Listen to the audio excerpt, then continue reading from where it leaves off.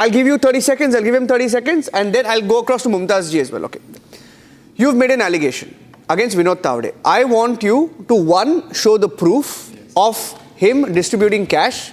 Point number two, also respond on the Bitcoin allegation of money coming in from Dubai and distributed by the MVA constituents, including allegedly Nana Patole, allegedly by Supriya Sule, as alleged by the BJP. Please give me a response to that as well. 30 seconds each. On the Tawde cash distribution, there is a video in public domain. Now, if you want proof beyond that, that is not my job. I'm not a prosecutor. I'm not the investing agency. There is the police's job. It is again, you are going to interject every single line because you don't have the courage to listen to the truth. Kind for once, let somebody speak. 30 seconds. Put the proof forward. I am making my point. You raise your voice, raise your quality. You have to stop. No. This is not how a debate. Karan, no. There is a video out in public domain. There is a video out in public domain. Beyond that, if you need a proof, beyond that, if you need proof, that is the job of the police. I didn't see any cash in that video. You should see it. You have a very big channel. You have a lot of researchers. Yes, there is. Cash in that video? There is. And if you want, if you want proof beyond that, go to the police, go to the election commission. They have the state machinery to investigate. Your 30 seconds ends now, Mr. Ji. On the Bitcoin thing. Supriya, I'm giving 10 seconds. Niranjan, can you imagine 10 seconds, the general secretary of a party, the biggest party in the country, walks in with cash and is giving doleouts? Okay, Mishra ji, 30 seconds. Not willing. Taking moral victory. Karan, pull back. Okay, Mumtaz. No. आपका turn नहीं है. I promise you. मत बोलिए. आपका turn नहीं. आपको turn मिलेगा. No. You are not supposed to. I'm coming to you. Hold on. Since Shehzad, Oh, my friend, 2 minutes you've been talking. Yeah, give him 30 seconds now. I gave you 2 minutes. 30 seconds. Mishra ji. No, यार, उसका turn है. Mishra ji, 30 seconds. That's the point. I'm coming to you, Karan. You have 1 hour. We all have seen the video, and it is the first instance in the political game where Mr. Tawde was pleading with swearing like this, and that's the video. Please, So the police swearing is your officer. proof. So that is a different context. We are missing the we are missing the woods for the trees. Okay, 1 minute. We have to move on. We have to move on. After Mumtaz, let me respond to these charges. As far as the Mumtaz ji, Okay, Karan Mishra. No. Karan and then Mumtaz. there is not an iota of proof about that. No. I'll come to Boys. We are running out of time, Baba. Okay, Mr. Mishra, you see, we are again not being very, honest with the conversation because elections are over.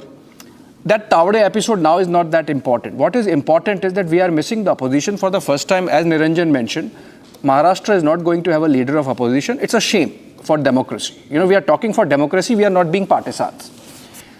Just a while back, Shehzad mentioned about this fatwa issue. I think it really played to the benefit of the BJP and the Congress and the opposition and the parties which call themselves secular have to understand that this playing to the Muslim vote bank is actually backfiring. Mumtaz, you associate with the AIMIM. No. You have disowned them? तलाक हो गया उनका तीनों का. He's pro AIMIM. मैं सवाल पूछ लेता हूँ. Can I ask the question? Can I ask the question, then you answer? Yes. No. Are you a backer of AIMIM? No. I was told he's pro AIMIM. He was supporter of MIM. Okay. And I'm supporter of Constitution. I'm supporter of minorities. I'm supporter of Fair enough. Poor people. We also believe that the minorities should have their voice heard, right?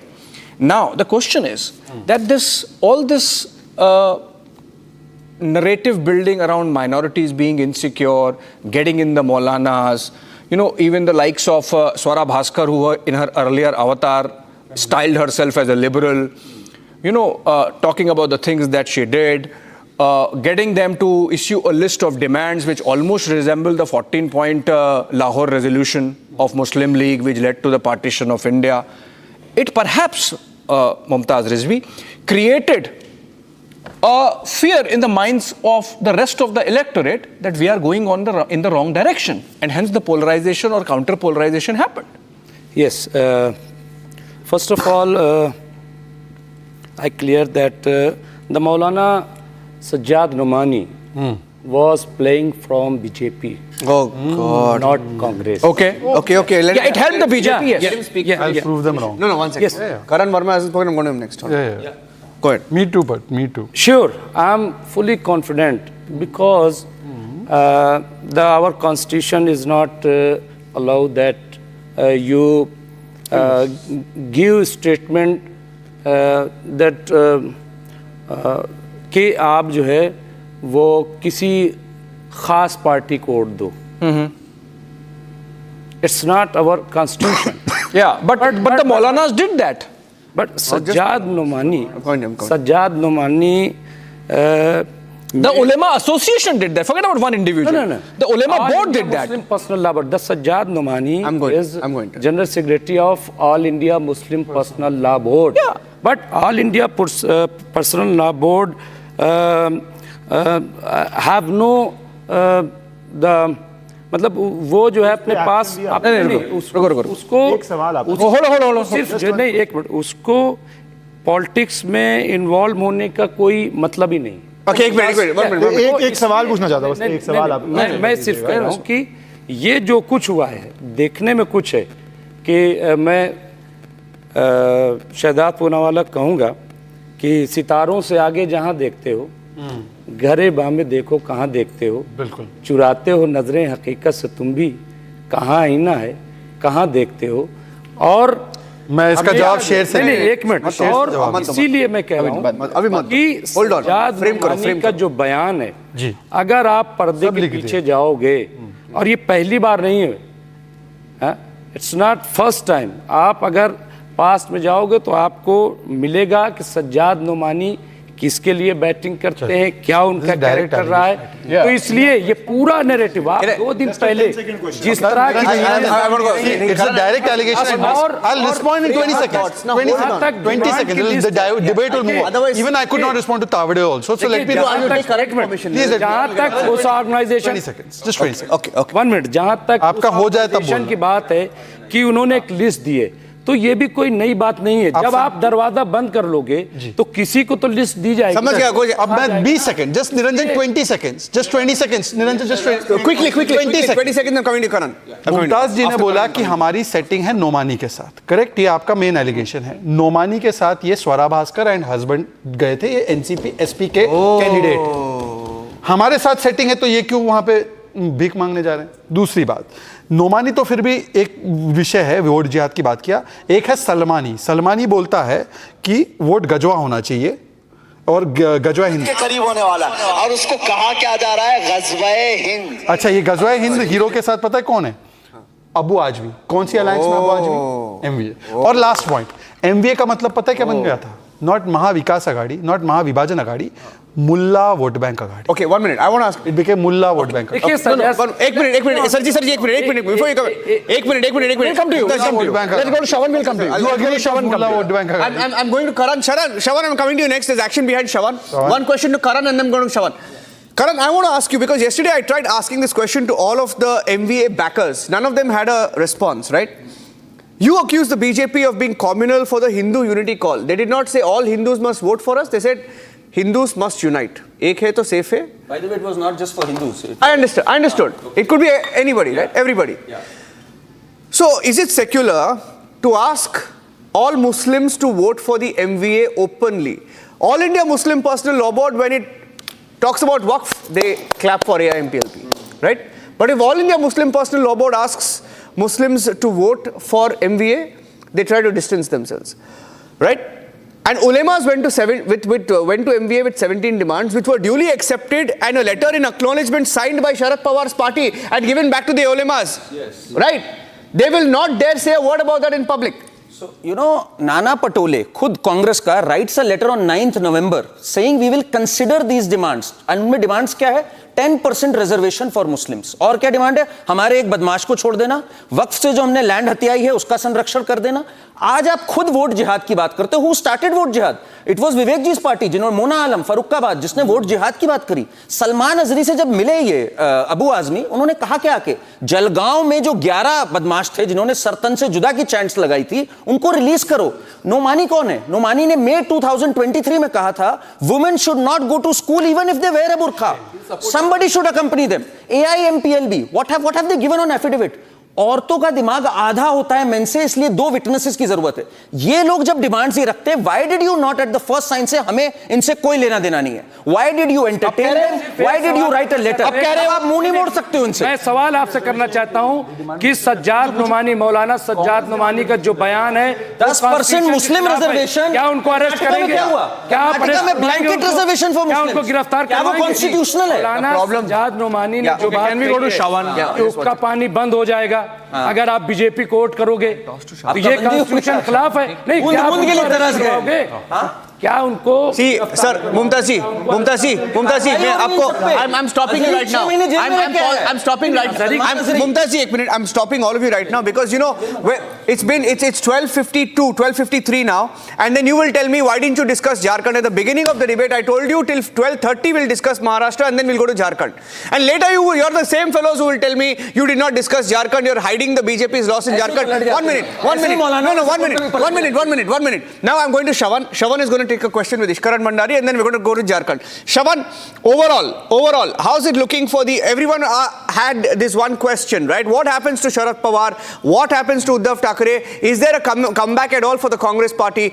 Your analysis and then you can take a question with Ishkaran and we'll take Jharkhand after that.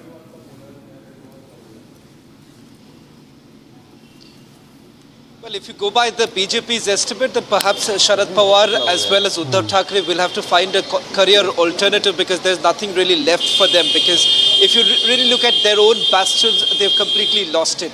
The fact that coastal Karnataka, which was at some point in time seen as a bastion for Uddhav Thackeray, remember they are down to 1 seat.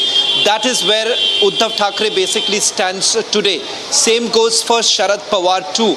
Remember, in most of the areas, particularly in and around Marathwada, they have all been down to about single digit. Whereas the BJP, remember, what has essentially happened, despite the kind of narrative that was essentially built over the last few months, that A, they were anti-Dalit, B, the fact that they were trying to change the constitution, all of that has been nipped in the bud. Let me just quickly tell all the panelists there, this is what I picked up, from my conversations that I've had over the last few days and also during the entire election process. For all those who are essentially questioning as to what really worked for them, the fact that there are 60,000 meetings that were held along with RSS and several other smaller organizations. In Vidarbha, remember, they went extensively to reach out to the Dalit organizations to ensure that the fake narrative that was essentially built during the Lok Sabha elections is completely eliminated. And that is the reason why, with over 60,000 meetings that have taken places in these very areas, you can see the kind of results that have taken place in Konkan, in Vidarbha region, and of course not to forget in Marathwada, because the Lutyens media, particularly in Delhi, was trying to build this entire narrative that the Marathas were basically against. In Marathwada region, perhaps BJP is going to perhaps see the worst ever. What has happened? It has completely changed. Not only the vote share has picked up, but the fact of the matter is that on the ground itself, they've essentially gone to micro-managing, and that's really exactly what has really worked for them. Surprising, of course, is Ajit Pawar's performance. But having said that, remember, there is this narrative that Lok Sabha, it was more about Sharad Pawar. In the assembly, it is known the kind of work that Ajit Pawar has done in the areas, and that perhaps may have worked to a certain extent. That has come across as a surprise even to the BJP too. Ishkaran, if I can just quickly take this point to you with regards to the fact of the matter is, the lessons that have been learnt by the BJP as well as the others. BJP, remember, there were certain organizations that they had let off, especially during the Lok Sabha elections. They have gone back to them. Today the numbers essentially show how they've essentially been able to stitch this entire alliance. At a larger level, BJP, when it loses, you see the Lok Sabha vote share also, it loses very narrowly and it immediately learns the lesson of that loss. Whereas Congress, even if it accidentally wins, it believes it has won because of certain factors which will be permanent. For example, Samvidhan Khatre mein hai. That factor is no relevant in a state assembly election. Yet Rahul Gandhi will campaign because he got a victory. He's still fighting the previous battle. BJP fights the next battle. That is the fundamental difference. And one thing which is very interesting here is, even for Shiv Sena, it used to address the Hindutva vote bank. Congress already has the Muslim vote bank. So how does Uddhav Thackeray value add if he is not a Hindutwadi leader, which he is clearly not? Because once you start having alliances with partners who say 10% Muslim reservation, here is somebody who says I support the constitution. The constitution expressly does not allow reservation on religious grounds. So you do double speak. I support constitution, but I want Muslim reservation. Both cannot go hand in hand. And the people in the social media era, you cannot stand with Nomani and say that I am not supporting his views, say he's a BJP agent, whereas your candidates go and get pictures clicked with Nomani. So that era of multiple speak in different regions is over. People see whatever you speak in one region across the region, and that is the result of this. Abhishek. Okay, so are we staying with Maharashtra? Jharkhand. We move to Jharkhand. Abhi the later, they will. Wording of allegations. Can I respond? On the earlier points that were made on Maharashtra. Want to respond on? We have to. I've been. Jharkhand पे बात करो ना, you'll be on the front foot then. In the front foot पे context रहोगे of तुम Maharashtra Jharkhand. But I want to respond to points on Maharashtra before we close the session. He wants to come in. Okay, you decide. You decide. Nomani Mumtaz does not want to defend The pro MBA constituents. He wants to defend Mr. Salman. मैं एक concluding line. Clear करना चाहता हूं। देखिए मैंने पहले clear किया vote जिहाद ये सब जो कुछ हुआ इसके पीछे बीजेपी थी। जहां तक मुलाकात करने की बात है तो जब आप दरवाजा बंद कर लेंगे। सर स्वरा भास्कर के हस्बैंड और उनका हाथ पकड़ के कोई लेके नहीं गया ना आजमी हमारा है क्या? अब बात कर रहे हैं सर। स्वरा भास्कर की बात अबू आजमी, लेकिन अबू आजमी कौन है सर? भाई कुछ तो शर्म लाजमी मिले अबू आजमी। नहीं मेरी बात नहीं, मैं कह रहा हूँ एक मिनट, अरे सुनिए तो, अरे मैं क्या कह रहा हूँ, देखिए मुलाकात कुछ शर्म लाजमी मिले अबू आजमी। ऐसे लोग आपसे मिलने जाते हैं, अच्छा मतलब क्या होगा? थोड़ी ना होता है सर। हेलो भाई गजवाइन क्या आपकी तरह सारे लोगों के लिए दरवाजा तो बंद नहीं होगा। नहीं दरवाजा तो बंद नहीं होगा। और दूसरी मीडिया से बोला गांव में केस वापस लो, जो सर तन से जुदा में बच्चे फंसे हुए हैं, वो सर तन से जुदा बोल के बैठा है, उनको बच्चे बोल रहा है, कह रहा है उनको रिलीज करो। मैंने अजरी से बात। अच्छा एक सेकंड आपने बोला 1 सेकंड आपने बोला आप संविधान के साथ 10 सेकंड 5 सेकंड आपने बोला संविधान के साथ ब्रेक लेना 5 सेकंड संविधान के साथ सर ब्रेक में थोड़ी है 5 सेकंड संविधान के साथ ब्रेक थोड़ी है भाई। We have to still earn our livelihood. UCC के साथ है या नहीं है? यूसीसी के साथ है या नहीं? हाँ यूसीसी के साथ मैं है। यूसीसी का आपने पेश तो किया। कौन विरोध कर रहा है इसको बोलो। उत्तराखंड में है ना, उत्तराखंड में है। Taking a short break. Fantastic discussion. Jharkhand का है, झारखंड ने क्या कहा? Taking a short break. Mumtaz जी पानी पी लीजिए. We'll take a short break. Come back to Jharkhand. चलिए Analyzing Jharkhand and the national picture when we come back. Stay tuned.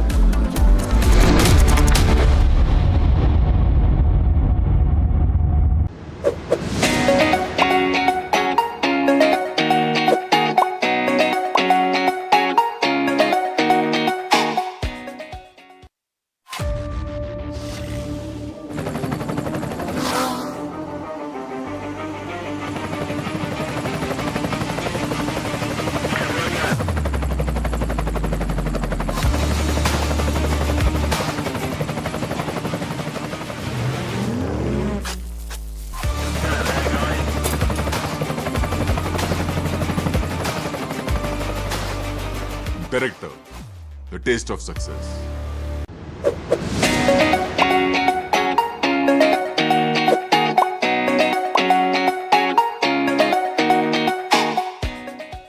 आज मैं महाराष्ट्र के तमाम मतदाताओं को बहुत बहुत धन्यवाद देता हूँ, उनका अभिनंदन करता हूँ, क्योंकि ये विक्ट्री जो है ये लैंडस्लाइड विक्ट्री है। ये मैंने कहा था कि महायुति को थम्पिंग मेजोरिटी मिलेगी और इसीलिए मैं तमाम मतदाता जो है, मेरी लाडली बहनाओं को मैं धन्यवाद देता हूँ, लाडले किसानों को मैं धन्यवाद देता हूँ और लाडले हमारे भाई हैं, लाडले सीनियर सिटीजन हैं, सभी वर्ग जो है, सभी वर्ग को मैं धन्यवाद देता हूँ कि उन्होंने ऐसी विजयश्री प्राप्त कर दी है कि न भूतो न भविष्य तो ऐसी विक्ट्री जो इस बार मिली है, जो 2-2.5 साल हमारी महायुति ने काम किया है। ये महायुति ने जो काम किया है उसके काम के ऊपर ये जनता ने शिक्कामोर्तब किया है, काम को तवज्जो दिया है, प्राथमिकता दी है और इसीलिए महायुति को इतनी बड़ी जीत हासिल हुई है। इसलिए मैं महायुति के पूरे महाराष्ट्र की जनता को तो धन्यवाद देता ही हूँ, उनका स्वागत करता हूँ, लेकिन महायुति के सभी कार्यकर्ताओं को भी धन्यवाद देता हूँ। उन्होंने जो काम किया है बहुत ही बढ़िया काम किया है और इस चुनाव में हमारे महायुति को जिताया है, इसलिए मैं बहुत बहुत उनका आभारी हूँ। सब एक वैसे ही आगे का भी जो निर्णय है हम लोग तय कर लेंगे। बीजेपी का ये कहना ऐसा हमारे में मतभेद नहीं है। सर, बीजेपी का ये कहना है कि जिसकी ज्यादा नंबर होंगे उनका मुख्यमंत्री होगा, तो क्या इसको सपोर्ट किया जाएगा? ऐसा कोई भी हमारा तय नहीं हुआ है अभी। पहले तो अंतिम आंकड़े आने दो, उसके बाद हम तीनों पार्टी बैठेंगे। हमारे वरिष्ठ जो है प्रधानमंत्री जी है, अमित भाई है, नड्डा जी, और सब हमारे जो तीनों पार्टी के प्रमुख लोग हैं, हम बैठेंगे और उसके ऊपर जैसे हम चुनाव लड़े साथ में एकजुट होकर, वैसे ही उसके ऊपर भी फैसला है। आदित्य ठाकरे ही वर्ली से ट्रेल कर रहे हैं। देखिए, अभी मैं कहता हूँ उनका 2.5 साल तो आरोप लगाने में गया। अभी तो कम से कम उन्होंने अपने गिरेबान में झांक कर देखना चाहिए। लोगों को आरोप पसंद है या काम पसंद है? हम आरोपों का उत्तर आरोप से नहीं दिया, हम उसका जवाब जो है काम के माध्यम से दिया। इसलिए जो काम बोलता है और 2.5 साल में जो काम किया है वो जनता ने देखा है और जनता की आवाज बनकर हमने काम किया। सर, लड़ाई से जनता को जो चाहिए वो हमने देने की कोशिश की है। इसलिए हमारे सरकार में आम जनता के जीवन में बदलाव हो जाए, सुख समृद्धि आ जाए, आनंद आ जाए। इसलिए एक तरफ विकास किया हमने, दूसरी तरफ कल्याणकारी योजनाएं की। इसी के लिए आज ये बहुत बड़ी लैंडस्लाइड विक्ट्री आज हम देंगे।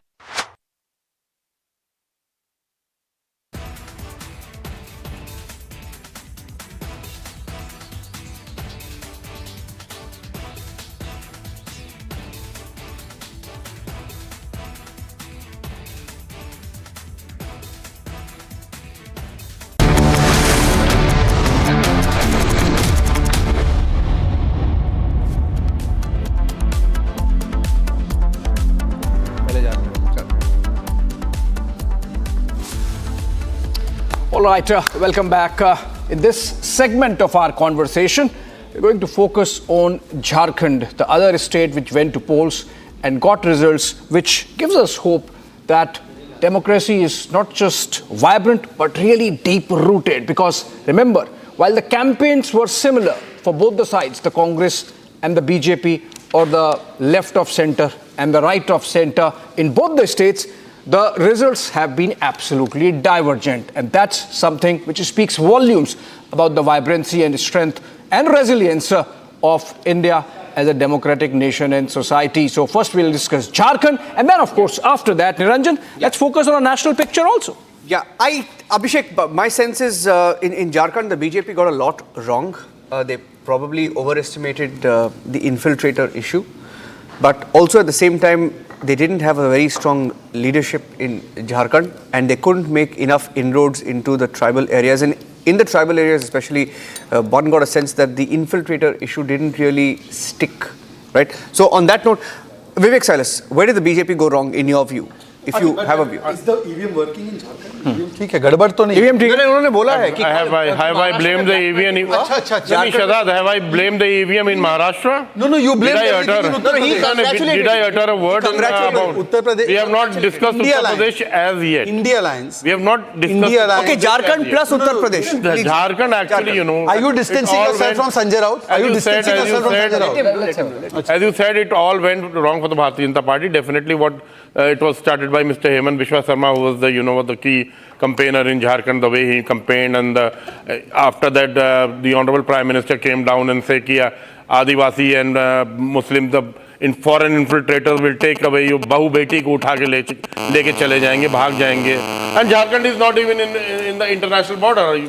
Maybe the Bharatiya Janata Party thought that they might. Sir, it's in the next to the Bengal. Right? It's not adjoining any international border. No, if you see the geographical, if you see the geographical location of Jharkhand, you have Odisha. I'm giving you one. By the Bharatiya Janata Party, you have Chhattisgarh. Yes. You have Bengal ruled by TMC. You have Bihar and you have Uttar Pradesh as well. Bengal ruled by TMC. Karnataka, for example, Karnataka is very far from Bengal or Jharkhand, correct? Do you know the population of Bangladeshis there? Where? In Karnataka? I don't know. 5 to 8 lakhs, according 5 to to police. 8 lakhs. According to police intelligence. This 5 to 8 lakhs, very close to a relevant million question. Bangladeshis. Who controls the border? Yeah. It's the border security force. It is the border security force. I agree. That controls the border. Yes. How come these people are coming inside? I'll answer. Who's responsible for that? Can I Who's answer? allowing them? Can I answer now? It's very Can important. I answer It's now? dangerous. And you are Niranjan, insulting. can I answer? And if you are Me? saying You're that saying I'm insulting. if you are saying that the foreign infiltrators are entering India, it's an insult to the border security force. It is not an insult to the border security force. How come? It's a duty. Can I answer? It is a duty to expose. Are you allowing them? May I answer? Let me answer now. Niranjan, Yes, sir. let me answer. Instead of blaming your security guard, Now you let me start answer. blaming the cameraman. Yeah, now let me answer. 20 seconds, then maybe they can again make their points. First of all, there is no harm in conceding that the BJP did not do well in Jharkhand. I'm agree. I'm not blaming EVM. I'm glad that Vivek, as a very mature and one of the finest spokesperson of SP, he has said that we have not made EVM bahana. I applaud Akhileshji and Vivek personally for that. But your ally, Mr. Raut, unless you are now breaking relation with Mr. Raut and with Rashid and Congress, then that's good. Good for you. Good for you. Secondly, don't blame in Uttar Pradesh also. Secondly, BSF, sir, BSF, you know, in Bengal, it's not our state government. When BSF said, I want to include, sir, please, listen to the point. When it said that 50 kilometer jurisdiction hona chahiye BSF ka, Mamta Didi sat on a dharna. And she does not allow the BSF to put up posts. The Indo-Bangladesh border, by the way, has been covered 80%. It was 0% in your term. 80%. Infiltration has come down drastically. This is all 2004 to 14 infiltration. And even then, thirdly, people are coming? Sir, thirdly, no, they are not coming. Then? We are stopping them, kicking them out. You want to give them gas cylinders. Whether or not we win the election, क्या घुसपैठियों को gas cylinder दोगे आप? घुसपैठियों को अभी भी हम चिन्हित करके बाहर भगाएंगे. आप घुसपैठियों को सुनिए. कब? I'll tell you an example. I want to know the date. One second. I'll tell you an example. One second. For instance, Rohingya was declared as national security threat by us. Supreme Court में मामला गया. You know who came in their defense? Jamiat Ulema-e-Hind. Do you support it? Do you support it? Ask Kushkaran Bhandari. They came and they filed a petition. Prashant Bhushan. Sir, don't give. So 1 second. What order did the Supreme Court give? 1 second. Do you have no respect for the Supreme Court?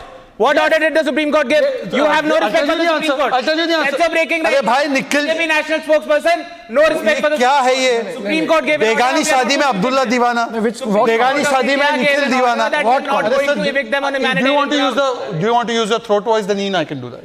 Now let me make my point and you can answer. Congress किस दम पे उड़ रही है? We are who's the second largest party in Jharkhand? Who has won? Who has won? अरे भाई please sir, don't make this. If you what's the point? Shahzad, make your point. How do I do it when he's going to counter every word I say? So why are you getting provoked? I'm not getting provoked. I'm getting disturbed. There's a difference between the two. He's succeeding then. No. Don't get disturbed. If he interrupts, then I will remove my bulldozer. You're not able to answer the point. I will remove my bulldozer. मैं bulldozer निकालूंगा ये सब मोकला जाएंगे. अरे bulldozer गुंडा. No. Make your point. ऐसा है. Even after losing, अरे सर सुन लीजिए ना सर, आप भी आ गए क्या? Please. देखिए रोहिंग्याओं की बात करते तो कितने उड़ जाते हैं. देखिए ऐसा है कि even after our performance, we are the number 2 party in Jharkhand. We concede the defeat. We are not blaming anybody. We have to go back to the drawing board. But having said that, I am asking now Nikhil Jain. तुम कहाँ खड़े हो भाई झारखंड में? Okay, I can tell him. Except for being a drag. I can tell him. Except for being a liability. I'll tell you. Except for being political kryptonite. Okay, no. कोई छूना नहीं चाहता आपको. Nikhil, just adding to with a breaking news development. Just a while back, Hemant Soren did a presser, and he said, in response to Congress party demanding Deputy Chief Minister's post, रोज नया demand मत create करिए. अब जाइए, take a walk. आप लोग भी let's take a walk. चुन लो मंत्री नहीं तो जाओ. Hold on, let me answer on where on deputy CM. Let me answer where you stand. He asked where you stand. Please answer. Let me answer on where we stand. Jharkhand is an assembly of 81 seats. 41 is a majority mark. The Congress has secured 16 seats. The Congress is the third largest party in terms of the number of seats. It is the third largest party in terms of the number of vote share. Vote share is 15.56. Seats are 16. It fought in an alliance. Yeah. Nobody said that the Congress was leading the alliance. Yeah. But you're third of 2. You are the largest opposition party. No.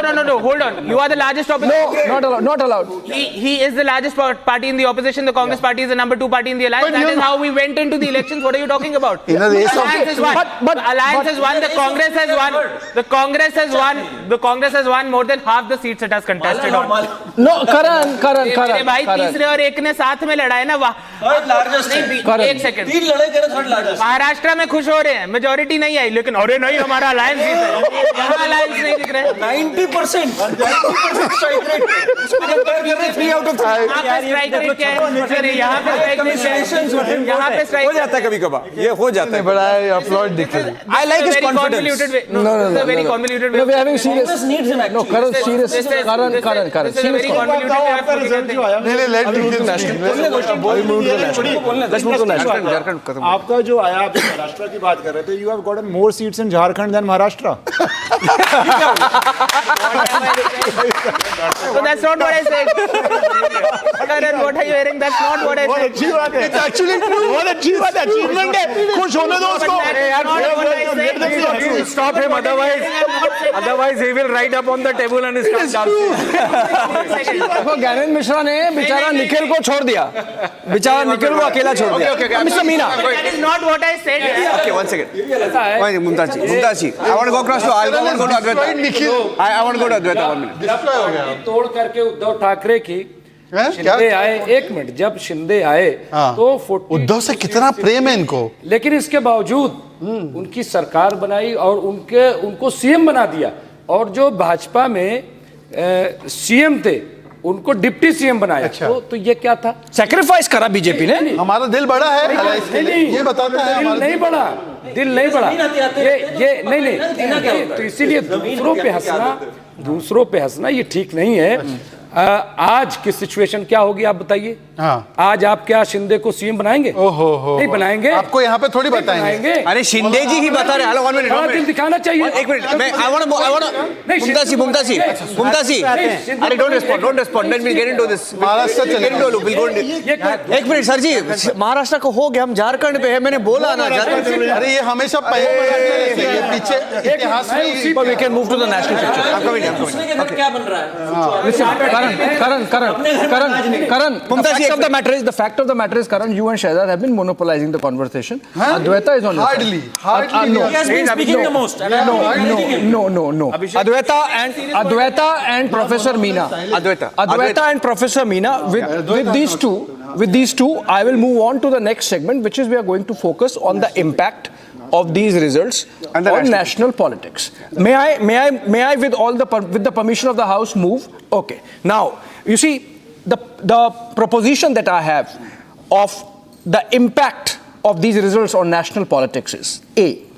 The unfortunate part is that somehow the freebie culture has taken mainstream or has taken center stage after this, with the BJP at the state level succumbing to this very unfortunate part of Indian politics that had shaped up over the last couple of years, spearheaded by the Aam Aadmi Party, but then practiced to the next level by the Congress. Unfortunately, at the state level, even the BJP, as in the case of Jharkhand, so in the case of Maharashtra, or as in the case of Maharashtra, so in the case of Jharkhand, has succumbed. That's proposition number 1. Proposition number 2, which is, I believe, this is an opportunity for the Muslim community in India to look within and possibly look at the possibility of reform. If you reform, if you don't let any political party across the spectrum, be it the BJP, be it the Congress, be it the SAPA, see you as a vote bank, see you as a bunch of lamb, that can be, just taken around somewhere. Maybe the Muslim community would be doing a great service to themselves first and then to the nation. Now, so proposition number 1, the unfortunate part of freebie politics becoming mainstream, and the proposition number 2, whether the Muslim community can look at reform. Yes. Advaita, you first. Well, I mean, these are the rules of the political game, right? I mean, I have a huge problem with the amount of money that is spent on in a seat, for example, be it an assembly seat or a parliament seat. The kind of restrictions that need to be in place are not there. Only people who have access to a certain amount of funds can actually contest an election, which in a democracy isn't fair, because that right to contest an election should be open to everybody. So there are a lot of things that need electoral reform. And I think one thing that the Prime Minister says about one election is really to address these things. The fact that every 6 months, every 4 months, you have a new election, you have a new battlefield, you have a new set of freebies, you have a new set of corruptions that are going on, is hugely problematic in our electoral system. And for there to be a resolution, there has to be a policy that governs it and that streamlines it. So that's one thing. The second thing on the national front, I think that is significant, is really the voter awareness that has come in. I think I will not underplay this on any level. You have a situation now where vote bank politics has been marshaled by the Congress, especially when it comes to the Muslim vote bank, and used to do a kind of communal politics which we have never acknowledged. I think the Hindu has woken up to that. I think the Hindu has woken up to the fact that a Swara Bhaskar can masquerade as some sort of left liberal activist, and actually you scratch the surface and raw communalism is on display. I think the Hindu voter has realized that raw communalism, which is garbed in this kind of sophisticated activist speak, is very much present. And when Prime Minister Modi did his speech yesterday and he said the country is changed, he's right. The voter has changed, the country has changed, because now we're seeing things that we were prohibited from seeing because of some kind of PC Do you think even the Muslim community sees that? I think so. I think most certainly.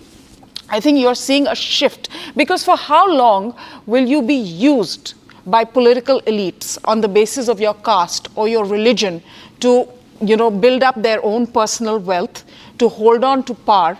I think the Muslims have seen it. I think the caste-based politics, that was the run-of-the-mill politics of the day, of the past, the caste-based pockets have seen it.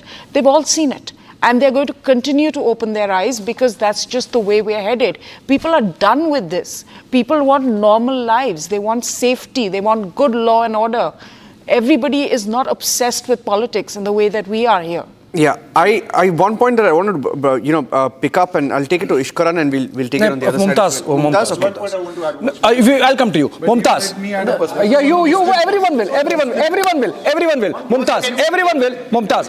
Mumtaz ji, the 2 points that I made of this, I want your views on this aspect of whether the Muslim community finally can see itself as being used as a herd of lamb, and with these secular parties using them as vote bank. With these results, maybe the Muslims should be enlightened that these fatwas are counterproductive. Let me clear that there is no Muslim vote bank. Actually, the Hindu vote bank. ये मैं और BJP ने पहली बार इसको clear किया है। आज आप देखिए कि सब कुछ जो है, ये जो मुस्लिम वोट बैंक कहाँ है मुस्लिम वोट बैंक? लेकिन मुस्लिम वोट बैंक कह करके, और ये चूंकि जब तक कांग्रेस बीजेपी पावर में नहीं थी, चीज़ क्लियर नहीं थी। आज आप देख लीजिए, बीजेपी हिंदू वोट बैंक को अपनी तरफ लाने के लिए हमेशा मुस्लिम को टारगेट करती है, चाहे वो महाराष्ट्र के इलेक्शन हो या झारखंड। झारखंड में भी आप देखिए, एक मिनट, झारखंड में क्यों बार बार 2 चीजें झारखंड में बहुत कही गई। एक तो यूसीसी का जिक्र होता रहा कि यूसीसी लाएंगे, और क्या कहा गया कि यूसीसी लाएंगे तो जो उसमें शेड्यूल ट्राइब है वो उसमें शामिल नहीं होगा। क्या नहीं कहा अमित शाह जी ने? नंबर 1। नंबर 2 ये कि बार बार घुसपैठिए। कौन है घुसपैठिया? कहाँ से आया घुसपैठिया? और 10 साल में क्यों घुसपैठिया नहीं निकाला? और घुसपैठिया जब कहते हैं ये, तो आप उनका इशारा साफ साफ मुसलमानों की तरफ होता है। उनको लग रहा है कि पूरा जो हिंदुस्तान का मुसलमान है वही घुसपैठिया है। एक मिनट पूरा एक मिनट नहीं, बिल्कुल ये इशारा होता है। और नहीं, I am responding to you Mumtaz ji, मैं आपको बोल रहा हूँ, एक मिनट वहीं पे बंद कर दीजिए, 1 मिनट वहीं पे, जस्ट पॉज। आपने घुसपैठियों के बारे में बात किया, आप ही लोग हो, जब एनआरसी की बात होती है विरोध करते, जब सीए की बात होती है आप रास्ते पे आके शाहीन बाग पे बैठ जाते हो।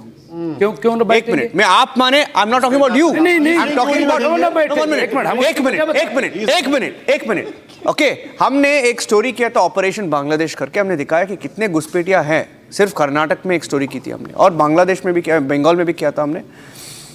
5 लाख लोग हमने ऐसे स्टिंग किया था जहां पे वो बोल रहे हाँ हम आए थे बांग्लादेश से, और हम एजेंट्स थे जो हमको बंगाल से और असम से लेके आते हैं ट्रेन में, और हमारे देखिए ये परिवार है, पूरा दिखाया हमें, और हमने कांग्रेस सरकार को बताया कर्नाटक में।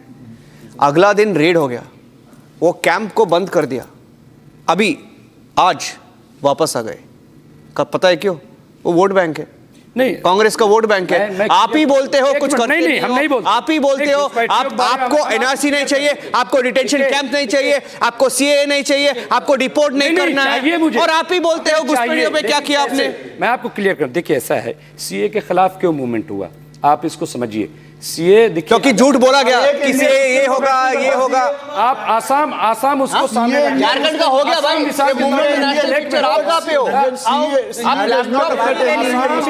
We moved on, world is moved on. You please Jharkhand we discussed 10 minutes, Maharashtra we discussed. Next you will tell me, like, give me 10 minutes for Karnataka bipoles where Congress won 3 elections because there is a national picture. Bhai, we moved on. National picture पे हैं हम। झारखंड एक कब बात करें?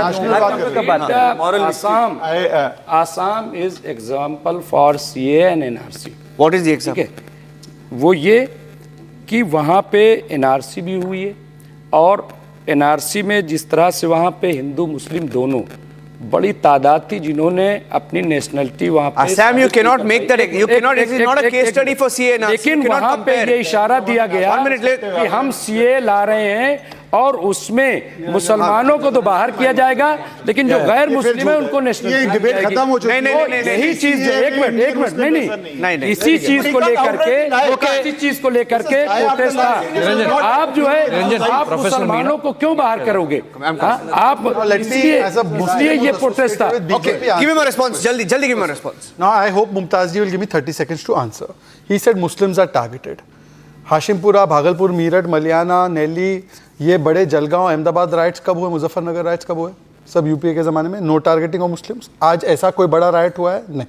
दूसरी बात, आपने बोला क्यों नहीं बैठे, सुन लीजिए, आपने बोला क्यों नहीं, सर रिक्वेस्ट यू 20 सेकेंड वो 20 सेकेंड वो एनआरसी विदेशी घुसपैठियों को भेजने के लिए, वो कोई भी धर्म के हो सकते हैं।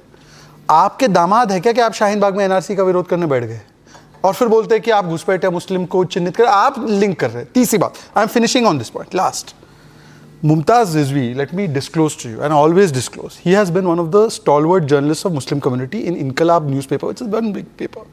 He used to write against Waqf. He used to say Waqf is grabbing land, not being used for poor. Now when Prime Minister, on basis of such a report, Ranganath Mishra report, other reports is saying let's reform the Waqf so that the Yatim, Beva, Anath, etc. get the benefit. He knows which politicians have grabbed the land. This man comes and opposes. Why sake of vote bank politics? Why Mumtaz? Waqf is taking the land of Kisan. This Samajwadi party is quiet. Waqf is taking the land of 1500-year-old mandir.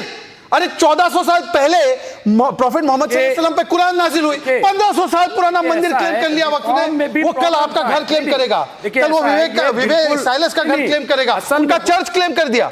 Vivek Silas Kerala में church का land claim किया है। हाँ जी, क्या बताओ क्या है? 1 minute, वक्फ reform होना चाहिए ना, वक्फ रिफॉर्म होना चाहिए। They had tabled the Waqf bill to pass it. एक मिनट, somebody passed it. होना चाहिए। एक minute, send it to the JP. Hello brother, why did you have to send it to the hello because we have already said this should go to JCP. Business में है, winter session के business में है। अरे winter session के business में है यार। ड्रिंक सम वाटर यार, Nikhil drink some water, it's coming to the winter session, it's already there in the list of business. देखिए इट्स ऑलरेडी लिस्टेड आइटम। वो चीजें शहदा को धक करेगा दिल इनका, धक धक हो जाएगा। शहदा साहब आपने एक मिनट, शहदा साहब आप professor Meena also, professor Meena, एक प्रोफेसर मीना आपने दो इश्करण एंड प्रोफेसर मीना ये कि मुस्लिम टारगेट, तो वो तो उसके लिए मैं हमेशा कहता हूं कि एक हमें चारा समझता है और दूसरा हमें बेचारा समझता है। थोड़ा आगे जाते हैं। बहुत अच्छी बात। थोड़ा आगे तो इससे बाहर निकलने के लिए मैंने सवाल पूछा था। Meena and then Nishkaran, Meena ji Nishkaran. ये क्या समस्या है? ये बहुत अच्छी बात। अरे yo coming back to Hindus are अभी हो गया यार। बोलने दो। मीना हेलो शहजाद भाई, शहजाद भाई दूसरों को भी बोलने दो यार। बोले। बुलडोजर लेके आ गए। हम झारखंड पे बात कर रहे थे, झारखंड पे थोड़ी झारखंड से हम आगे निकल गए। हम झारखंड से आगे नहीं निकले। पहले हमको स्वीकार करना पड़ेगा कि एक स्टेट ने नफरत की राजनीति को हराया है। What is this insult of Maharashtra? नफरत की राजनीति को हराया है। अरे बहुत Shivaji Maharaj. What do you mean Maharashtra has accepted it? नफरत की राजनीति। What is this यार? What is this? How is Maharashtra? What is this insult of UP? This is very unfair. Insult of Maharashtra and UP. क्या तरीका हुआ? क्या तरीका हुआ? मीना को मारा क्लियर करिए। Unfair. नहीं, Professor Meena, I expected a better. Professor Meena, I expected better analysis from you. मैं बता रहा हूँ। 2 घंटे का डिबेट, ये देश everybody will get a chance, ऐसे ही टाइम खत्म हो जाता है। This country is multilingual, multicultural, religious. Yes. And we have to accept it. Yes. We go with the polarization, then we can get benefit somewhere, but we will not make the country. Okay. And Jharkhand told us that we should respect our democracy. But Maharashtra said the otherwise. Maharashtra agreed to Hindu unity call. That's what he's saying. That's the reason why. Yes. No, that is. Go ahead. The bars is sitting Chief That Minister. is the reason why this the is not the right thing. Bangladeshi infiltration is such an issue. And let's be honest about it. What you're seeing happening in Bangladesh, the way Hindus are being persecuted, is not something. No, those elements are not some people who want. अरे भाई झारखंड के लोगों को अपनी चिंता करने दीजिए। Ishkaran. Professor Meena, hold on. Ishkaran.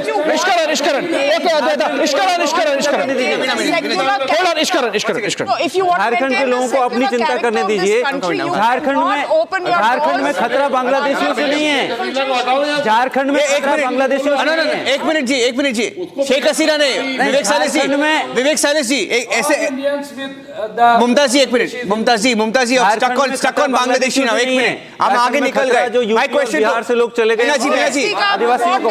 Meena ji Karan don't take the bait Mumtaz ji please don't divert the debate Mumtaz जी मारा जा रहा है। आप स्टूडियो में बैठे। Don't take the bait Mumtaz जी अभी देखिए अभी नहीं अभी माइनॉरिटी कार्ड मत प्ले कीजिए। अरे यार please Ranjan, did you hear what Meena ji just said? No, you're dangerous spin. What are you talking about? There is a genocide. No, I will not allow you to do not compare Indian minorities with what is happening in Bangladesh. Hello, one second. एक minute Mumtaz ji एक minute 1 minute excuse me Mumtaz ji थोड़ा ये ज्यादा हो गया please नहीं आप बांग्लादेश का कंपैरिजन मत कीजिए आप। वहाँ भी हिंदू माइनॉरिटी बांग्लादेश में और पाकिस्तान ऑडियो सबका ऑडियो आवाज नहीं जा रही, आपका आवाज नहीं जा रही है, सबका माइक डाउन है, आपका आवाज नहीं जा रही है। That this is please come back ये डोंट डिफ्लेक्ट, बहुत डेंजरस स्पिन दे रहे हैं आप, कुछ है ही नहीं उसमें substance. My question was is the Hindu unity call going to become a national template? I was about to ask that question. I have 30 minutes. very important. National picture. I'll start with you Ishkaran and then we'll take it on the table. For long, the politics in this country has been that you try to secure 80-90% of the Muslim vote and try to divide Hindu vote either into caste or regions, even within a state, because we have this state-wise analysis of how the vote banks are different. People have seen through it, and to a large degree, media is responsible because you play out the statement which are made in any corner of the state, and that goes throughout the state. So people know the actual views, and you cannot bluff them. Now, when we come to the national perspective, one thing I believe which has happened, in June 2024, a result came 30 seats short of the majority. But reading Haryana and Maharashtra, I think BJP now has the mandate, as if it had 300 Lok Sabha seats, to push through its agenda, which people were trying to create as if 99 was the victory and BJP 240 in the third term had not won. But these Haryana plus Maharashtra elections have made it clear that the voter decisively is wanting what BJP is doing, what BJP is promising, what BJP is delivering. So to me, the national perspective of this election means that BJP is fully empowered, having the mandate to develop it. Last point on Muslims. We used to see in US that Hispanics were thought of as a vote bank of the Democratic Party. Now Muslims have two routes in India. One route is be considered a vote bank, 90% vote bank of one political party, which will try to appease you, or to do what is good for your livelihood, for your development, for your children's benefit, for your children's education, as we have seen vote banks shifting from Democratic Party to response from us. Yeah. Now the choices for them to make, I am not nobody here to make the choice. So please, but the choices would be made because we are seeing how naked polarization has stopped delivering you the results you want. Yeah, okay, Gyanendra Mishra. Yeah. So now you have raised a very important question, that you talk about the reforms within the Muslim society itself. See what Muslims are left with the option. That is the most important questions to be deliberated here. When the Prime Minister of the nation, he is the Prime Minister, obviously he is the leader of a political party, but he is the Prime Minister as well, openly speaks in the public meeting. Sajjad, please, I never spoke in between. I never spoke in between. What is good for Muslims? I never spoke in between. He's not. Abhishek, this is not fair. Nikhil, no, let him come. Abhishek, this is not fair. When the Prime Minister from the public says that you can identify the terrorist by the dress they wear. The Muslims are traitor. Muslims तुम्हारी No. Prime Minister has not said that. I will. Sajjad, I will. Only you cannot raise your voice. Prime Minister has not said that. Prime Minister has not said that. Prime Minister has not said that. No. Prime Minister has not said that. I'll correct myself. No, I'll correct myself. Correcting himself. But I'm asking the question. You correct the politics. Sajjad, please answer. Please answer. Did the One second. First you will not go ahead. Did the Prime Minister say no? Correct himself back. No, but answer me. Did the Prime Minister say that ye घुसपैठिए हैं? The entire. Where has he said for Muslims? What are you allowing? Hello. 1 minute. No. आप झूठ मत बोलिए आप. 1 minute. 1 minute. आपकी भैंस चुरा के लेके जाएंगे. आपकी गाय चुरा के लेके जाएंगे. Niranjan, No, you have to answer. Where, Niranjan, please. No, but where has he referred to the Muslim community? Muslim community ने कहाँ बताया है? Where has he said Muslims? If you saw that. Where has he said Muslims? Where has he said Muslims? Please don't be. I'm asking you something. I'm asking you very calmly. Okay, this is a very serious subject. I want to wait. I am calling for Let me complete He fast. keep making new statements. No. Mr. Ji, 1 minute. Gyanendra Mishra, be factual. Be factual. It is an urgent intervention. I will. But give me 20 seconds. I will factual. I will ask. No, 1 second. Mr. Ji, 1 minute. Mr. Ji, 1 minute. I'll settle this. Let's conclude it. 20 seconds. I will let 20 seconds. Because I don't want you to just put some fake news out there and on case will be filed. No, let me have 20 seconds, then he can. Hold on. Please, I'm requesting. Last I checked, I'm still the anchor of this show. No, but I am offended by this absolute lies. Calm, man. It's my duty to set the record straight. It's my duty to set the record straight. It's my duty. Please. Yes. Can you wait? अरे भाई. I will. I'll answer. You will have to answer the silencer question. होता है क्या? नहीं. Wait. 1 minute. Mumtaz ji, आप please. Mumtaz ji, I'm asking you a question. Calmly listen. Please, you said that the Prime Minister called Muslims traitors. No, I take that back. Wait. I'll take that. And you also said Guspetio. Right. I want to ask you, show me right now on the show. I'll give you 30 seconds. You can take your phone out. I'll give you 1 minute. Take your phone out.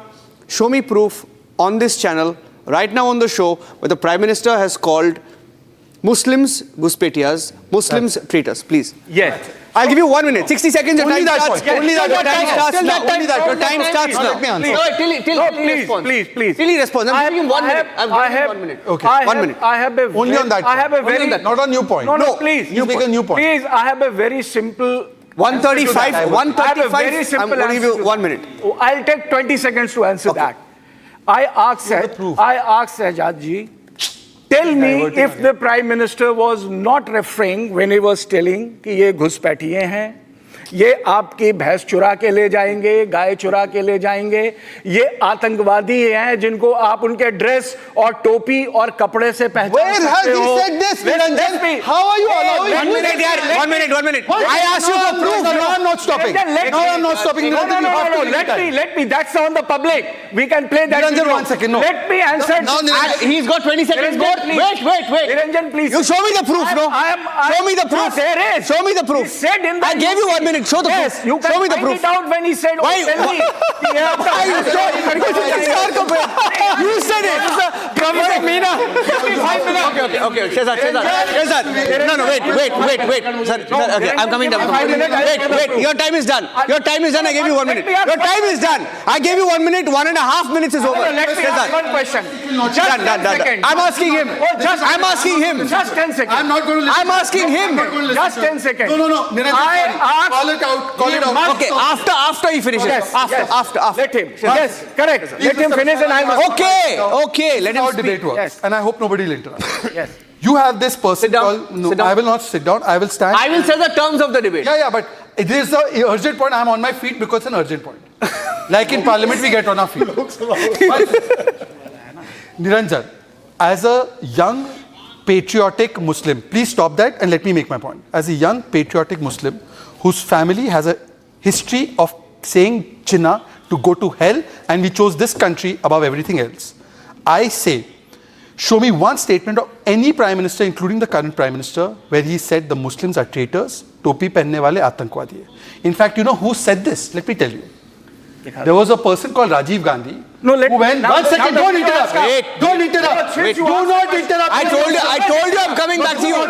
Mishra ji, No, you are- aa raha hu wapas. I'm coming to you. Wait, I'm coming to you. Okay, wait. Okay. The only time the Prime Minister of this country justified the massacre of minorities was when a Prime Minister got up and said, 4,000 Sikh मारे गए, बड़ा पेड़ गिरता है, धरती हिलती है. Do not ever say that a constitutional functionary of this country has used this terminology. Not even Mr. Mumtaz will come out and say that this has been said. Because it has not been said. You can keep hearing your stupid laptop, but do not make this statement. No. Second, Don't talk like this. His Okay, laptop is stupid. Please have the decency. You do not of deserve talking to be on a panel because of he asked me Republic the if you proof. make I'm this not kind of answerable to stupid that. statement. I am giving the proof here. I am giving the proof here. I will see that proof. What's the Yes. proof? In 10 seconds. I will decide on the proof. Yes. I'll be the arbiter of the proof. I'm the lawyer. Give it to me. Give it to the lawyer. Secondly, now, Come and pass, see pass, what complete. the Niranjan, let me Honorable Prime Minister is saying. complete. Niranjan, let me complete. Niranjan, 1 let minute, me yes. complete. The second point that I want to make is, the only time Muslims were treated like goats, like herd of cattle, was when they were told that you will get nothing. Only thing you have to see is BJP RSS now. Bengal has had only so-called secular governments. The poverty levels, the financial inclusion levels are there for you to see. Gujarat has had BJP government, and in Gujarat you have Muslims who have higher literacy, higher financial inclusion, higher facilities than the national average. This is the difference between BJP and the so-called secular parties. And now you show me that statement, otherwise leave the panel. Otherwise this man... I will decide who leaves here. I will decide who leaves here. तुम क्या कर रहे हो शहजाद? अरे तुम एक काम करो. How can he spread fake news? No, you leave the fake news. बहलाने वालों को बात करो. पुणे वाले. This is completely not derailed. This is completely not derailed. This is completely not derailed. Hold on. 1 minute. I'm requesting Shehzad. 1 minute. I'm asking Shehzad, if you want to anchor, please go to the makeup room 100 meters from here. And you wear a shirt, wear a tie, get a jacket on and come back. Okay? And then ask him to leave the studio. I'm because glad that you're offering me a job at Republic and I will consider it at the right opportunity. Thanks. But now, Mr. Mishra, show me the video. Yes. Show the video. This is the video. I have the video. Suna do. This is the video. Who's going to show the video? You're going to show the video. He's going to show the video. He'll show the video. He'll show the video. Then I'll ask a question to you. Show the video. आपने बोल दिया, दिखाइए अभी. Take my mic on and Wait. No, once he's playing it. He can also show it. Yeah. बताओ. Play करो. Citizenship के खिलाफ हिंसा करने वालों को कपड़े कैप्शन कोई भी लिख सकता है, ऑडियो प्ले कीजिए ना। Oh my God! That is not what he said. He said that he... अरे That's not what you said. That is not what you said. No joke. No. And I'll show you more. No. I am playing the video on my live. Gyanan Mishra. I am playing the video. Gyanan, no, we know the video. Gyanan Mishra, you are gaslighting. This is not fair. Niranjan made a very important point. बंद करो इसको, बंद करो. That's a video, but Listen, Niranjan made a... Listen. ना तो रहा है. सुन तो लो. Niranjan made a very important point. No gaslighting allowed. Okay. कुछ भी. Shut up, don't derail this. Okay, Niranjan made a very important point when he started, this segment on impact on national politics, which is that while the Congress principally and opposition generally played this Muslim vote bank politics, the BJP perhaps this election, as it comes out in the case of Maharashtra, has really perfected this Hindu unity plank. Oh, really? Right? It has perfected this Hindu unity plank, and maybe that's... So essentially what we are seeing is, while the BJP has doubled down on its Hindu politics, the Congress has doubled down on its Muslim appeasement politics. For the voters now there is absolute clarity who stands where.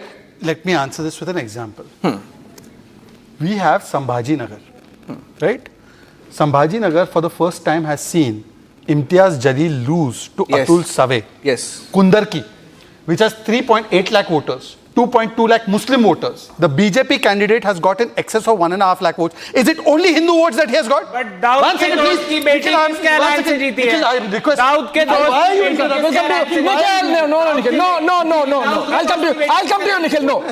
I'll come to you. Shahzad, complete. Don't talk. Complete. So therefore, for you to say, what is Hindu? Hindu has been defined, and Mr. Ishkaran Bhandari will tell you, J.S. Verma, I believe, has said Hindu is a way of life. I am also Hindu. Talk about politics. Anybody who talk lives about politics, in India is talk Hindu. About politics, But the problem is that there are some who say Vande Mataram nahi bolenge. So this problem is not about Hindus and Muslims. It's about jihadi mansikta and those who believe in Rashtravad. Okay. Rashtravad versus jihadi mansikta. Jihadi mansikta inki bhi ho sakti hai. Point out to people supporting the opposition. Call them jihadi. Why are you pointing out to me? Put it like that. You have to point to people supporting the opposition, call them jihadi. But Prime Minister has to come and say कि हम घुसपैठी हैं. Who's your Prime Minister? My God, No crosstalk.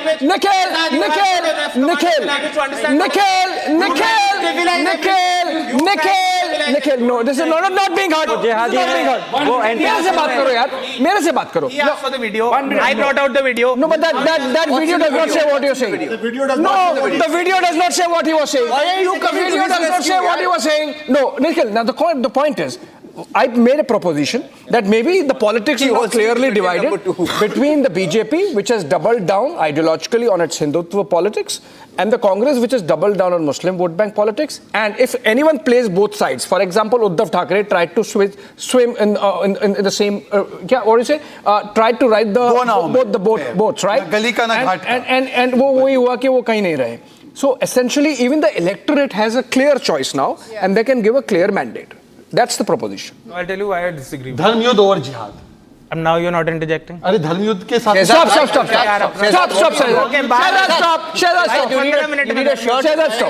Stop. Okay. बोलिए. So I'll tell you the reason I disagree with that, because Mahavikas Aghadi as well as the Mahayuti, both the alliance has had partners which were pandering to the Muslim vote. You had Ajit Pawar pandering to the Muslim vote in the Mahayuti, you had the other parties in the Mahavikas Aghadi doing that. I think what this election boils down to, if you look at both the states, one by one, if you look at both the states, is that one, BJP's batenge to katenge narrative has not worked, and I'll tell you why. Despite the fact that they've got a fabulous victory in Maharashtra, I think what has worked for them is not batenge to katenge. What has worked for them is the Ladki Behna scheme. He keeps on interjecting, but understood. Ladki Behna scheme, understood. Jharkhand, Maiya Saman Yojana, I think voters being transactional, voting for the parties that are putting money in their pockets is what point is taken. working. Point taken.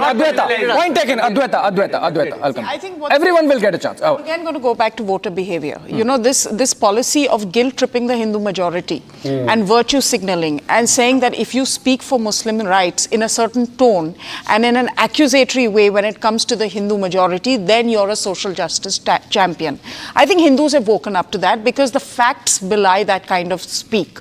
You know, the fact that we've had an increase in our Muslim population from 9% at the time of independence to where it stands now. By 2050, we'll have the highest population of Muslims in the world.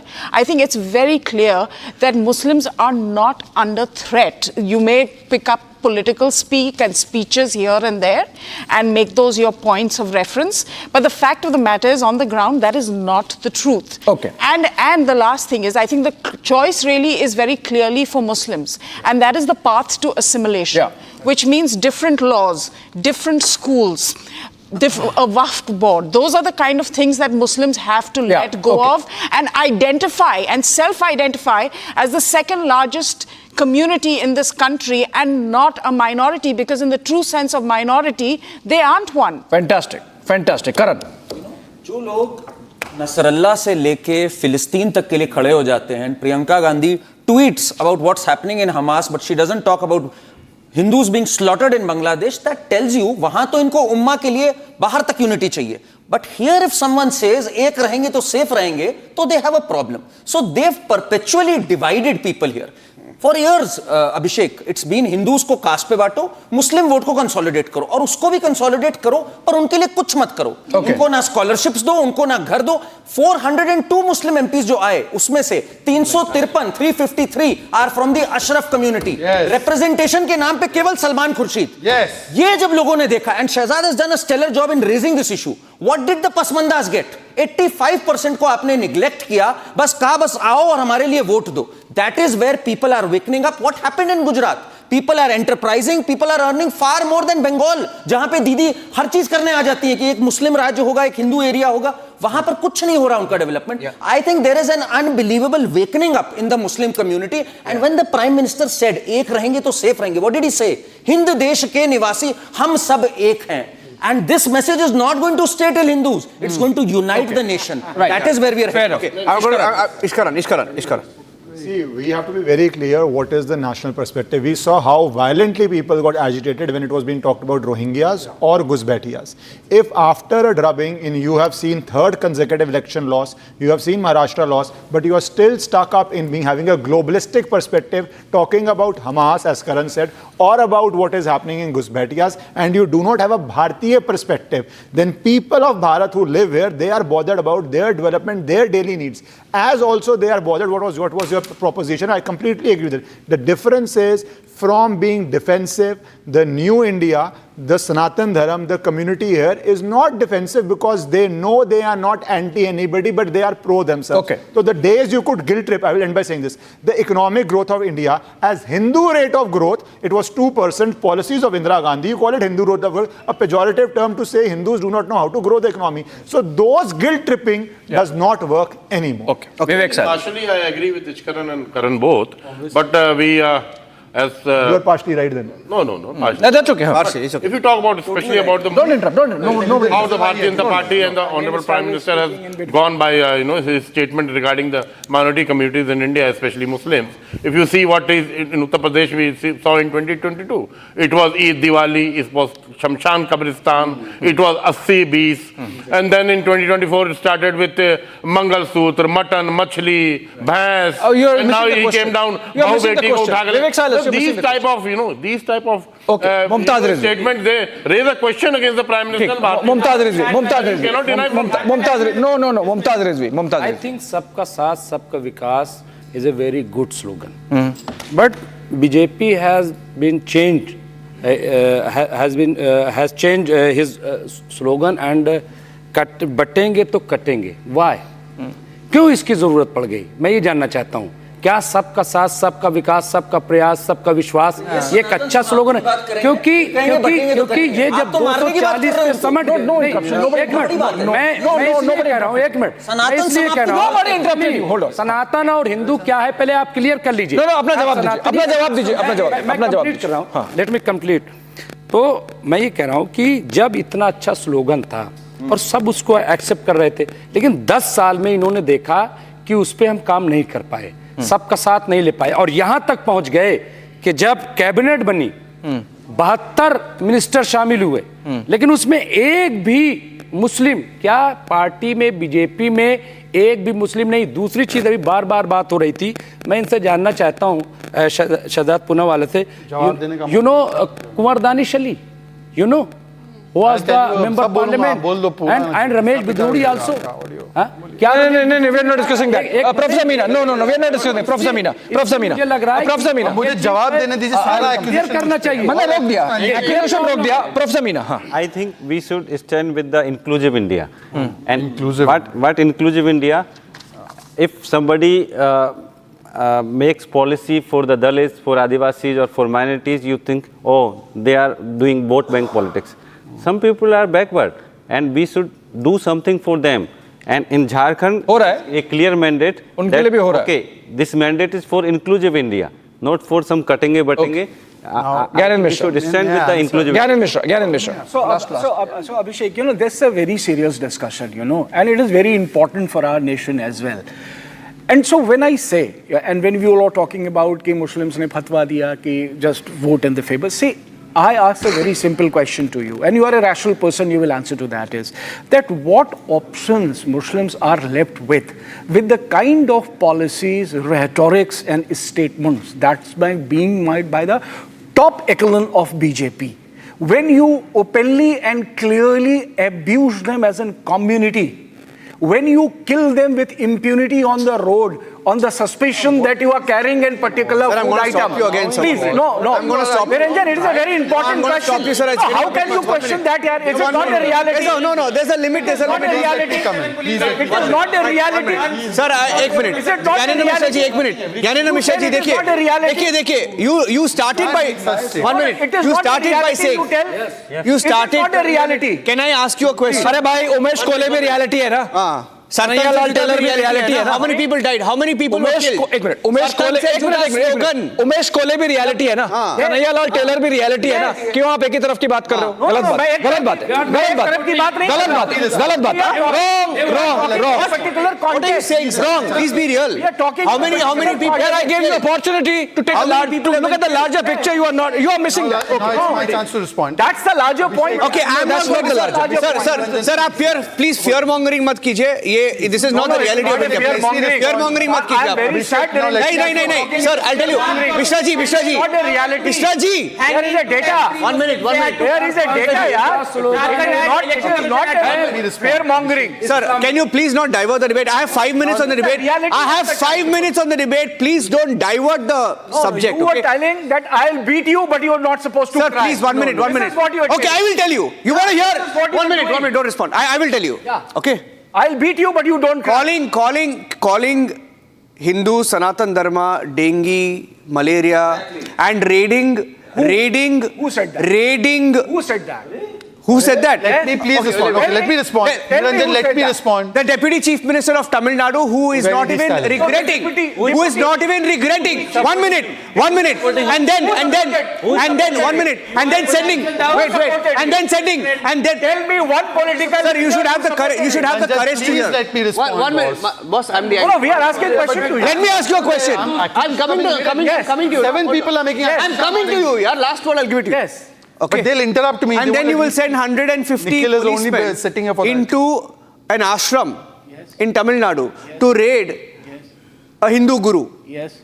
Because you just can't stand what he stands for or what he does for the religion. Can I answer? Right. Can I answer both? Can I answer both the questions? Stop it. You don't even know the case, yaar. They got thrashed by the Supreme Court. Can I answer both the questions? 1 minute. Can I answer both? No, I'm just saying, stop fear-mongering, sir. No, I'm not going to let you. You are raising a question. You're diverting. I'm not going to let you talk on this subject because I'm running out of time. You have so much time, and I don't know what he is bringing to the debate. No. That's the. No. Let me answer that question. You have raised that question. एक काम करेंगे debate के बाद एक और debate करेंगे debate के बाद जब कैमरा ऑफ होगा एक और डिबेट करेंगे Niranjan let me Gyanan Mishra, you have to also 30 seconds to respond. Please let me have 30 seconds. Gyanan Mishra, to respond, and I hope Vivek and Nikhil will not interrupt me. विषय जी एक minute I 54 हो गया I can't Abhishek has a question, that's why. Shehzad no Who said that? Hold on, the debate is coming to a conclusion. Shehzad, quickly. I had one question I didn't get to ask my question Shehzad 30 seconds Salas please May I respond?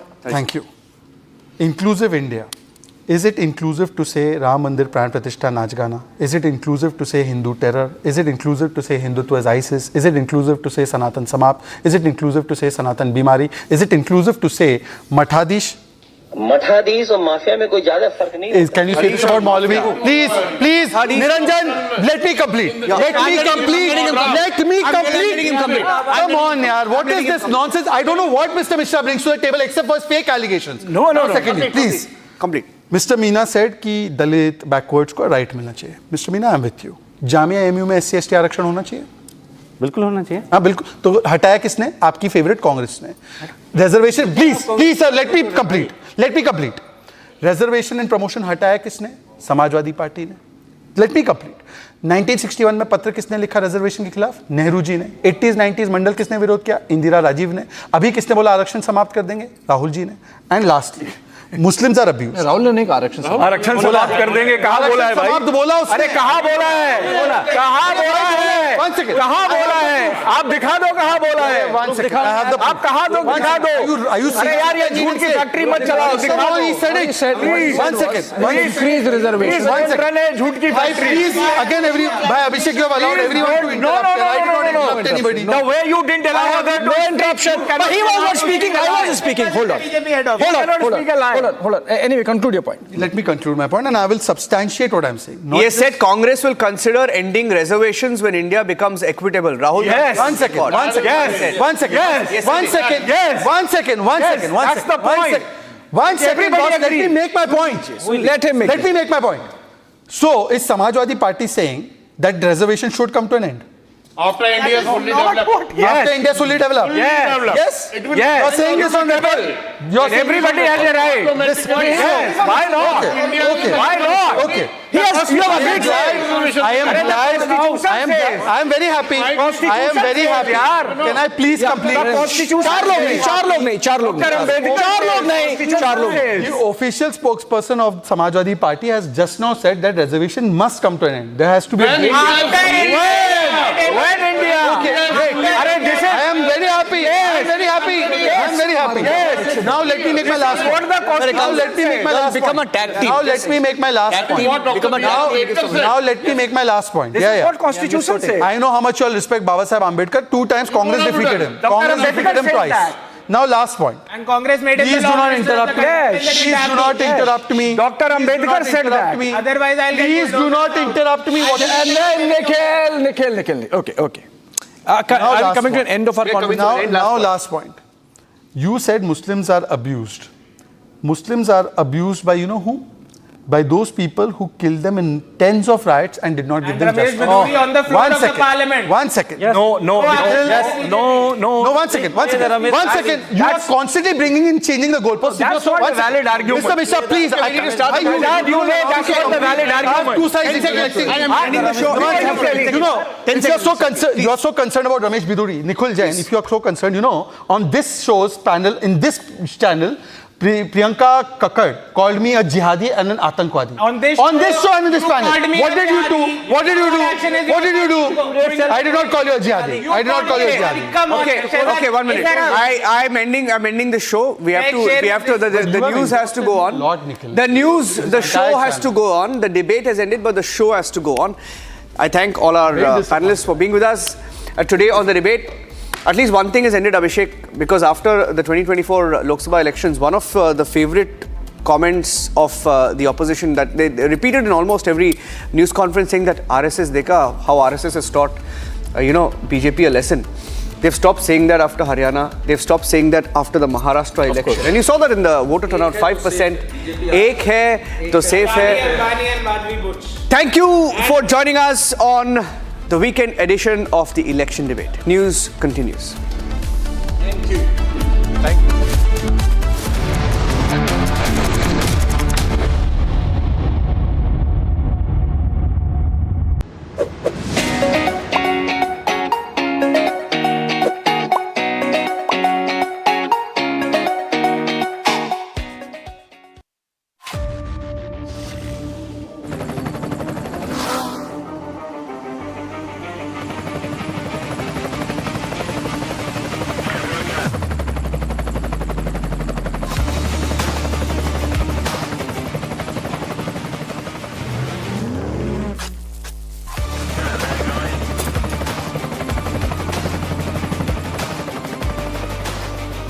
director, the taste of success.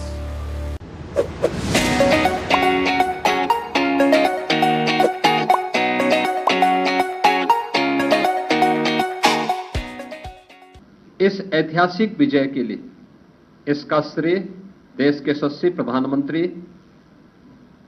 आदरणीय श्री नरेंद्र मोदी जी के नेतृत्व को, उनके मार्गदर्शन को जाता है। ये प्रधानमंत्री मोदी जी के यशस्वी नेतृत्व पर जनता जनार्दन के विश्वास की मोहर है।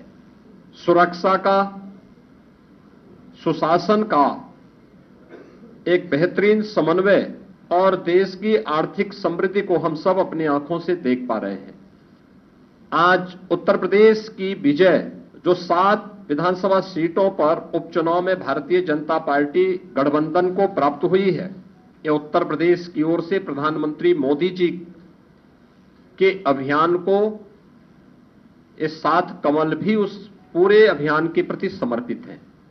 आज का दिन अत्यंत महत्वपूर्ण दिन है। देश के अंदर महाराष्ट्र और झारखंड राज्यों के विधानसभाओं के चुनाव के परिणाम आए हैं और विभिन्न राज्यों में उपचुनाव के परिणाम भी हम सबके सामने स्पष्ट हुए हैं। आज का जो जनादेश है, अगर हम उत्तर प्रदेश की दृष्टि से देखें तो 9 विधानसभा क्षेत्रों में ये चुनाव हुए हैं और ये पूरे प्रदेश में फैले हुए विधानसभा सीट्स हैं, जिनमें भारतीय जनता पार्टी गठबंधन ने 7 सीटें जीती हैं। इस ऐतिहासिक विजय के लिए इसका श्रेय देश के यशस्वी प्रधानमंत्री आदरणीय श्री नरेंद्र मोदी जी के नेतृत्व को, उनके मार्गदर्शन को जाता है, क्योंकि उनका यशस्वी मार्गदर्शन और नेतृत्व ही हमें डबल इंजन सरकार को सुरक्षा, सुशासन और समृद्धि के मार्ग पर आगे बढ़ा करके लोक कल्याण के कार्यक्रमों को जमीनी धरातल पर उतारने के लिए प्रेरित करता है।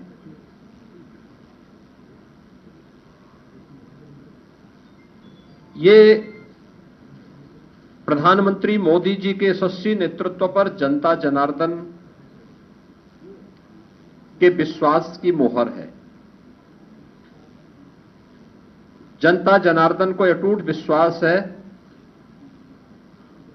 कि मोदी जी के नेतृत्व में उनकी नीतियां, उनके निर्णय देश और समाज के अनुकूल हैं और उस अनुकूलता पर जनता जनार्दन की मोहर है। इस संपूर्ण विजय के लिए मैं भारतीय जनता पार्टी के From Asia's largest news headquarters, setting the agenda for Bharat.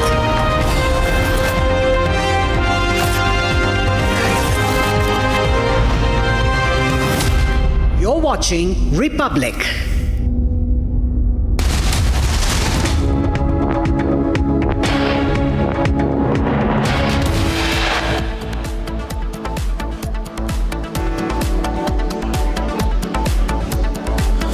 Mayuti is in a huddle mode. Back-to-back meetings are being held to finalize the future strategy after government formation.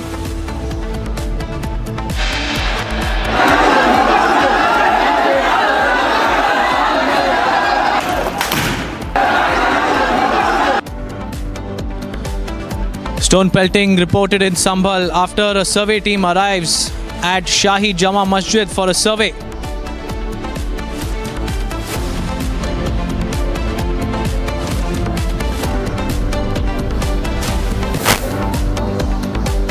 Ahead of winter session of the Parliament, Union Minister Kiran Rijiju chairs all party meeting. Floor leaders of all parties attend the meet.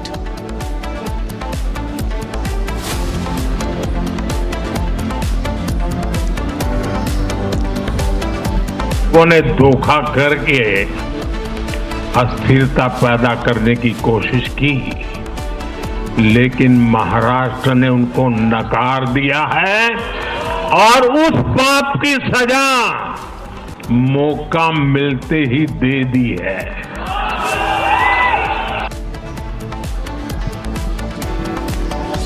PM Modi takes a veiled attack on Uddhav Thackeray, calls out Uddhav party's deceitful politics.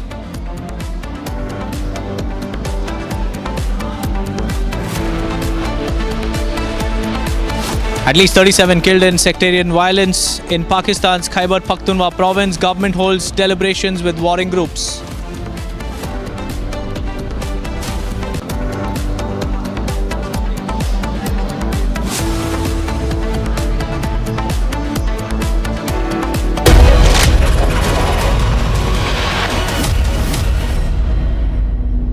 First up, viewers, we start this bulletin with some big breaking news coming in from Maharashtra. Ajit Pawar's camp, because the NCP MLAs have finally picked their legislature party leader, and according to sources, after the meeting that was held at Ajit Pawar's residence, the MLAs have finally come to a consensus that Ajit Pawar will be the legislative party leader, and Anil Patel has been elected as the party chief whip. These are the two big breakings that we are tracking from the state of Maharashtra.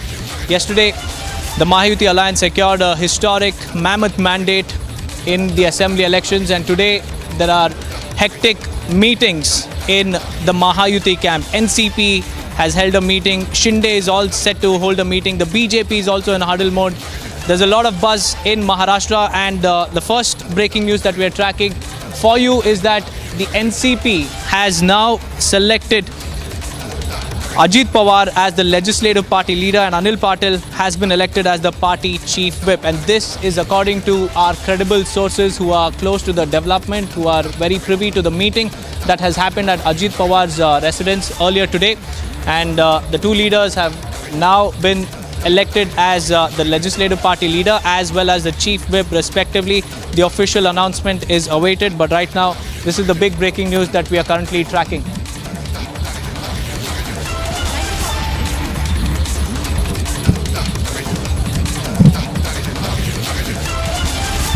Just a while back, viewers, Ajit Pawar called his newly elected MLAs to his residence, and the meeting at his residence focused on the election of a legislative party leader and also a party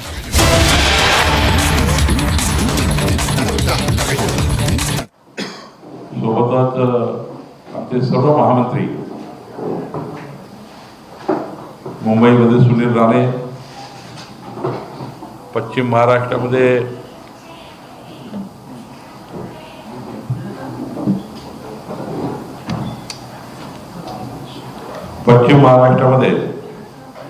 Rajesh Pandey, Vikram Pawaskar, उत्तर महाराष्ट्रात विजय Chaudhary,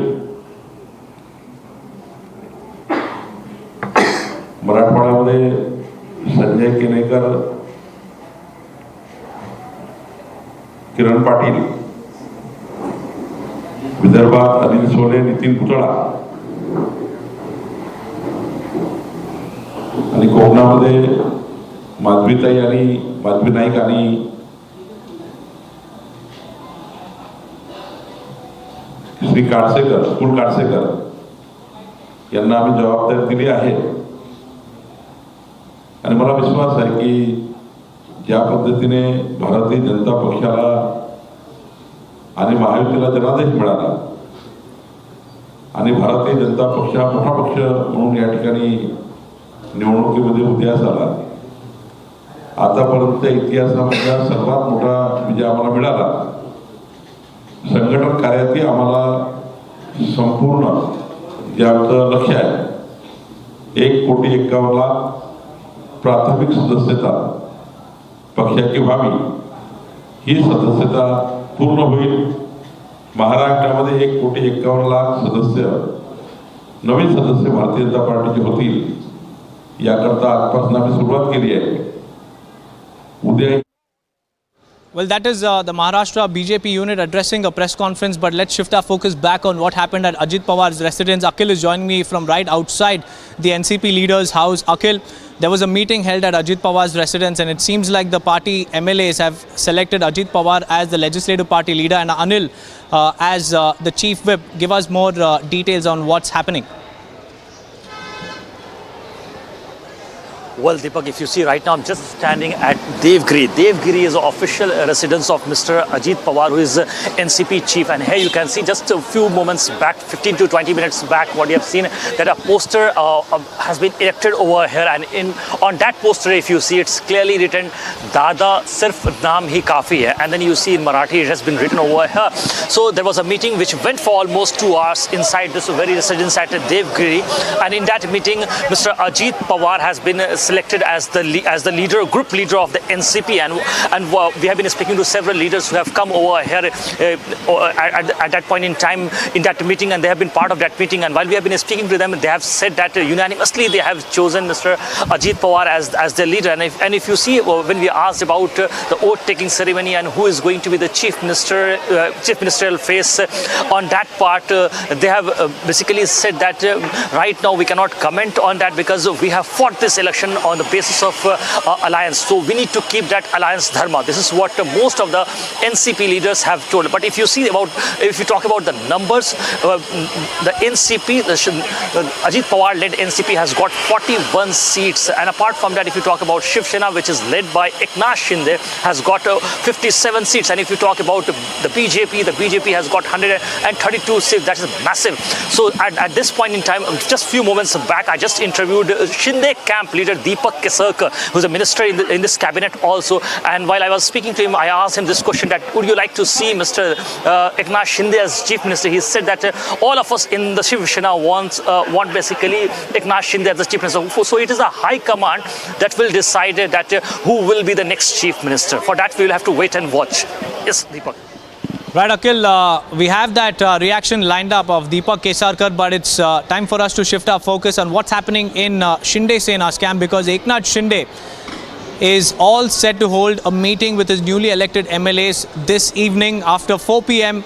According to our sources, it seems like Eknath Shinde will hold a meeting at around 6 p.m. at Taj Land's End in Mumbai, where all his newly elected MLAs will be present for that meeting. And this meeting is to decide the group party leader. And already the MLAs have started arriving at Taj Land's End, and it seems like there's a lot of buzz in that meeting venue.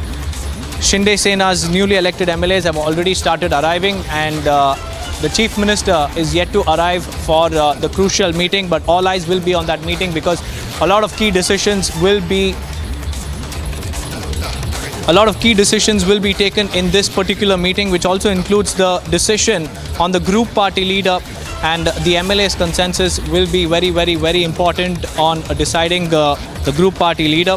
And if sources are to be believed, the meeting was to be held at 12 noon this afternoon, but however, due to prior commitments and due to unforeseeable reasons, Chief Minister Eknath Shinde's meeting has now been postponed to 4 p.m. or probably even after that. That's what our sources are telling us. But right now, what we get to understand is that at Taj Land's End Hotel in Mumbai, where the meeting is all set to take place, the MLAs have already started arriving, and the Chief Minister will also be there in just a couple of hours from now, and the all-important meeting will take place. In fact, we have also spoken to one of the Shiv Sena MLAs, Naresh Maske, on what the meeting could focus on. Listen in.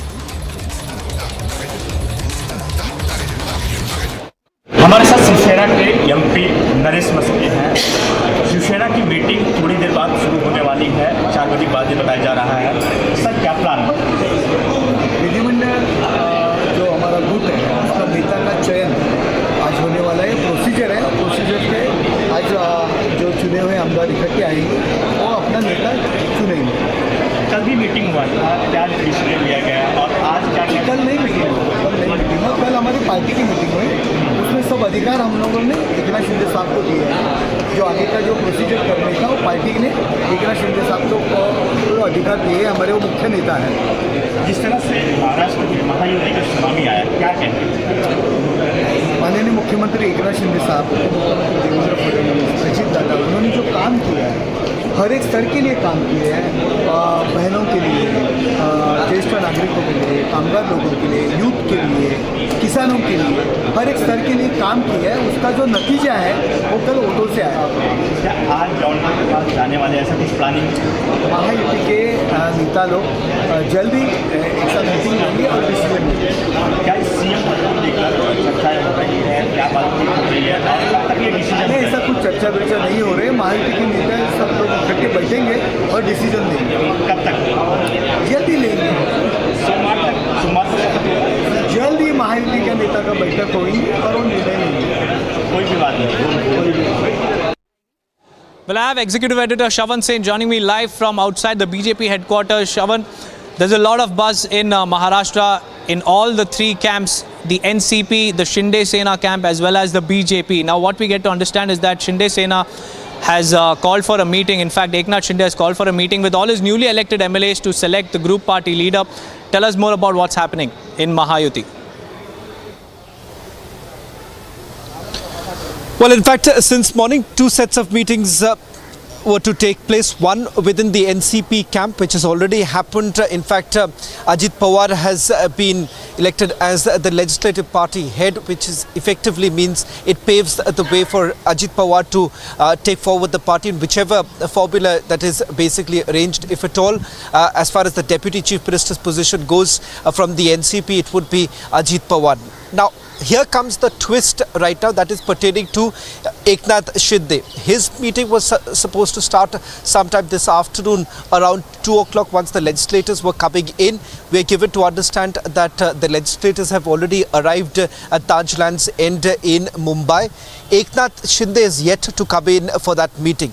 Meanwhile, at least two voices have now come in. One of Pratap Sarnaik. Remember, he happens to be a strong leader coming in from Thane, and the other happens to be Deepak Kesarkar, who is a cabinet minister in the existing government formation.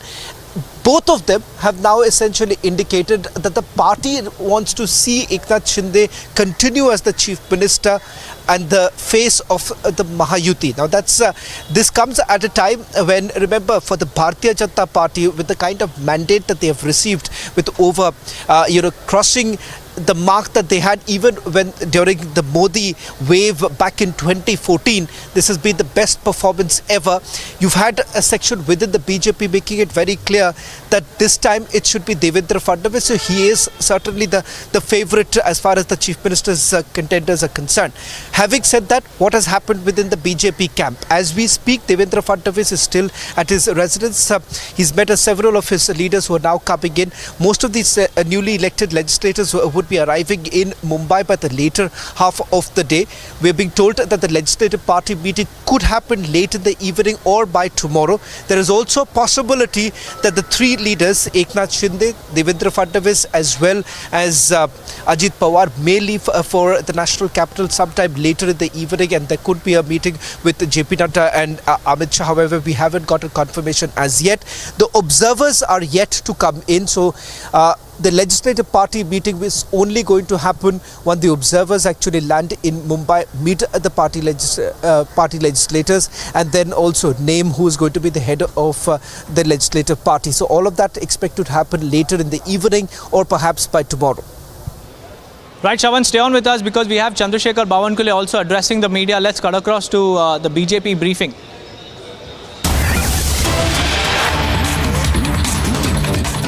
अभी वो चर्चा करना नेतृत्व का सवाल है. नेतृत्व में नेतृत्व चर्चा करता है, तो मुझे लगता है जब भी बैठक होगी इसमें निर्णय होगा.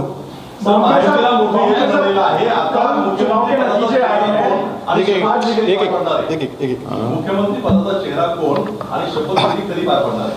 मी आताच सांगितलं, तिन्ही पक्षाचे नेते, आमचं केंद्रीय नेतृत्व एकत्रित बसून केव्हा शपथविधी करायचा, कुणाला मुख्यमंत्री करायचं याचा निर्णय करतील. कालच माननीय देवेंद्रजींनी स्पष्ट केलं. पण एक गोष्ट खरी आहे प्रत्येक पक्षाच्या कार्यकर्त्याला वाटतं आपला मुख्यमंत्री व्हावा. भारतीय जनता पार्टीचा जो जनादेश आहे आणि भारतीय जनता पार्टीचे जे कार्यकर्ते आहेत, भारतीय जनता पार्टीला मानणारा वर्ग आहे, त्यांना वाटतं देवेंद्रजी मुख्यमंत्री व्हावे. एकनाथ शिंदेच्या कार्यकर्ते आणि त्यांच्या आमदारांना वाटतं ते मुख्यमंत्री व्हावेत. अजितदादाच्या कार्यकर्त्यांना आणि त्यांच्या पक्षाच्या लोकांना वाटतं ते मुख्यमंत्री व्हावेत, अजितदादा मुख्यमंत्री व्हावे. ही मागणी They essentially want that their leader becomes the chief minister, and that is nothing abnormal about it. But this is a decision that would be taken by the party leaders. Right now the focus is to ensure that we continue with the development agenda that we have promised to the people of Maharashtra. यावर आम्ही सर्व निर्णयाचं पालन करणारे आहोत. आमचा जो निर्णय होईल तो आपल्याला कळेलच. पण आज बैठकीत we will follow whatever आजची प्रेस decided. किंवा तुम्हाला जे या ठिकाणी मी निमंत्रित केलं आहे, Today's press conference was not about who is going to be the next chief minister of Maharashtra. This was basically about the changes that we are bringing in the organizational structure and the membership of the organization. आम्ही या अभियानामध्ये या महाराष्ट्राच्या 1,51,00,000 लोकांना भारतीय जनता पार्टीशी जोडण्याकरता आजची बैठक आणि आपल्याला या ठिकाणी निमंत्रित केलं. Over 1 crore people have already joined the party, and this press conference is only about the membership drive. विरोधी पक्षनेता राज्याला नसणे हे तर कर्माचे फळ आहे काँग्रेसचे. जर लोकसभेत खोटं बोलून मतं घेतले नसते, लोकसभेत मोदीजीबद्दल खोटारडेपणा केला नसता, आमच्या लाडक्या बहिणींना काँग्रेसने खोटं बोलून मतं घेतले, 8,500 रुपये खटाखट देऊ म्हणजे खोटारडेपणा. मोदीजी संविधानच बदलणार आहे, खोटारडेपणा. आदिवासीचं आरक्षण. Today the result that one has witnessed in Maharashtra, particularly for the Congress party, people have actually seen the khatakat politics of it. Our Ladki Behnas, they have seen the khatakat politics of the Congress party, and today if they do not have a leader of the opposition is because of the Congress party's politics that have been played. There was an attempt to confuse the people, the voters of the state. 4 महिन्याच्या आतमध्ये या खोटारडेपणाच्या लोकांना जसं हरियाणामध्ये लात मारली, people have been able to see through. धोई पछाड दिली. Maharashtra They lost in Haryana, and even in Maharashtra दोनदा नाही करताय. they've had to face. एकच वेळा तुम्ही खोटं बोल. Well, that was Chandrasekhar Bawankule speaking about the CM face and also the BJP's membership drive. Now let's talk about what's happening in the MVA, because after a humiliating poll embarrassment for the Mahavikas Aghadi led by Uddhav Thackeray and the Congress party, now there is open blame game within the opposition camp. Parmeshwara, who is also the Karnataka Home Minister and also the Congress in charge of Maharashtra, has openly said it that the Uddhav Sena leaders and the Congress leaders didn't campaign for each other in the Vidarbha region, and that's the reason why the Congress fell short of winning the expected number of seats that they had ascertained at the time of their election strategy planning. Now this is an open blame game that has now erupted within the MVA. Now the Congress, yesterday as well we heard how the Congress party blamed Uddhav Sena, saying that they snatched away all the key seats that belong to the Congress party, which could have turned into a win by the Congress leaders. And today we have Parmeshwara also coming out in the open and saying that there was no unity among Uddhav and Congress party MLAs. Let's listen in. ಕಡೆ ನಮಗೆ ಅವ್ರು ಕೆಲಸ ಮಾಡಲಿಲ್ಲ, ನಮ್ಮವ್ರು ಅವ್ರಿಗೆ ಕೆಲಸ ಮಾಡಲಿಲ್ಲ. ಕಾಂಬಿನೇಷನ್ನಲ್ಲಿರುವಾಗ ಶಿವಸೇನೆದವರಿಗೆ ಆ ಕ್ಷೇತ್ರದಲ್ಲಿರೋ ಕಾಂಗ್ರೆಸ್ನವ್ರು ಕೆಲಸ ಮಾಡಬೇಕಲ್ಲ ಶಿವಸೇನಾ ಕ್ಯಾಂಡಿಡೇಟಿಗೆ, ಅದು ಆಗಿಲ್ಲ ಸರಿಯಾಗಿ ಅಂತ. ಶರದ್ ಪವಾರ್ ಇದರಲ್ಲೂ ಕೂಡ ಹಾಗೆ. ನಮ್ಮಲ್ಲಿ ನಾವು ವಿದರ್ಭದಲ್ಲಿ ಒಂದು ಹೆಚ್ಚು ಸೀಟ್ ಗೆಲ್ಲಬೇಕಿತ್ತು ನಮ್ಮ ಕಾಂಗ್ರೆಸ್ ಪಾರ್ಟಿ. ಅದರಲ್ಲಿ ಬರೀ ಕೇವಲ 8 ಸೀಟೇನೋ ಬಂದಿದೆ. ಒಂದು 50 ಸೀಟ್ ಬರಬೇಕಿತ್ತು ನಮಗೆ ವಿದರ್ಭ ರೀಜನ್ನಲ್ಲಿ. 130ಕ್ಕೆ 105ಕ್ಕೆ ನಮಗೆ ಒಂದು 60-70 ಸೀಟ್ ಬರುತ್ತೆ ಅಂತ ನಾವು ಎಕ್ಸ್ಪೆಕ್ಟ್ ಮಾಡಿದ್ದು. ಅದು ಆಗಲಿಲ್ಲ. ನಿನ್ನೆ ನಮ್ಮ ಮುಖಂಡರುಗಳಲ್ಲಿ ಬಂದಿದ್ದ ಮಾತು ಏನು ಅಂದರೆ, ಎಲ್ಲಿಯವರೆಗೆ EVM ಇರುತ್ತೆ ಅಲ್ಲಿವರೆಗೆ ನಾವು ಕಾಂಗ್ರೆಸ್ನವರಾಗಲಿ ಬೇರೆ ಪಕ್ಷದವರು ಬರೋದು ಬಹಳ ಕಷ್ಟ ಆಗ್ತದೆ ಅಂತ ಹೇಳಿ, ಇಡೀ ದೇಶದಲ್ಲಿ ಕಷ್ಟ ಆಗ್ತದೆ ಅಂತಕ್ಕಂಥ ಮಾತುಗಳನ್ನು ನಿನ್ನೆ ದಿವಸ ಚರ್ಚೆಯಲ್ಲಿ ಬಂತು. ಅಂದರೆ EVMಗಳೇ ಮುಖ್ಯ, EVMಗಳನ್ನ ಯಾವ ರೀತಿ ಹ್ಯಾಕ್ ಮಾಡೋದು, ಮ್ಯಾನಿಪುಲೇಟ್ ಮಾಡೋದು ಅವರು ಕರಗತ ಮಾಡ್ಕೊಂಡಿದ್ದಾರೆ. ಅವ್ರಿಗೆ ಎಲ್ಲಿ ಬೇಕೋ ಅಲ್ಲಿ ಮಾಡ್ತಾರೆ ಅಂತ ಹೇಳಿ ನಿನ್ನೆ ಚರ್ಚೆಯಲ್ಲಿ ಬಂದಿದ್ದು. In our camp, we have Sanjay Raut openly blaming the former Chief Justice of India, D.Y. Chandrachud, for the poll debacle. He says that it is all because of D.Y. Chandrachud that the MVA lost the Maharashtra elections, and he says that history will not forgive the CJI. Open bickering and blame game has continued to shroud the Mahavikas Aghadi. Embarrassed, humiliated at the numbers that they secured in Maharashtra. Now the only last resort that the MVA has is blaming each other, putting the blame on somebody else for their own poll debacle, and that's exactly what's being seen. Let's now listen into what Sanjay Raut said about the former CJI D.Y. Chandrachud. Maharashtra का जो चुनाव है और जो नतीजे आए हैं वो बहुत ही चौंकाने वाले नहीं, बहुत ही शॉकिंग है। ऐसे नतीजे आने की उम्मीद किसी को नहीं थी, कोई लहर नहीं थी किसी की। नरेंद्र मोदी और अमित शाह को महाराष्ट्र क्यों वोट देगा? पूरा कैंपेन उनके खिलाफ चला, इसलिए कि महाराष्ट्र लूटने का पूरा एक कारस्तान यहाँ हो गया।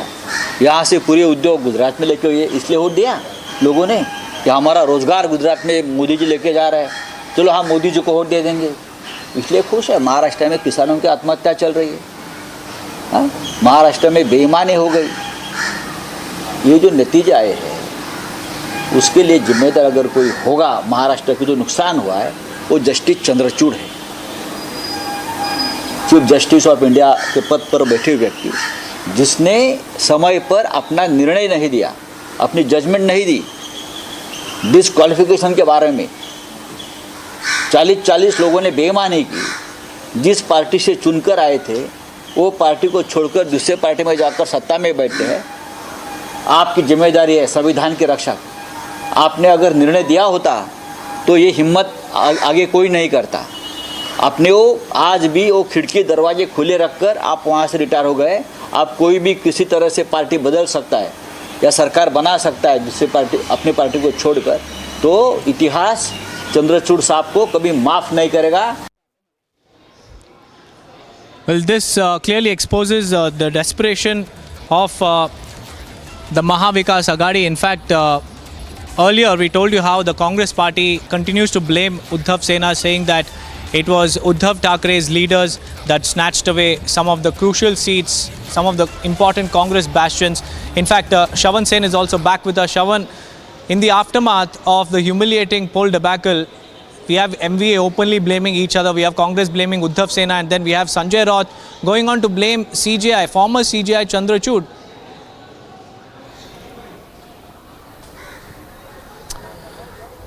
Well, this comes from an alliance which is going to now struggle to even throw up a leader of the opposition. That's the state of the Mahavikas Aghadi. So much so, all the three parties put together haven't even been able to cross the mark, and they are falling short of even what the numbers that Eknath Shinde and his party has got, the real Shinde Sena has actually got. So that's where the Mahavikas Aghadi really stands today. And some bizarre remarks have been made from the start, saying that they cannot believe that this can actually happen in Maharashtra. Second, they talk about the EVM.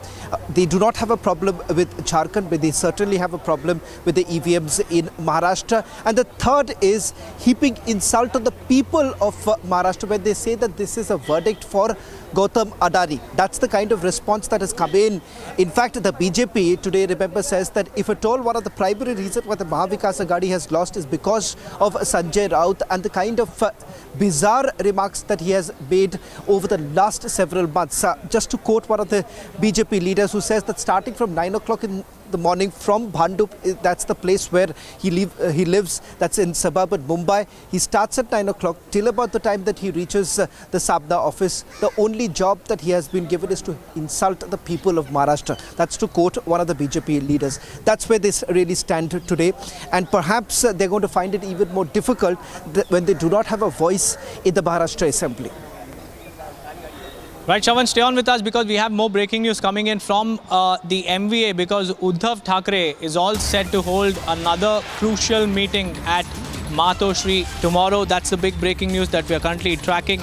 In the aftermath, Uddhav Thackeray has now gone into introspection mode. He has called for a meeting tomorrow at Matoshri at around 12:30 in the afternoon.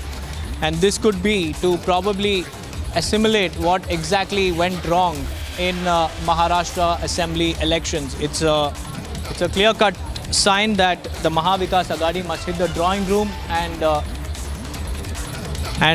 check on their poll performance. We have Soumya, Sandeep and Shavan Sen live with us from Ground Zero.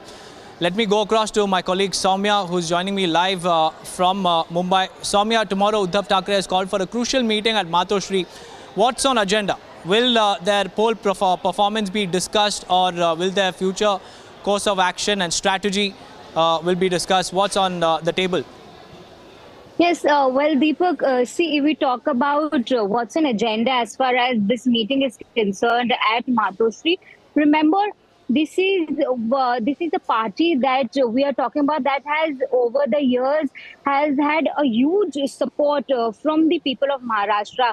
However, from the last time, ever since that split happened here in this state and there were two factions, there was a clear distance in terms of ideology with which Shiv Sena was formed, the ideology which was supported by Balasaheb Thackeray, that supported the formation of Shiv Sena. There has been a distance from that, which has also led to a kind of performance that we saw of Uddhav Thackeray's Shiv Sena faction performance through results yesterday. The number of seats they were able to secure, that was really that really gave a moment of introspection for the Uddhav faction, because a lot of people went on to say that this is what is happening this time. But remember, when the next election happens, next assembly elections happen, they won't be even able to secure the numbers in double digits. There is a possibility that they might have to end up with a single digit number.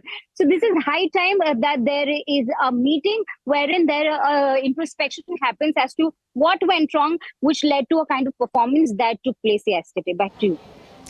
Well, Soumya, stay on with me. I have Sandeep as well joining me live from Nagpur. Sandeep, what is next for Sharad Pawar? Because it seems like he needs a career change, because his alliance in total haven't even managed to secure more than what the BJP has secured. In fact, the BJP has managed to secure double the total tally of the entire MVA. So what next for the MVA? See, as far as Mahavikas Aghadi is concerned, remember, I also spoke to Nitin Raut, the Congress ex-minister, yesterday when the counting was underway. At that point in time, he clearly blamed Uddhav Thackeray and Sharad Pawar for the losses that took place in Mahavikas Aghadi. And the reason he says that it is because, the seat sharing was not done in the manner that it should have been done. And in fact, there were multiple seats in Vidarbha region also. Remember, Vidarbha, there was a time when Congress party used to rule Vidarbha, or there was, it was considered as a den of Congress party. But ultimately, this time when the seat distribution happened, there were multiple such seats wherein Uddhav Thackeray was aggressive and was claiming those seats. These were the traditional Congress party seats, and ultimately they in fact failed to win from those seats where it was, Congress party. सीखी उनसे और हमने उनको congratulation भी किया। अगला chief minister आप किसको देखना चाहिए? मैं अगर आप व्यक्तित्व तौर पे पूछेंगे तो मैं अजीत दादा को ही सीएम देखना चाहूंगा। मैं उनका फैन भी हूँ और पार्टी का निष्ठावान कार्यकर्ता भी हूँ। मीटिंग में किसी फॉर्मूले पे बात हुई कि अगला अगली स्ट्रैटेजी कुछ क्या बात होगी? एमवी नहीं, सिर्फ कांग्रेचुलेशंस हुई और बैठक हुई, इस पे कोई पॉलिटिकल बातें नहीं हुई। अच्छा, बाबा सिद्दीकी के जो इन्वेस्टिगेशन है वो कहाँ तक पहुंचे? इसमें कोई डेवलपमेंट है? कुछ नहीं, बहुत सारी डेवलपमेंट्स है मुंबई पुलिस के, मगर इसमें डिस्कस करना उचित नहीं रहेगा। हम यही चाहते हैं और मुझे यकीन है अजीत दादा मुझे और मेरी फैमिली को न्याय जरूर दिलाएंगे। इन इन्वेस्टिगेशन से आप संतुष्ट हैं अब तक, जहाँ तक इन्वेस्टिगेशन पहुंची? देखिए, जो इन्वेस्टिगेशन है, अभी जो शूटर थर्ड है वो भी मिला है, तो संतुष्ट या ना संतुष्ट होने की बात नहीं है। हमें यकीन है और मुझे उम्मीद है कि जस्टिस जरूर मिलेगा। ये थे हमारे साथ जीशान सिद्दीकी जो हमसे खास बातचीत कर रहे थे। विजय जर्नलिस्ट प्रवीण के साथ। Well, that was Zishan Siddiqui's first reaction after the Maha verdict. In fact, we'll get you all the latest details from the state of Maharashtra after a quick break. Do stay tuned for all the live and breaking news updates. We have an explosive reaction of Deepak Kesarkar also lined up for you on the other side of the break. Stay tuned.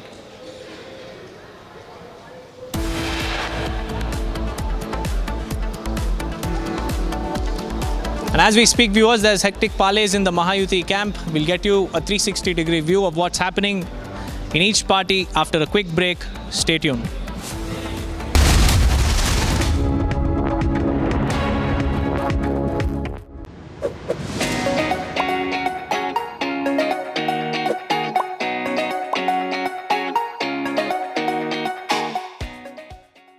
In the global employability rankings by Times Higher Education UK, only the following 6 institutions from India are ranked amongst the top 230 in the world for having the most employable graduates: IIT Delhi, IISc Bangalore, IIT Bombay, IIM Ahmedabad, IIT Kharagpur and Amity University.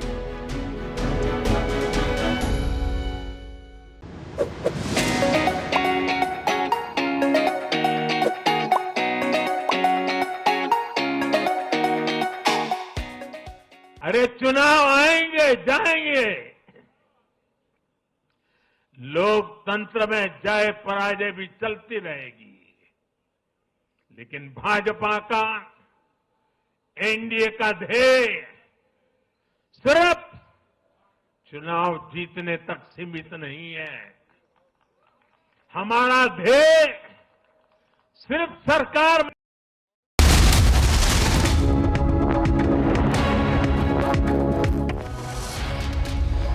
Welcome back, viewers. Let's now shift our focus to what's happening in Sambhal of Uttar Pradesh, because violence, arson and stone pelting was reported after a survey team reached Shahi Jama Masjid in Sambhal in Uttar Pradesh.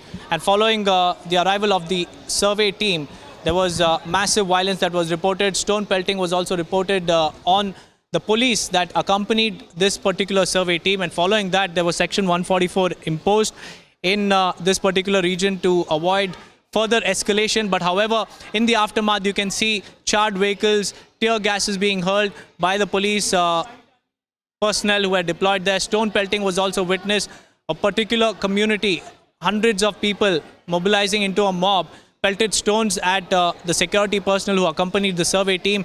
And in fact, in the during the arrival of the survey team, the cops and protesters also clashed. Several people were detained. In fact, according to the latest information that's trickling in, we have about 24 people who have been detained by the Sambhal police, and the SP of Sambhal has also clearly stated that NSA will be slapped against those who are involved in rioting and arson in Sambhal. There you see, viewers, police firing warning shots there after massive escalation in the violence that was witnessed in Sambhal. Vehicles were torched, stones were pelted, police personnel were attacked, several police personnel have been injured.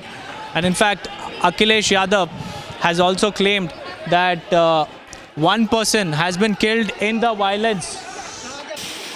And right now, viewers, as we speak, Petitioner Vishnu Shankar Jain is also joining us live to give us more insights. We'll get to him in just a few seconds, but let's stay with these visuals. Police vehicles were torched, and the SP clearly said that the attack was targeted on the police. And as you can see in the visuals that we are playing out, police vehicles were torched, police personnel were attacked, police personnel were pelted with stones, and several injuries were also reported among the security personnel who accompanied the survey team that was all set to survey the Shahi Jama Masjid in Sambhal upon court orders. And this after petitions were filed saying that there was a Hari temple in the past in this particular site. In fact, we have petitioner and senior advocate Vishnu Shankar Jain also live with us. A very good afternoon to you, Mr. Jain. My first question is, you have filed a petition. The court has ordered the survey of this particular structure. And when the survey team reached there, there was complete scenes of chaos. Mob had gathered and stones were pelted, vehicles were set ablaze, and police personnel were attacked. How do you see the situation, sir?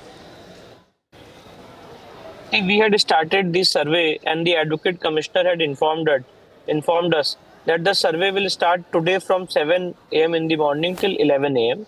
And this was also informed to the Masjid Committee yesterday itself. Now, in compliance of the orders of the court, and since on the last occasion, which is on 19th of November, the entire features of the disputed area could not have been studied because there was a lot of darkness, and in night vision, there was not proper photography and videography. So it was decided by the Advocate Commissioner to take videographs and photographs during the daytime, and it was Sunday. So during the Sunday, it's very easy to do the videography and photography in daytime. So the moment survey started at 7:30 a.m. in the morning, just about half an hour or 45 minutes, we started hearing a lot of slogans and protest all around the area. And I was being told and I was being informed, and it's just a calculation that around 50 to 60,000 people had gathered who were protesting all around this disputed structure. The vehicles were torched. The police personnel were brutally injured. Media personnel were also injured during this time. And during all these incidents, this survey proceedings were also going on.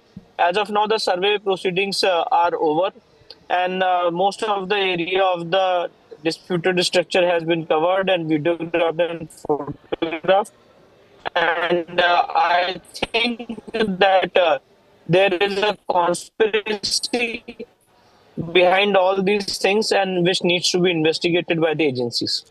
Mr. Jain, what prompted you to file the petition? Were there any symbols of a past Hindu structure there, or were there any inscriptions that were found that probably hinted that before, in the past, there was a Hindu temple here? So what prompted you to file that petition?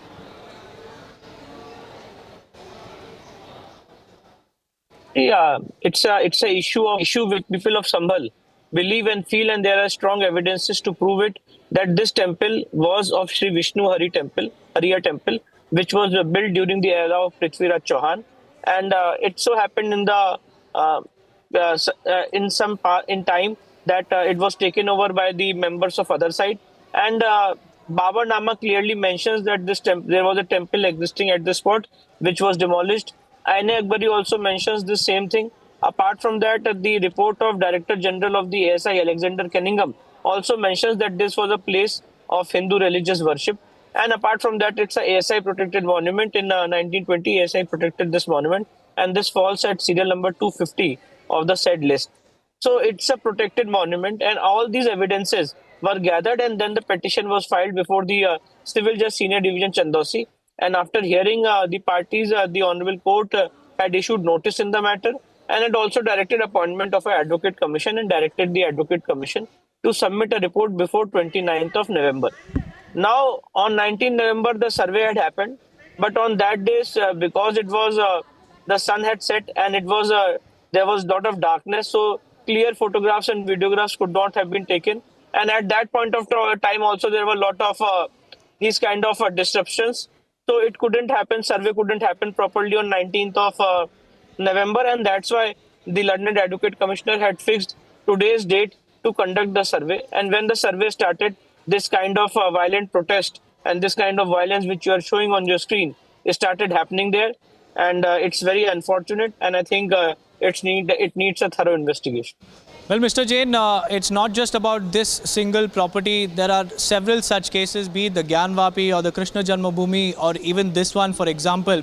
And amidst all of this, there is a nationwide chorus for a Sanatan board. So how important do you think is a Sanatan board during these kind of times? The Sanatan board is very, very important. and the Sanatan board does not relate particularly with the disputed areas. Sanatan board actually is dealing with those areas where the temple premises, temple property are within the control of the government. So it's not equal also a verb board.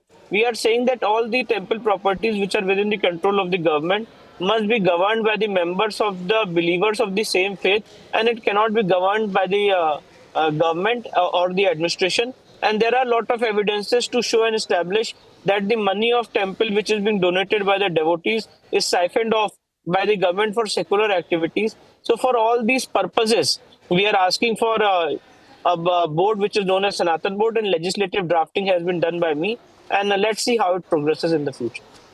All right, many thanks for joining us with those insights, Mr. Vishnu Shankar Jain. Well, that was one of the petitioners, viewers, prime petitioners in this particular protested site. Let's now listen in to some of the reactions coming in from the SP of Sambhal to the Deputy Chief Minister of Uttar Pradesh. Stern warnings have been issued to all those who were involved in violence and arsoning. Survey complete हो चुका है और survey team को सुरक्षित हमने अपने जगह पे पहुंचा दिया है और बाकी जो चीज़ें हैं वो अभी कंट्रोल में है।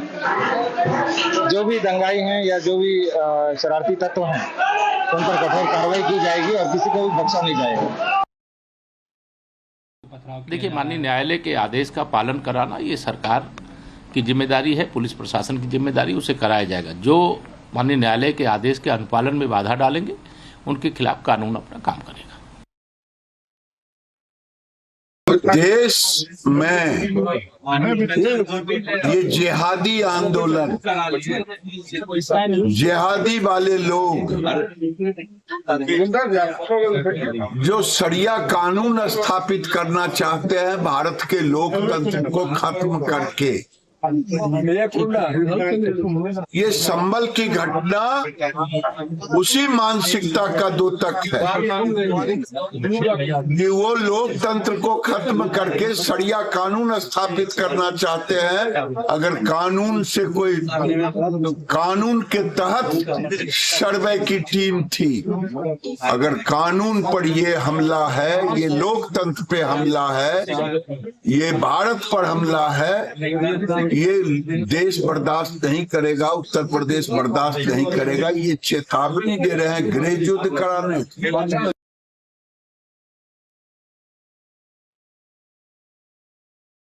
आज जो टीम गई थी माननीय न्यायालय के आदेश पर गई थी। मैंने पहले ही आपसे कहा में आज जो माननीय न्यायालय ने 19 नवंबर 2024 को पारित किया था, उस ऑर्डर की कंप्लायंस में एडवोकेट कमिश्नर महोदय ने दूसरे दिन का सर्वे प्रारंभ किया सुबह 7:30 बजे से, और 7:30 बजे से 10 बजे तक ये सर्वे हुआ।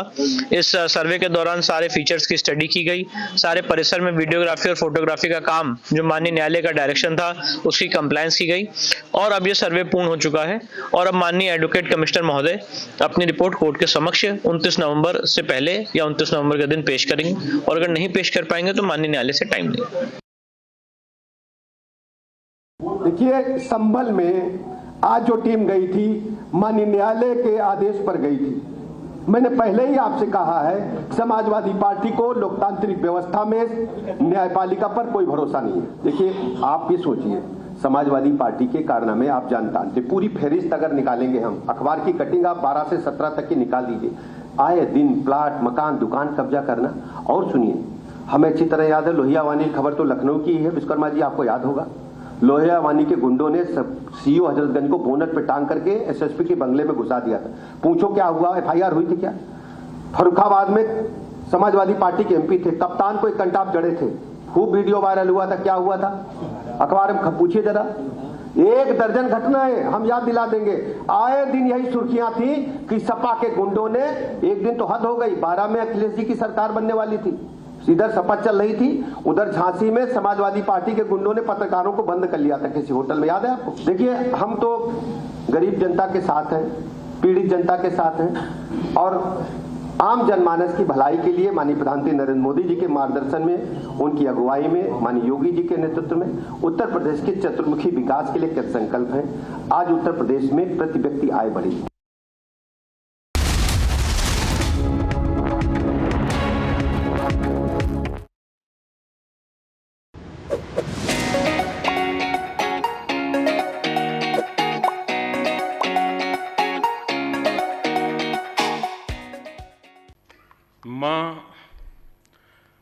नेपालमा आउन पाएकोमा अत्यन्तै हर्षित छु।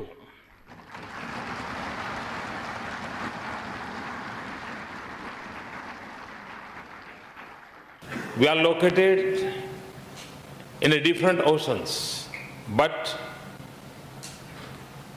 what unites us today is our democracy, the diversity of the society, our creed that all human beings are equal. Congratulations to you and the people of Australia on a successful G20.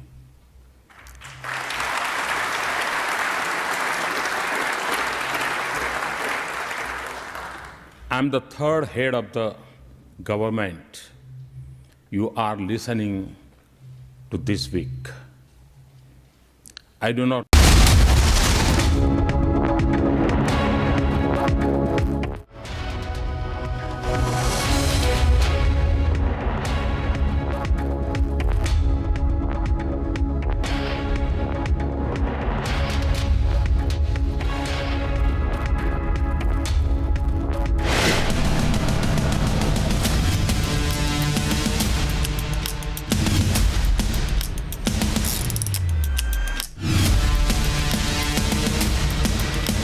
ऐसा है, मैंने पहले ही कहा था कि मैं आधुनिक अभिमन्यु हूँ, चक्रव्यूह को भेदना जानता हूँ। हमने चक्रव्यूह को भेदा है और इस विजय में मेरा बहुत छोटा सहभाग है।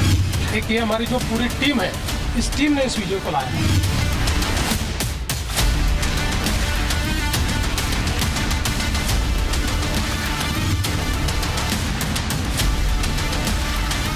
बीते 50 साल में किसी भी पार्टी या किसी भी फ्री पोल अलायंस के लिए ये सबसे बड़ी जीत है 50 साल के बाद।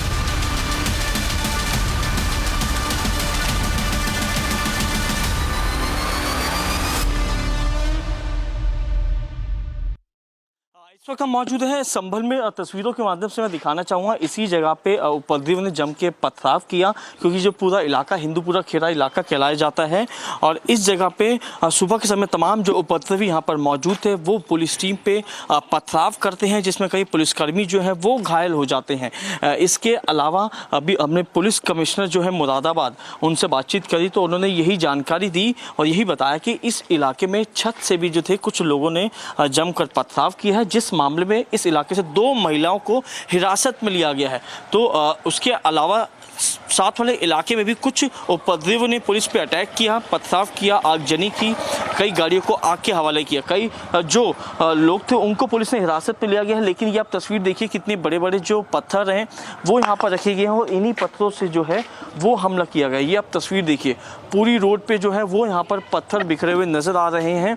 इसके अलावा पुलिस का कहना है कि इस मामले में जो है कड़ी कार्रवाई की जाएगी। जिन दंगाइयों ने माहौल को ख़राब करने की कोशिश की है उन पे जो है कानूनी कार्रवाई की जाएगी। हालांकि कुछ लोगों को इस पूरे इंसिडेंट में हिरासत में ज़रूर लिया है, जिनसे पूछताछ की जा रही है कि आखिरकार किसके कहने पे ये पथराव पुलिस टीम पे किया गया, माहौल को ख़राब करने की कोशिश की गई और इस शांतिपूर्ण माहौल को दंगा भड़काने का जो रूप है वो किसने दिया है। बिल्कुल, फिलहाल हम संभल में बने हुए, रुकते एक छोटे से ब्रेक के लिए।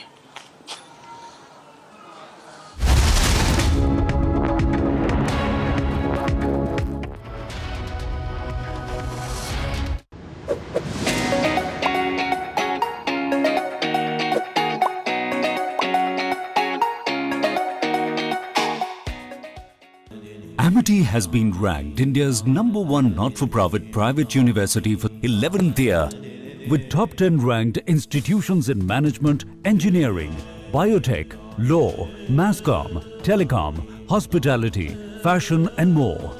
Yet another top ranking for Amity University.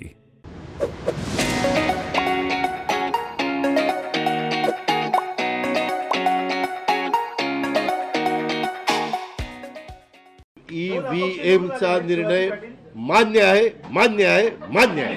जनता ने भरपूर दिया है। आज लोगों ने तय कर लिया है कौन है? मैंडेट दिया है लोगों ने। झारखंड में ईवीएम अच्छा है क्या? जीतने के बाद बोलते ईवीएम अच्छा है, इलेक्शन कमिश्नर अच्छा है। वो लोग तो सुप्रीम कोर्ट तक तो उनको सलाह मशवरा देते हैं उनको। हमें कोई मतभेद हमारे में नहीं थे। एनसीपी और शिवसेना आप दोनों को लेकर ये आरोप लग रहे थे बार बार, आप दोनों के लिए साथ की लड़ाई थी।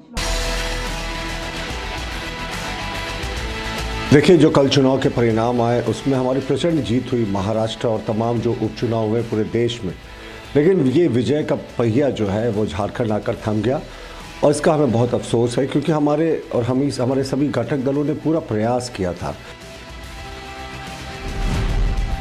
काफ़ी अच्छा जीत था एंड ये झारखंड के सभी जनजातियों के सभी लोगों को धन्यवाद देना चाहते हैं कि इतना अच्छे से वोट करके हम लोग को जिता के लाए हैं। उनके जो उम्मीदें हैं उन पे ज़रूर कायम रखेंगे एंड झारखंड को आगे कैसे लेके जाएंगे उसके लिए हम अलायंस की सरकार हम आगे बढ़ के जाएंगे।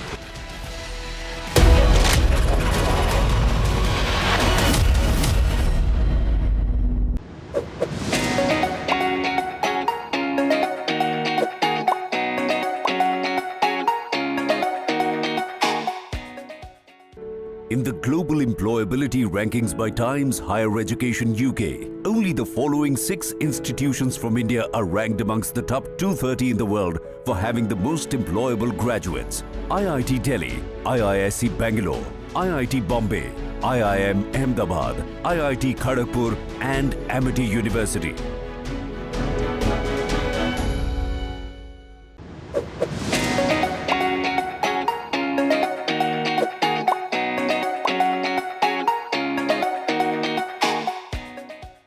आज मैं महाराष्ट्र के तमाम मतदाताओं को बहुत बहुत धन्यवाद देता हूँ, उनका अभिनंदन करता हूँ, क्योंकि ये विक्ट्री जो है ये लैंडस्लाइड विक्ट्री है।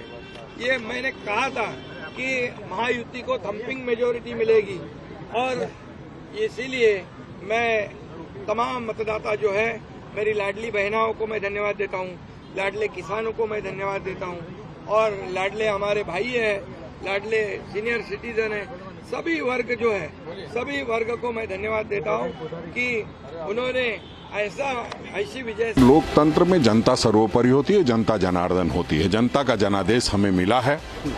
कौन क्या आरोप लगा रहा है, आरोप लगाने वाले आज कहाँ हैं, वो किसी से छुपा नहीं है।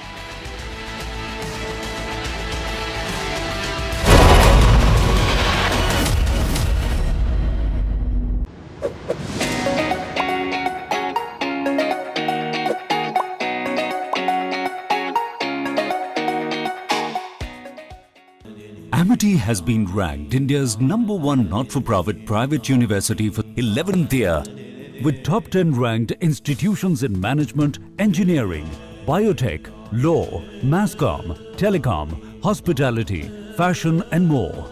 Yet another top ranking for Amity University.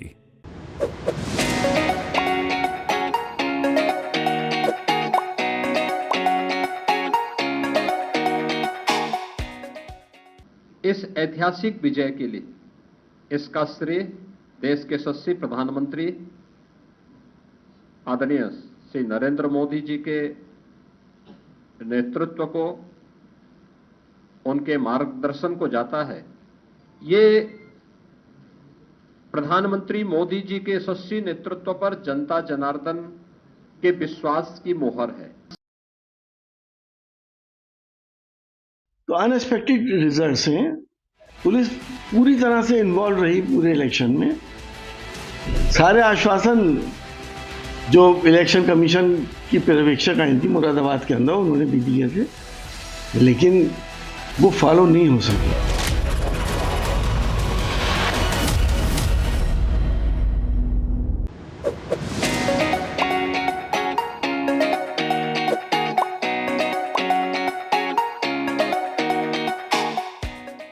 अरे चुनाव आएंगे जाएंगे, लोकतंत्र में जय पराजय भी चलती रहेगी, लेकिन भाजपा का एनडीए का ध्येय सिर्फ चुनाव जीतने तक सीमित नहीं है। हमारा ध्येय सिर्फ सरकार बनाने तक सीमित नहीं है, हम देश बनाने के लिए निकले हैं। हम विकसित भारत बनाने के लिए निकले हैं। भारत का हर नागरिक, एनडीए का हर कार्यकर्ता, भाजपा का हर कार्यकर्ता दिन रात इसमें जुटा है। हमारी जीत का उत्साह हमारे इस संकल्प को और मजबूत करता है। हमारे जो प्रतिनिधि चुनकर आए हैं, From Asia's largest news headquarters, setting the agenda for Bharat.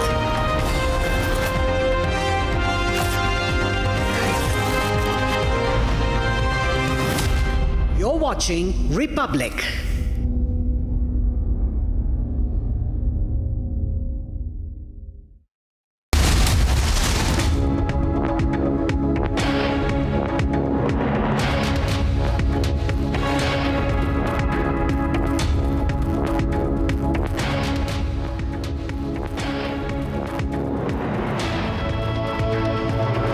Very good afternoon, viewers. It's 3 p.m. and you're watching Republic TV. I'm Deepak Suresh Kumar. Lots of action from Sambhal. 2 people have been reported dead so far in the violence that was witnessed earlier in the day. We'll get you all the latest updates from Ground Zero, but first a quick check on the headlines.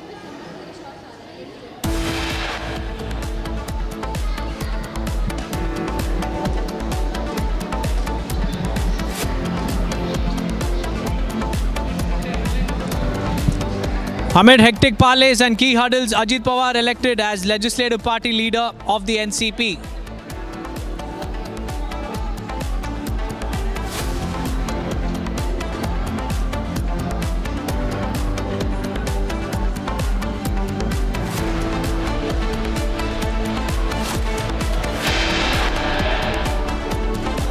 Open blame game within the MVA. MVA allies resort to public bickering. Congress says Shinde Sena didn't campaign enough in Vidarbha region.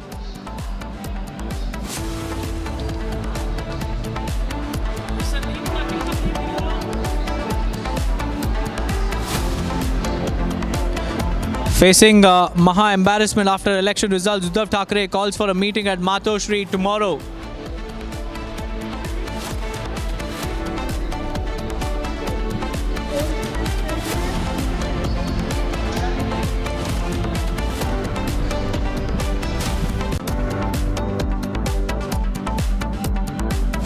Sambhal showdown escalates. Police detain over 20 people during clashes. 2 people have been killed so far.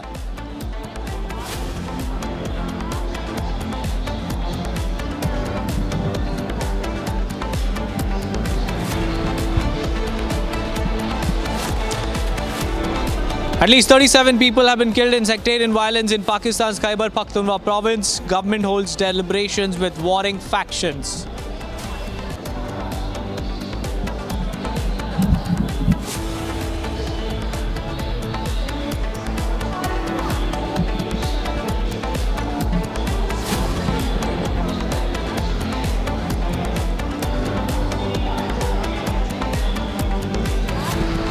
Violence in Pakistan, Khyber Pakhtunkhwa, 37 people killed. Government holds deliberations with 2 groups.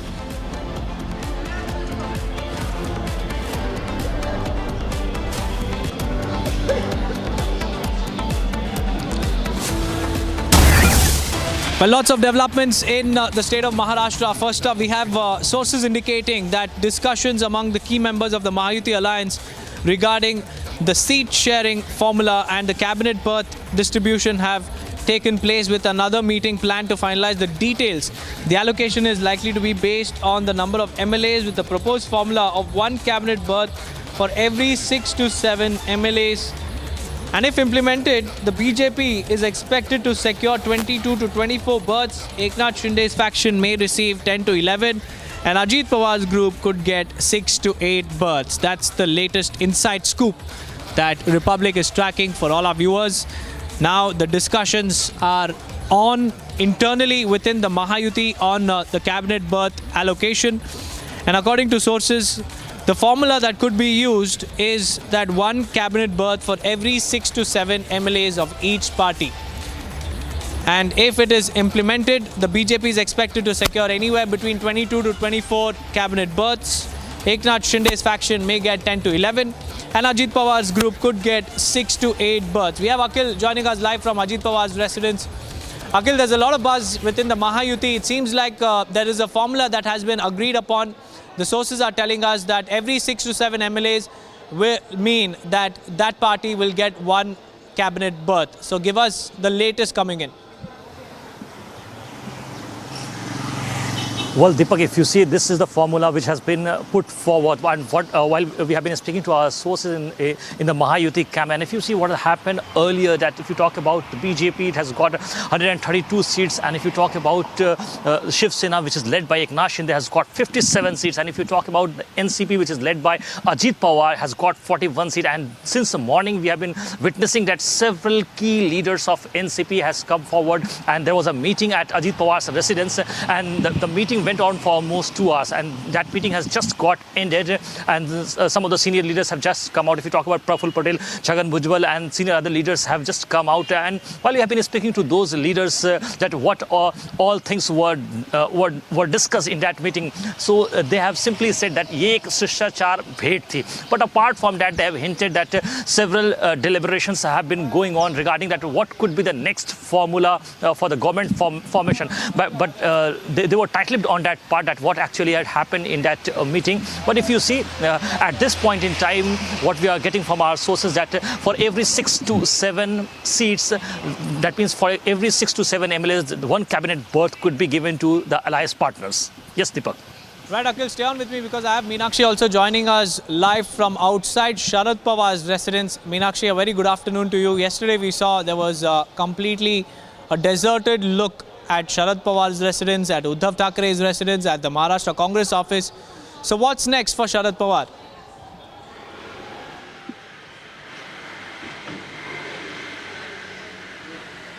You are absolutely right, Deepak, and the situation is same. Now I am at Sharad Pawar's residence, and let the visuals, let me show the visuals, because now Sharad Pawar's residence is empty, and we have getting information that Sharad Pawar is leaving for Kadar, the place where his political gurus, he will bow down before the Samadhi of Yashwant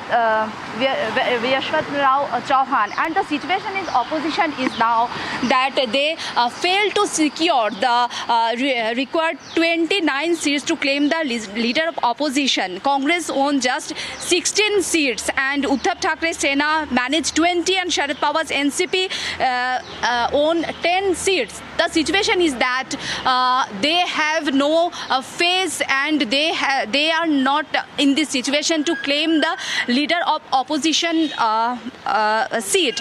And the other hand, the situation is now that the Sharad Pawar's has owned 6 seats. Actually, Sharad Pawar's party defeated by his own nephew Ajit Pawar. And in total, the Deputy Chief Minister party has owned 41 seats of the 59 seats in Maharashtra. In the other hand, the worst poll experience of Sharad Pawar now, his party has owned only 10 seats, and it's a history that Sharad Pawar's party only won 10 seats in assembly election. And now the situation is Sharad Pawar's residence is empty, no leader now is in Sharad Pawar's residence. The same situation is for Congress office also, and the other hand Uddhav Thackeray's house also.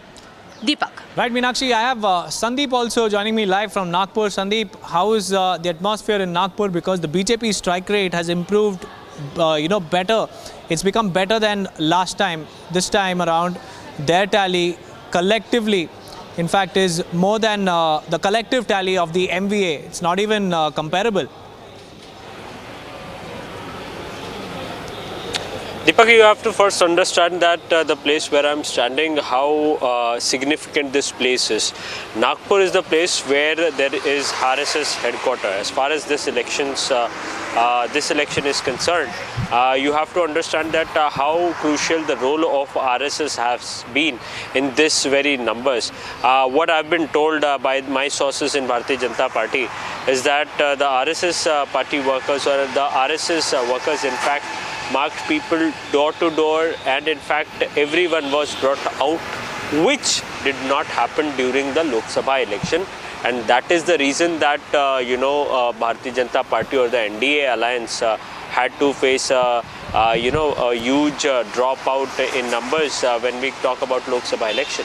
But this time RSS cadre went to streets, marked people, in fact worked day and night, and that is the reason we have seen such kind of result.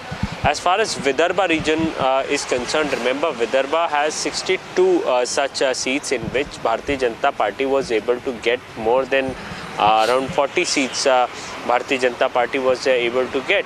So definitely there have been a huge role of RSS, and for the same reason in fact the Bharatiya Janata Party, or be it the Mahayuti, is being able to get those thumping numbers, and for the same reason we can expect the formation of government in day or two from today. And what our sources have told us that the discussion over cabinet ministry would also take place. The initial talks have already been taken place, but what would be the formula of cabinet berth sharing? That is something that we have to look out for, and one of the most important thing that everyone's eye is on right now, that who will become the chief minister in the Mahayuti government, whether it would be Eknath Shinde, Devendra Fadnavis or Ajit Pawar or someone else. That is something that we have to look out for. Right, Sandeep, like we were mentioning, all eyes will be on who the next chief minister of Maharashtra will be, while the Shiv Sena camp says that they want Shinde to continue as the chief minister. We have the BJP on the other hand. There is a chorus that's growing louder and louder within the Saffron Party's fold that Fadnavis must be the Maharashtra chief minister. In fact, my colleague Soumya is also outside Fadnavis' residence. Soumya, how's the Josh? Because the BJP is very clear that it is Fadnavis who is the architect of this mega poll victory of the Mahayuti. So their demand is very clear that he must be the next chief minister. Yes, the way you have put it, that yes, the Josh is very high, because remember the particular area that I'm here at this point, this particular residence holds a very crucial part in the Maharashtra politics, because this is where everything, all sorts of marathon meetings or brainstorming happened, which translated into the kind of result we saw yesterday. The improvement in the BJP strike rate that we saw or witnessed yesterday, it was only because of this particular residence, because back-to-back meetings happened at this place. This place witnessed the major brainstormings as to how they want to go ahead in terms of campaigning, in terms of who should be allotted with what, and the mastermind of everything is this particular residence. Time and again we are seeing constant movement of the ministers who were in the who were a part of the last cabinet. The ministers visited this residence to meet the deputy chief minister. We also had former MLAs and the current MLAs who just won yesterday. They also visited this particular residence to meet the deputy chief minister Devendra Fadnavis, to extend their warm wishes and congratulatory wishes to the deputy chief minister. Now time will tell who will be the chief ministerial face from the Mahayuti, because on one side we have the Shinde Sena faction who are saying that if you ask us, we would want Shinde Sahib to be the CM face. However, we cannot sideline the fact that Devendra Fadnavis has played a very, very huge role. And on the other hand, BJP is saying it is all about the party that has performed or has the highest number of seats or has been able to secure the highest number of seats. So in that sense, we want Devendra Fadnavis to be our chief ministerial face. So this particular location plays a very crucial role as far as Maharashtra politics is concerned. Back to you. Right, Soumya, Meenakshi, Sandeep and Akhil, please stay on with me, because we have another big breaking news coming in. from the Shinde Sena, because Maharashtra Minister and Shiv Sena leader Deepak Kesarkar has now declared that the debate over the legitimacy of Shiv Sena, the real Shiv Sena, is over, with the elections now settling everything. And he has also asserted that Eknath Shinde must continue to lead the Mahayuti alliance as the chief minister. So the Shinde Sena clearly there keeping it no secret that they want Shinde to continue as the chief minister, while there is chorus for Fadnavis to take over the mantle. Let's now listen in to what Deepak Kesarkar said. Right now I'm joined by Shiv Sena leader Deepak Kesarkar ji. People have given you a huge mandate. How do you see this mandate? This is primarily because of Honorable Narendra ji Modi, Amit ji Shah, Eknath ji Shinde, Devendra Fadnavis and Ajit Dada. They took a lot of efforts to reach the people. Even the best of the schemes were offered to everybody, like women, youth, farmers, senior citizens. So everybody was happy.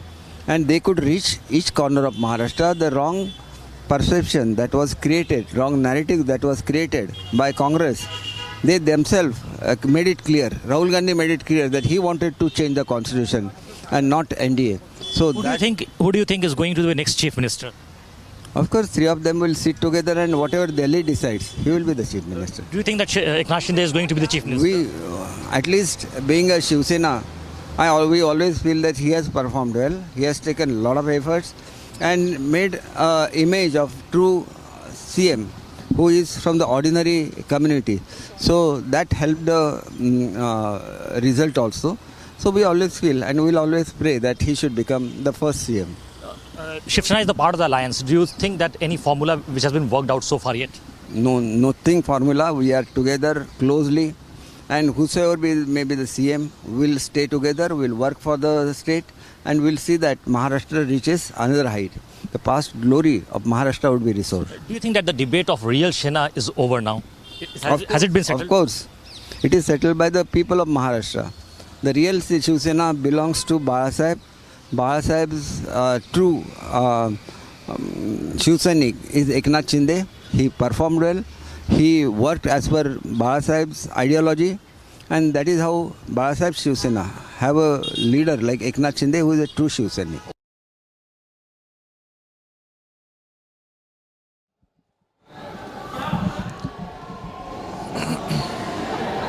Well, we have Meenakshi and Soumya continuing with us. Meenakshi, you know, the Eknath Shinde faction has made it no secret that they want Eknath Shinde to continue as the chief minister. Do you think that the Mahayuti top leadership, will they agree to this? Because there is a crucial hurdle in the national capital as well. We've heard what Deepak Kesarkar said, that whatever is decided in New Delhi will be agreed upon, but they have put forth their demand that Eknath Shinde might, or rather should, continue as the chief minister. So how do you see the situation panning out?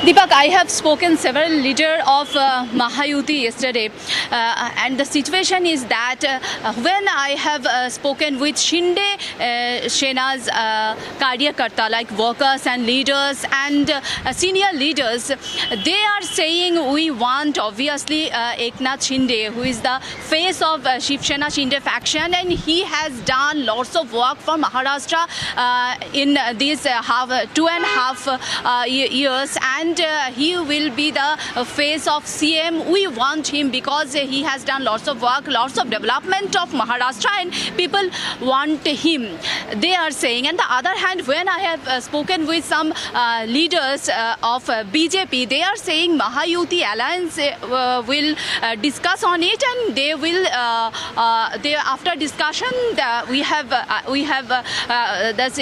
got the situation when we will tell you who will be the CM. But we want our leader Devendra Fadnavis, who has the previous experience to run a government, so we want him as a chief minister of Maharashtra. So the situation is that now they are saying they want their leaders, but also they are saying it's an alliance government. It will be their decision, and the senior leaders like Fadnavis and Eknath Shinde, on the other hand Ajit Pawar, they will sit together and they will decide who will be the next Chief Minister of Maharashtra. Now we are getting information that Devendra Fadnavis and Ajit Pawar and Eknath Shinde, they will leave for Delhi tonight, and they have a meeting of Mr. Amit Shah with Mr. Amit Shah. Then we are now getting information. Then within the meeting, CM phase will be finalized, and after that 1 or 2 days we will see who will be the next Chief Minister of Maharashtra. Right, Meenakshi, many thanks for joining me with those details. Soumya, stay on with me because all eyes will be on that crucial meeting that will take place between the Mahayuti partners as well as the Union Home Minister Amit Shah in the national capital. But before that, just hours before they leave for the national capital, Shinde, the Chief Minister of Maharashtra, will be holding a crucial meeting at Taj Lands End today with all the newly elected MLAs, and this will be to decide the group party leader of the Shiv Sena party. And in fact, we've also spoken to one of the Shiv Sena leaders about what's on agenda as far as the meeting is concerned. Let's now listen in to what Naresh Maske had to say. हमारे साथ शिवसेना के MP Naresh Maske हैं। शिवसेना की meeting थोड़ी देर बाद शुरू होने वाली है, 4 बजे बाद ये बताया जा रहा है। सर, क्या प्लान है? विधिमंडल जो हमारा बूथ है उसका नेता का चयन आज होने वाला है। प्रोसीजर है, और प्रोसीजर पे आज जो चुने हुए आमदार इकट्ठे आएंगे वो अपना नेता चुनेंगे। कल भी मीटिंग हुआ था, क्या डिसीजन लिया गया और आज क्या? कल नहीं मीटिंग हुई, कल हमारी पार्टी की मीटिंग हुई, उसमें सब अधिकार हम लोगों ने एकनाथ शिंदे साहब को दिया है। जो आगे का जो प्रोसीजर करने का वो पार्टी ने एकनाथ शिंदे साहब को अधिकार दिए, हमारे वो मुख्य नेता है। जिस तरह से महाराष्ट्र में महायुति का सुनामी आया, क्या कहते हैं? माननीय मुख्यमंत्री एकनाथ शिंदे साहब, मुख्यमंत्री Devendra Fadnavis, Now viewers, after the results were declared yesterday of the Maharashtra Assembly polls, on one hand in the Mahayuti camp there were celebrations because it was a historic mandate for them, and on the other hand in the Mahavikas Aghadi there was nothing but a blame game because the Congress was pointing fingers at Uddhav Sena as well as the NCP, claiming that some of the important Congress bastions were given away to Uddhav Sena and Sharad Chandra Pawar's faction, and they have alleged that this is the reason behind the humiliating poll debacle. Here's a report on that.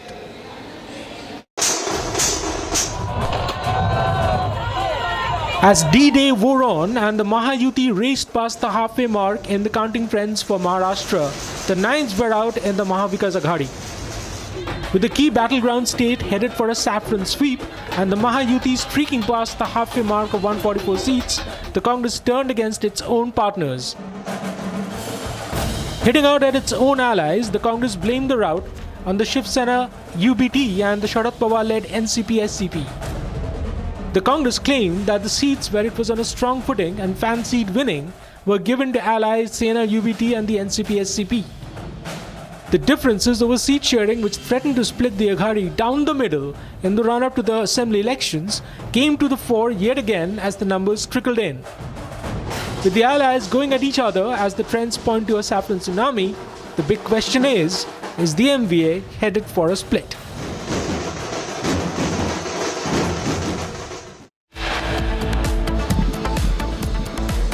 That viewers, it's time for a quick break. On the other side, we'll tell you more about what's happening in Sambhal because 2 people have been killed and 24 others have been detained by the police.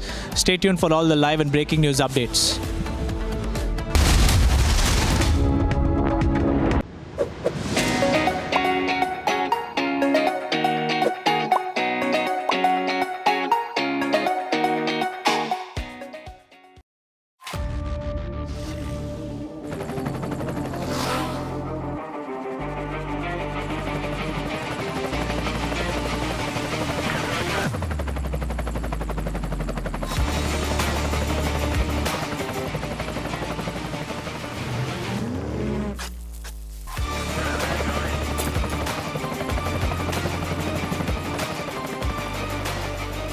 Director, the taste of success.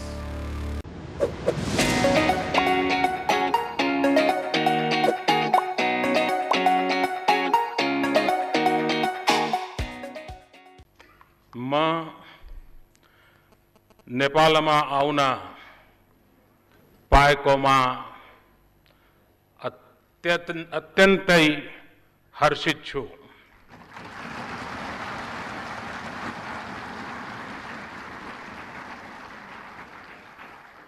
We are located in a different oceans, but what unites us today is our democracy. The diversity. Well, it's time for us to take a look at the other top stories that we're tracking. The air quality in the national capital continues to remain in the severe category. Smog has engulfed several parts and truck-mounted water sprinklers were being sprayed. Tiny droplets of water were sprayed into the atmosphere to mitigate the effects of air pollution.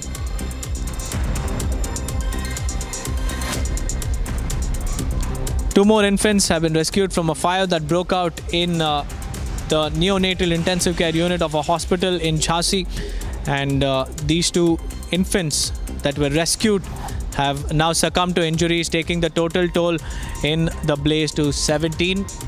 And shifting our focus, search operations are currently underway. Security forces have launched an all-out operation upon receiving credible inputs of explosives being placed in the area. During the search operation, the police recovered arms and ammunition, and it also destroyed the hideout and thwarted any possible attempt to disrupt peace in the valley.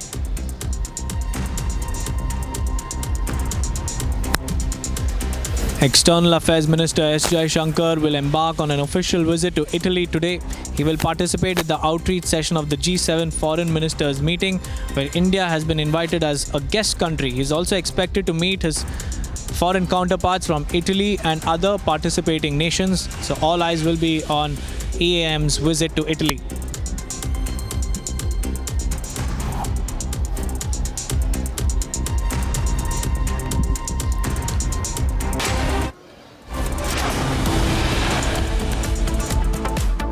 Facing massive embarrassment after the poll debacle, Uddhav Thackeray calls for a meeting at Matoshri tomorrow at 12:30. All eyes will be on Uddhav Thackeray's key meeting. Stay tuned.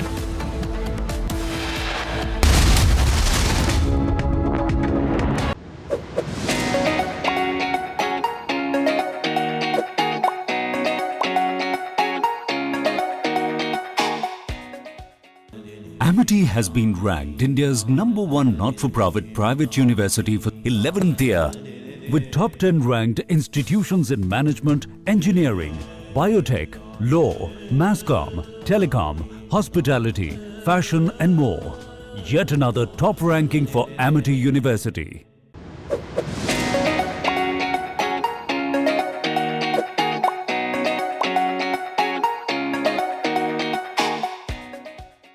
ईव्हीएमचा निर्णय मान्य आहे, मान्य आहे, मान्य आहे. जनता ने भरपूर दिया है. आज लोगों ने तय कर लिया है. कौन है? मैंडेट दिया है लोगों ने. झारखंड में ईवीएम अच्छा है क्या? जीतने के बाद बोलते ईवीएम अच्छा है, इलेक्शन कमिश्नर अच्छा है. वो लोग तो सुप्रीम कोर्ट तक तो उनको सलाह मशवरा देते हैं. उनको हमें कोई मतभेद हमारे में नहीं थे.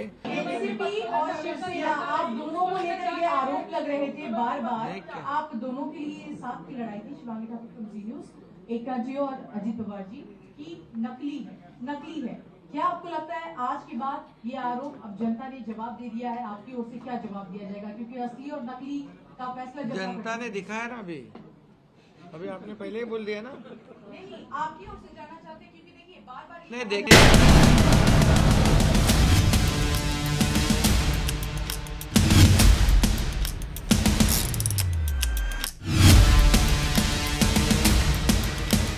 ऐसा है, मैंने पहले ही कहा था कि मैं आधुनिक अभिमन्यु हूँ, चक्रव्यूह को भेदना जानता हूँ. हमने चक्रव्यूह को भेदा है और इस विजय में मेरा बहुत छोटा सहभाग है. एक ये हमारी जो पूरी टीम है, इस टीम ने इस विजय को लाया.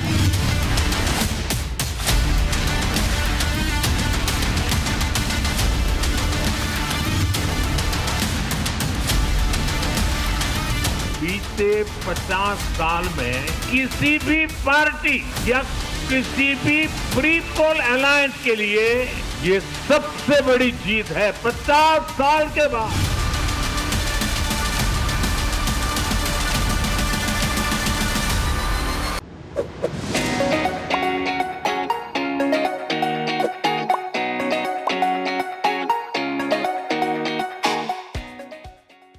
In the global employability rankings by Times Higher Education UK, only the following 6 institutions from India are ranked amongst the top 230 in the world for having the most employable graduates. IIT Delhi, IISc Bangalore, IIT Bombay, IIM Ahmedabad, IIT Kharagpur and Amity University.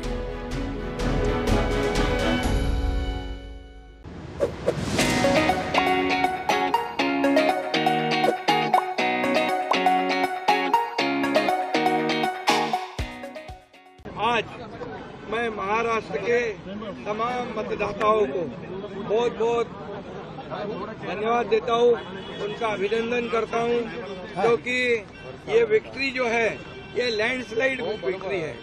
ये मैंने कहा था कि महायुति को thumping majority मिलेगी और इसीलिए मैं तमाम मतदाता जो है, मेरी लाडली बहनाओं को मैं धन्यवाद देता हूँ, लाडले किसानों को मैं धन्यवाद देता हूँ और लाडले हमारे भाई हैं, लाडले सीनियर सिटीजन हैं, सभी वर्ग जो है सभी वर्ग।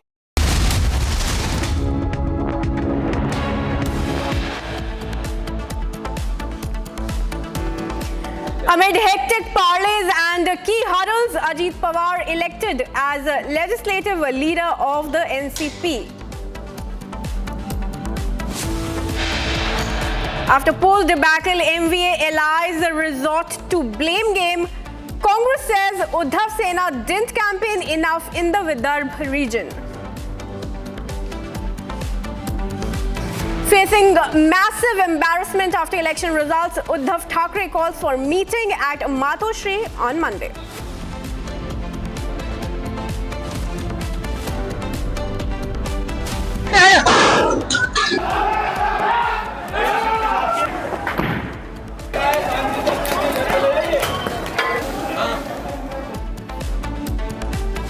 Stone pelting takes place in Sambhal when a survey team reached Shahi Jama Masjid to conduct a survey.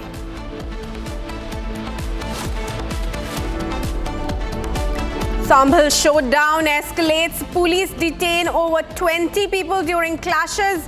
2 killed. At least 37 killed in sectarian violence in Pakistan's Khyber Pakhtunkhwa province. Government holds deliberations with warring groups.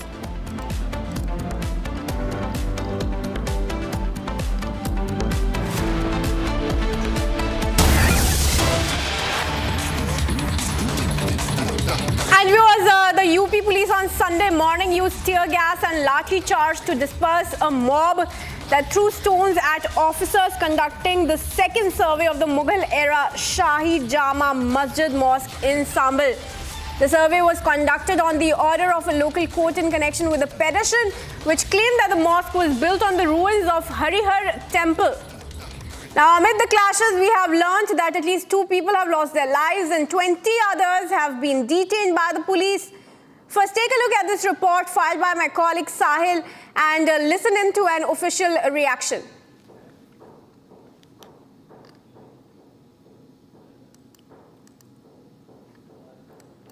घर में पूरी तरह यहाँ पे तोड़फोड़ की गई है। गेट तोड़ा जाता है पहले, अंदर जो सामान है वो यहाँ पर बिखरा हुआ है। अब हालांकि परिवार के लोग यहाँ पर मौजूद नहीं हैं क्योंकि अपनी जान बचाने के लिए घर से ज़रूर भागे होंगे। ये देखिए फ्रिज यहाँ पे तोड़ा गया है। ये आगे की तस्वीर, ये देखिए पानी का नल यहाँ पे खुला छोड़ा हुआ है और इसके अलावा ये कांच को डैमेज किया गया है। डैमेज करने के बाद ये आप देखिए स्कूटी, ये स्कूटी को यहाँ पे तो गिराया गया है, तोड़फोड़ की गई है स्कूटी के साथ। अंदर की तस्वीर दिखाऊं तो ये कमरे की तस्वीर है, एक्सक्लूसिव तस्वीरें हैं। देखिए जो पूरा जो कांच का टेबल था वो पूरी तरह तोड़ा जा चुका है। तो ये दंगाई थे या फिर लूटपाट के इरादे से आए थे, ये अभी फ़िलहाल साफ नहीं हो पाया क्योंकि हम भी ग्राउंड पे मौजूद हैं, ग्राउंड ज़ीरो पे। और ग्राउंड ज़ीरो की तस्वीर ऐसे लग रही है कि तोड़फोड़ के अलावा जो है यहाँ पर लूटपाट भी की गई है। मैं अंदर की तस्वीर दिखाऊंगा, मेरे जो विजय है जोशी एक बार अंदर से तस्वीर दिखाए। ये देखिए ये एक घर का बाहर का कमरा है, यहाँ पर भी पूरी तरह टीवी तोड़ा गया है। ये टीवी यहाँ पे तोड़फोड़ की गई है। टीवी के अलावा जो यहाँ पे डाइनिंग टेबल था फ्रंट का पूरा टेबल, उसको पूरा यहाँ पे डैमेज किया जा चुका, तोड़फोड़ की जा चुकी है। फ्रिज यहाँ पे तोड़ दिया गया है। एसी का जो ऊपर का है उसको भी यहाँ पे तोड़ा जा चुका है।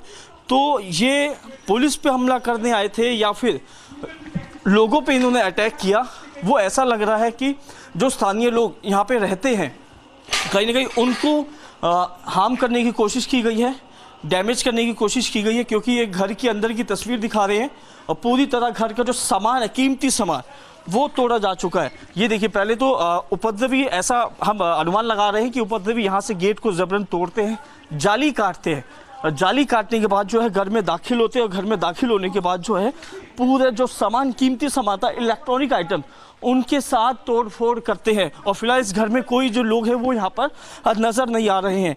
अब आगे की तस्वीर हम देखें तो तमाम जो लोग हैं घर में मौजूद हैं, लेकिन डर के मारे बाहर नहीं आ रहे कि आखिरकार वो कौन थे उपद्रवी जिन्होंने यहाँ पे माहौल को खराब करने की कोशिश की गई।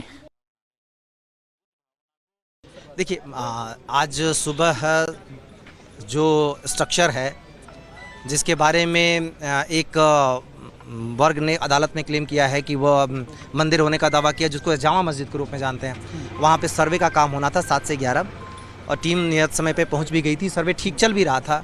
सर्वे का मतलब है इंस्पेक्शन पूरे स्ट्रक्चर का, वो इंस्ट्रक्शन वो चल रहा था। उसके दौरान बीच में कुछ लोग आए, कुछ लोगों ने इकट्ठा किया, कुछ क्राउड इकट्ठी हुई। पहले उन लोगों ने नारेबाजी की, उसके बाद फिर पथराव करना शुरू कर दिया। पुलिस ने उनको खदेड़ने के लिए हल्का सा लाठीचार्ज भी किया। उसके बाद उन लोगों ने पथराव करना शुरू कर दिया बहुत बुरी तरह।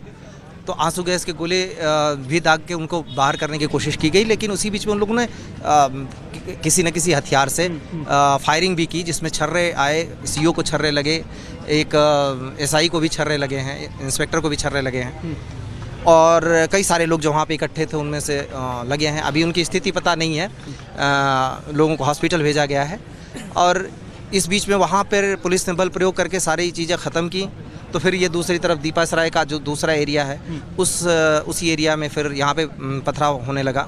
यहाँ पे मैं और डीआईजी साहब मौजूद थे और सबको कंट्रोल किया। अभी फ़िलहाल यहाँ पे शांति है। जो लोग इसमें शामिल थे, जिन लोगों को डिटेन किया जा सका, यहाँ से भी और वहाँ से भी डिटेन किया गया है और आगे की उनसे पूछताछ की जा रही है, उसके बाद की कार्रवाई की जाएगी। तो अभी तक स्थिति यही है। And let's go across to Sahil, my colleague who is joining us live from the ground. साहिल, जिस तरह से पथराव हुआ है, इस बात का जाहिर होता है कि ये शायद पहले से प्लान था, क्योंकि ऑफिशियल्स ने तो सर्वे पहले से स्लॉट कर रखा होगा। तो जैसे पथराव हुआ इतना ज़्यादा कि 2 लोगों की मौत हो गई है मामले में, क्या अभी तक कुछ पता चल पाया है कि कौन था इन पथराव और क्लैशेस के पीछे?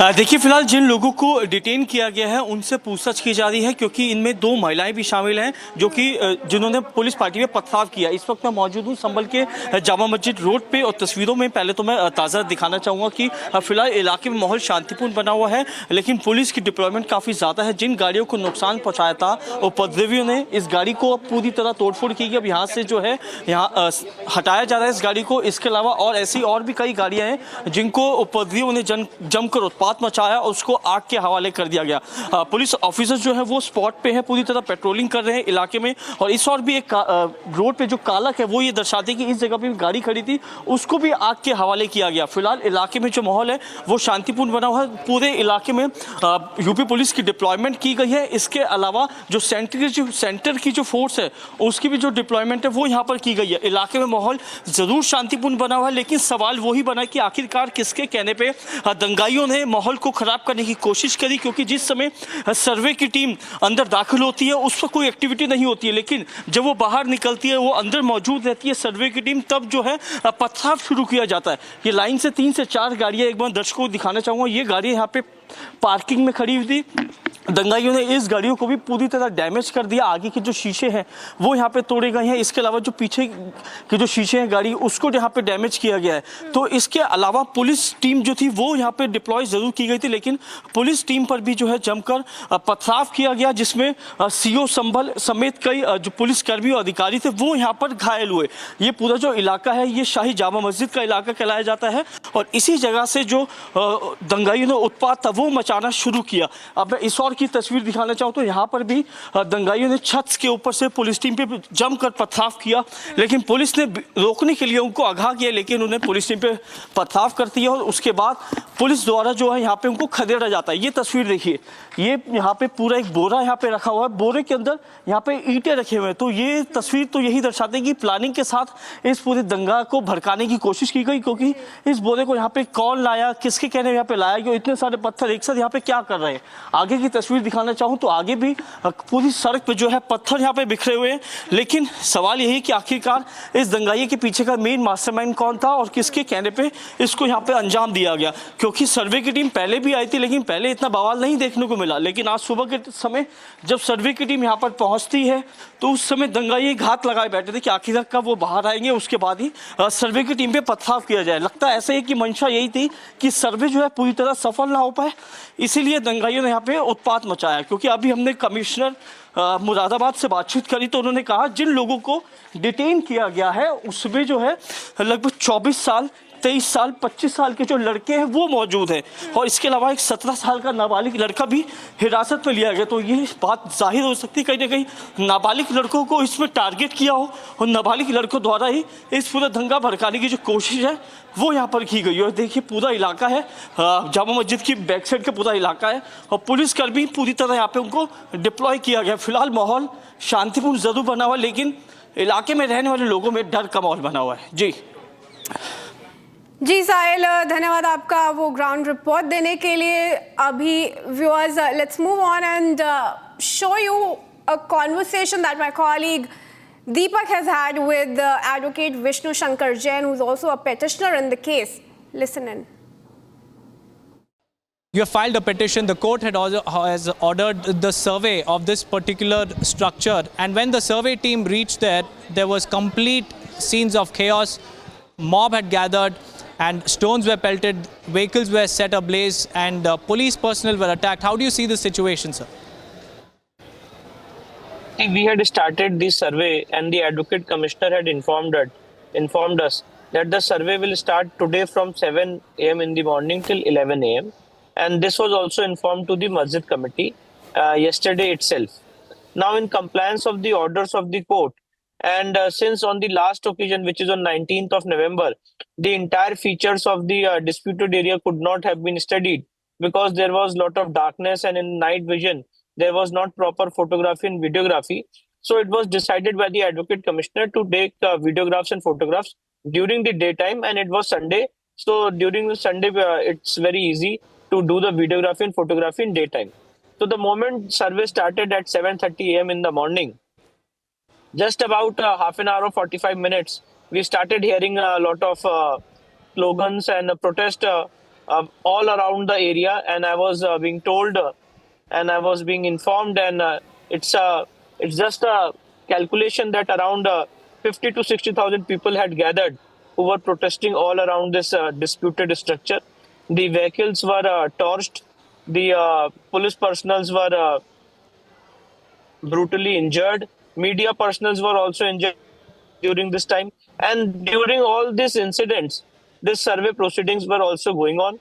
As of now, the survey proceedings are over, and most of the area of the disputed structure has been covered and videographed and photographed.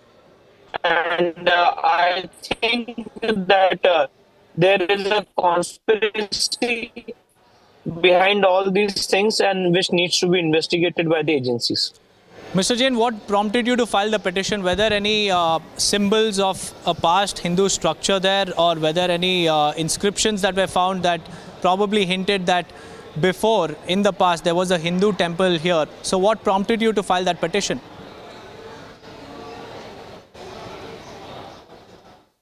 Yeah, it's a issue with people of Sambhal believe and feel, and there are strong evidences to prove it, that this temple was of Sri Vishnu Hariya temple, which was built during the era of Prithviraj Chauhan, and it so happened in the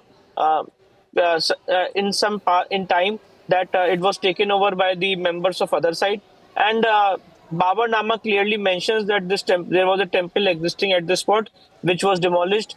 Aine Akbari also mentions the same thing, Apart from that, the report of Director General of the ASI, Alexander Cunningham, also mentions that this was a place of Hindu religious worship. And apart from that, it's a ASI protected monument. In 1920, ASI protected this monument, and this falls at serial number 250 of the said list.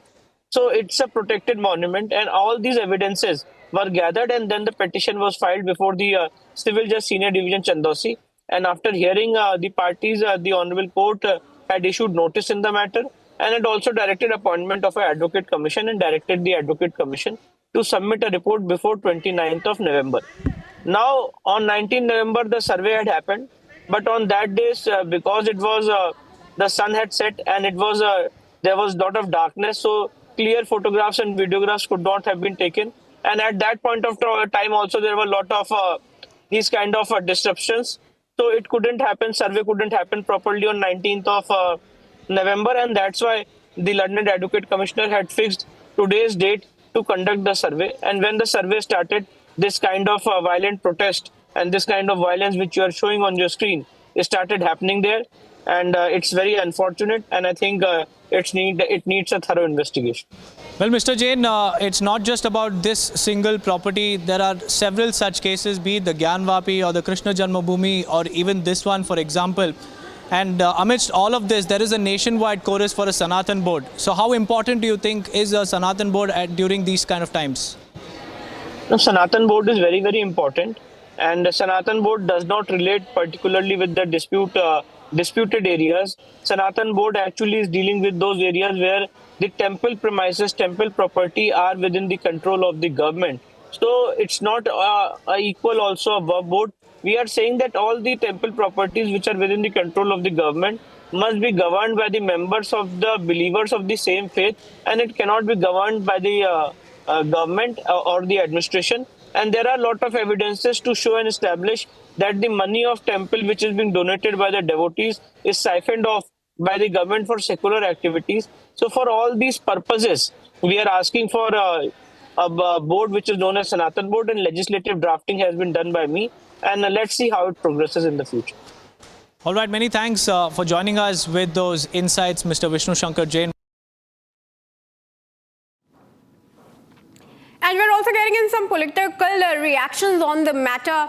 Akhilesh Yadav continues to blame the UP government over the incident, says it was done to cover up the election malpractices. We have also spoken to UP Deputy CM Brajesh Pathak. Listen to him first. ये संभल में आज जो team गई थी माननीय न्यायालय के आदेश पर गई थी। मैंने पहले ही आपसे कहा है, समाजवादी पार्टी को लोकतांत्रिक व्यवस्था में न्यायपालिका पर कोई भरोसा नहीं है। देखिए, आप ये सोचिए, समाजवादी पार्टी के कारनामे आप जानते, पूरी फहरिस्त अगर निकालेंगे हम, अखबार की कटिंग आप 12 से 17 तक की निकाल दीजिए। आए दिन प्लाट, मकान, दुकान कब्जा करना। और सुनिए, हमें अच्छी तरह याद है, लोहिया वानी खबर तो लखनऊ की है, विश्वकर्मा जी आपको याद होगा।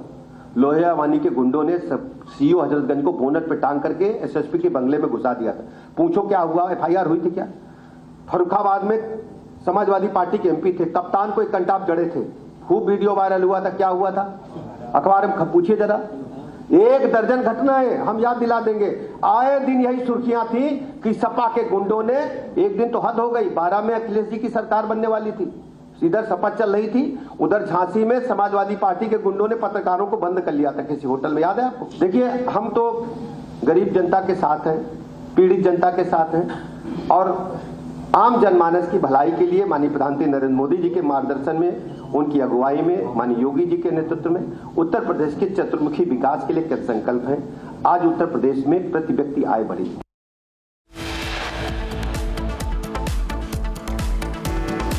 After poll debacle, Mahavikas Aghadi allies resort to blame game. Congress says Uddhav Sena didn't campaign enough in the Vidarbha region. Bringing you all that and more after a very quick break. Stay tuned to Republic.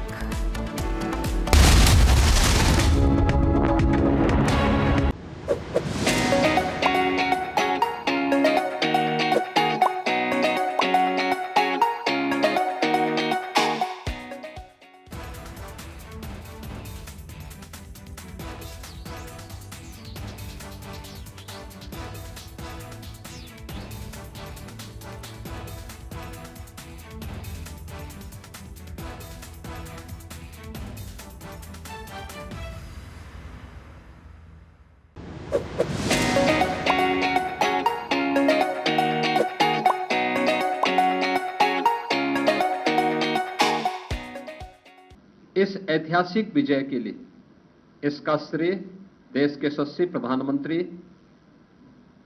आदरणीय श्री नरेंद्र मोदी जी के नेतृत्व को, उनके मार्गदर्शन को जाता है। ये प्रधानमंत्री मोदी जी के यशस्वी नेतृत्व पर जनता जनार्दन के विश्वास की मोहर है। सुरक्षा का, सुशासन का एक बेहतरीन समन्वय और देश की आर्थिक समृद्धि को हम सब अपनी आंखों से देख पा रहे हैं। आज उत्तर प्रदेश की विजय जो 7 विधानसभा सीटों पर उपचुनाव में भारतीय जनता पार्टी गठबंधन को प्राप्त हुई है, ये उत्तर प्रदेश की ओर से प्रधानमंत्री मोदी जी के अभियान को, इस 7 कमल भी उस पूरे अभियान के प्रति समर्पित हैं। आज का दिन अत्यंत महत्वपूर्ण दिन है। देश के अंदर महाराष्ट्र और झारखंड राज्यों के विधानसभाओं के चुनाव के परिणाम आए हैं और विभिन्न राज्यों में उपचुनाव के परिणाम भी हम सबके सामने स्पष्ट हुए हैं। आज का जो जनादेश है, अगर हम उत्तर प्रदेश की दृष्टि से देखें तो 9 विधानसभा क्षेत्रों में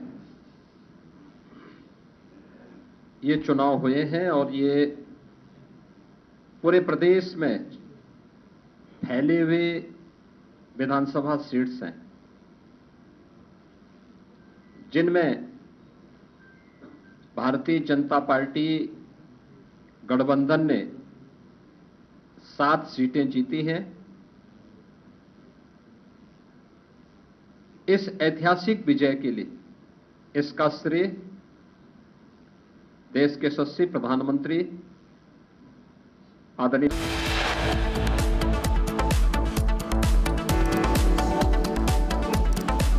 After poll debacle, Mahavikas Aghadi allies resort to blame game.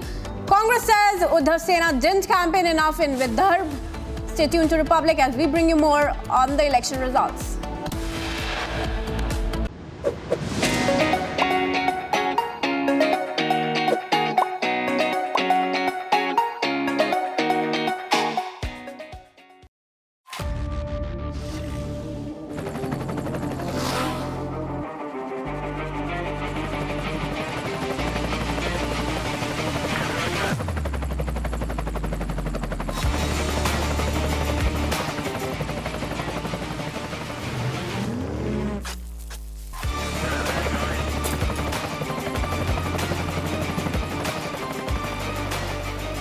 Director, the taste of success.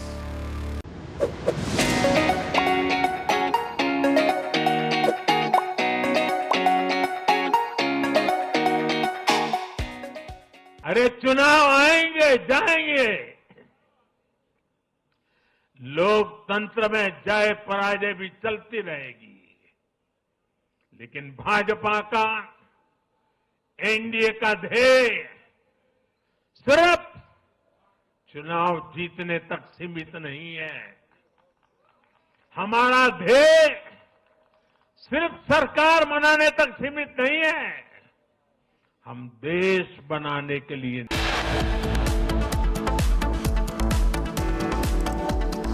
Amid hectic parleys and key hurdles, Ajit Pawar elected as legislative leader of the NCP.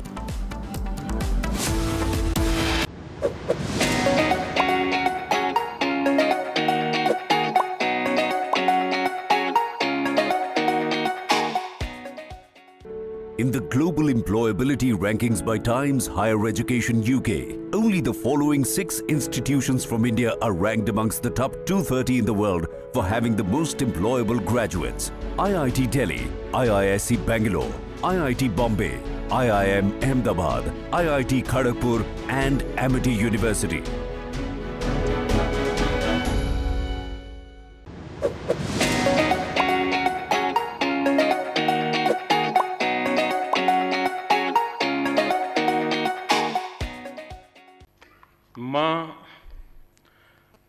नेपालमा आउन पाएकोमा अत्यन्तै हर्षित छु।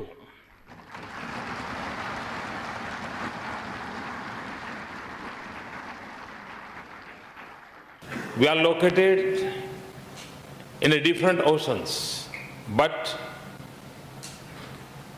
what unites us today is our democracy, the diversity of the society, our creed that all human beings are equal.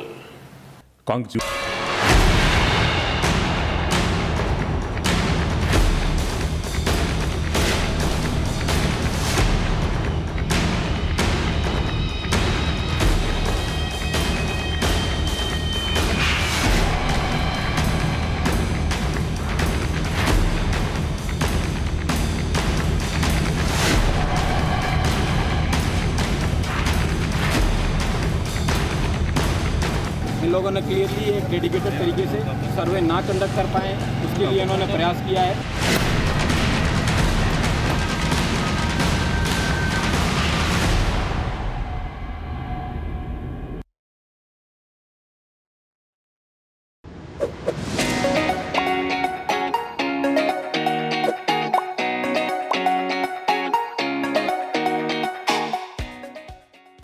Amity has been ranked India's #1 not-for-profit private university for 11th year, with top 10 ranked institutions in management, engineering, biotech, law, masscom, telecom, hospitality, fashion and more. Yet another top ranking for Amity University.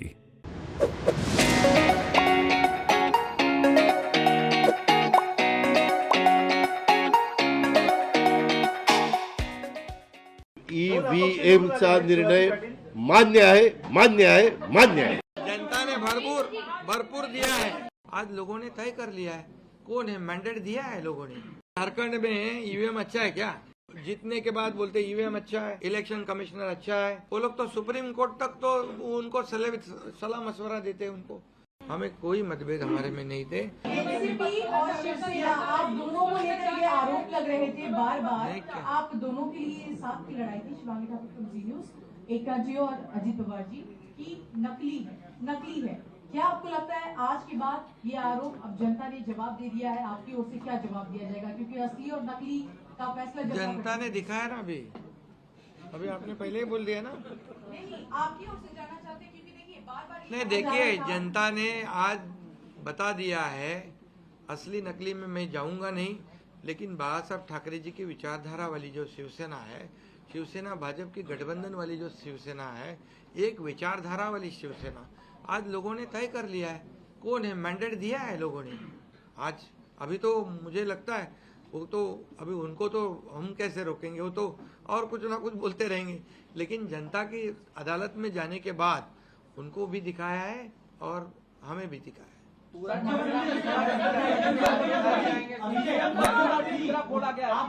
EVM का देखो, अभी झारखंड में EVM अच्छा है क्या? झारखंड में, कर्नाटक में EVM अच्छा था। जब भी अभी वो लोग पहले जब जीतने के बाद बोलते ईवीएम अच्छा है, इलेक्शन कमिश्नर अच्छा है, वो लोग तो सुप्रीम कोर्ट तक तो उनको सलाह मशवरा देते हैं उनको। वो जो यंत्रणा उनके बाजू से, मतलब उनके फेवर में रिजल्ट आते अच्छी है। अभी तो वोटर लिस्ट पे भी उन्होंने ऑब्जेक्शन लिया था। तो जब हार जाते हैं तो बोलते ये यंत्रणा खराब है, जीतते तो बोलते अच्छा है। ऐसा कैसा है?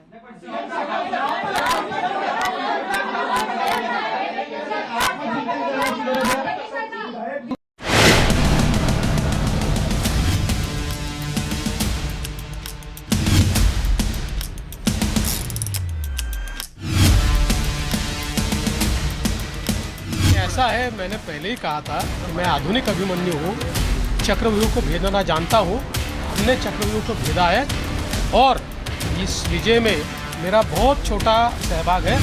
एक ये हमारी जो पूरी टीम है, इस टीम ने इस विजय को लाया।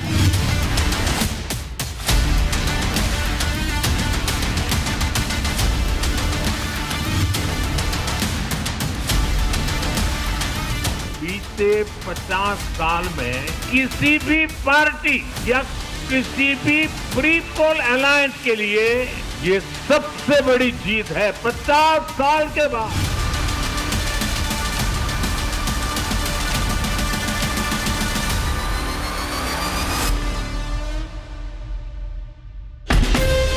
From Asia's largest news headquarters, setting the agenda for Bharat.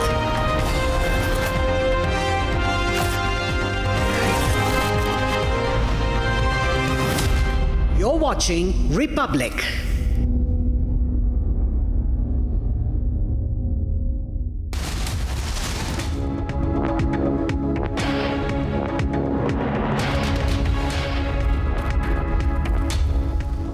Very good afternoon, viewers. You're watching Republic TV and I'm Rakshita Mishra with you this Sunday afternoon. Well, the Maharashtra elections results have been out yesterday and Republic TV will be getting you all the latest that is happening after that mega mandate in Maharashtra and of course what has happened in Jharkhand. Now what's happening about the chief ministerial post, that also Republic TV will be getting you inside details of. But first the headlines. Amid hectic parleys and key huddles, Ajit Pawar elected as legislative leader of the NCP.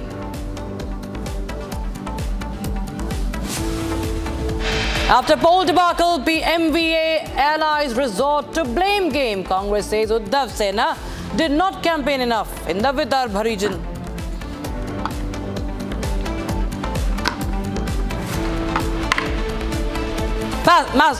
Facing massive embarrassment after election results, Uddhav Thackeray calls for meeting at Madhushri on Monday.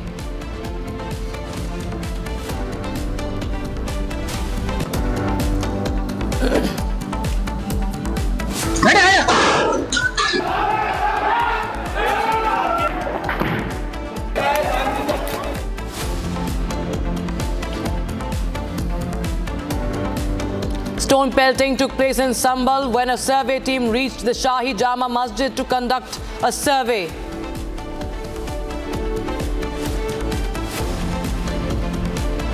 And Sambhal showdown escalates. Police detain over 20 people during the clashes, 3 killed. At least 37 killed in sectarian violence in Pakistan's Khyber Pakhtunkhwa province. Government holds deliberation with the warring groups.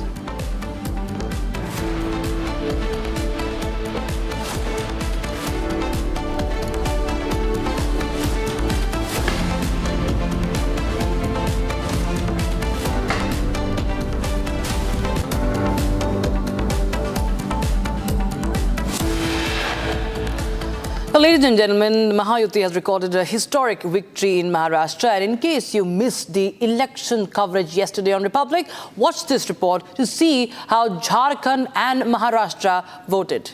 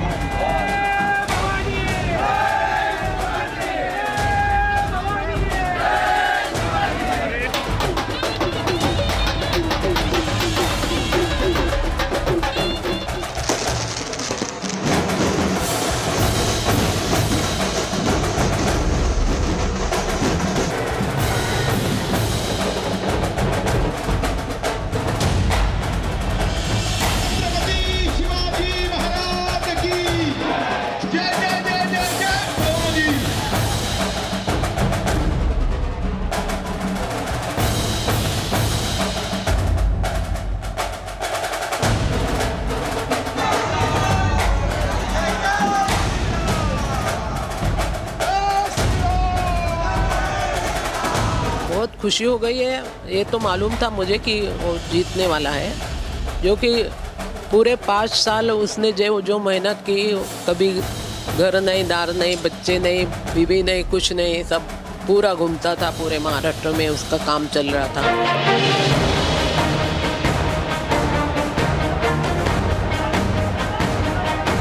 Ladies and gentlemen, please watch the Laddu channel I have done many things in my life. I founded channels, founded networks. I disown everyone today. I disown everyone except Republic. I have nothing to do with them. I disown you. I disown all the Laddu channels of the world.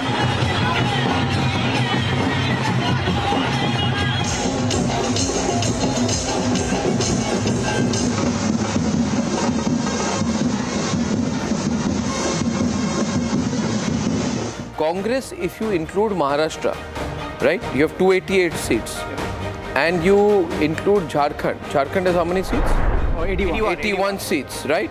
That means there are 369 seats. Yeah. Out of 369 seats, reality check, the Congress party is getting only 33 seats out of 369. It's a very small regional party.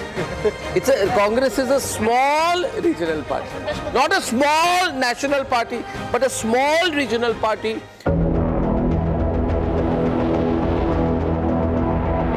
बात ऐसे है भाई, जो नतीजे सामने आए उसके ऊपर मैं विश्वास रखने को तैयार नहीं. ये जनता का फैसला मानने को तैयार है. आज महाराष्ट्राच्या विधानसभा निवडणुकांचा निकाल लागला. पूर्णपणे अनपेक्षित आणि अनाकलनीय असा हा निकाल आहे. पटला नाही तरी सुद्धा निकाल लागलेला आहे. आणि असा हा माझा महाराष्ट्र हा असा वागेल याच्यावरती माझा विश्वास नाहीये. नक्की काहीतरी गडबड. एक अहम बात आपने ये कही कि हमारी कुछ सीटें जो है हमको अपने गठबंधन के जो मित्र हैं उनको देनी पड़ी, चाहे वो बाटा हो, उद्धव ठाकरे हो, चाहे वो शरद पवार हो. आपको लगता है कि इसका सबसे बड़ा खामियाजा कांग्रेस पार्टी को भुगतना पड़ा? हाँ, उसका परिणाम तो थोड़ा बहुत रहेगा, क्योंकि दलित मुस्लिम जो कांग्रेस का कट्टर जो मजबूत वोट बैंक है उसमें थोड़ी सी गड़बड़ियाँ हुई है. There is a total wipeout, Harsh, of the Congress party in the bypolls to all the 4 states. West Bengal, wipeout. Assam, wipeout. Uttar Pradesh, wipeout. In fact, the situation is so bad, such a catastrophe, that in an election where the Shiv Sena of Eknath Shinde and NCP of Ajit Pawar have won more seats in Maharashtra individually than the Congress party has gone in 6 states. It is not a national party. See, you have to, at some point of time, you are not a national party. You have won zero states in the 2024 Assembly polls. Result हमारी आशा के विपरीत गए हैं और इसमें मुझे कोई संशय नहीं है कि हम शायद महाराष्ट्र में बहुत ज़्यादा बेटर कर सकते थे. जिस तरीके से लोकसभा में 151 असेंबलीज पे हमारी लीड थी, वो सिमट कर अगर इस नंबर पे आ गई है तो एक प्रश्न चिन्ह ज़रूर उठता है कि कैसे इतना डिफरेंस आ गया. When we went into the alliance with the BJP, we were all toying with the idea. We had spoken and discussed with Pawar Sahab on many occasions. Which means it was not an ideological issue. No, I don't think so. It was an issue of accommodation. No, I don't think so, because otherwise we would not have been engaging in the conversation.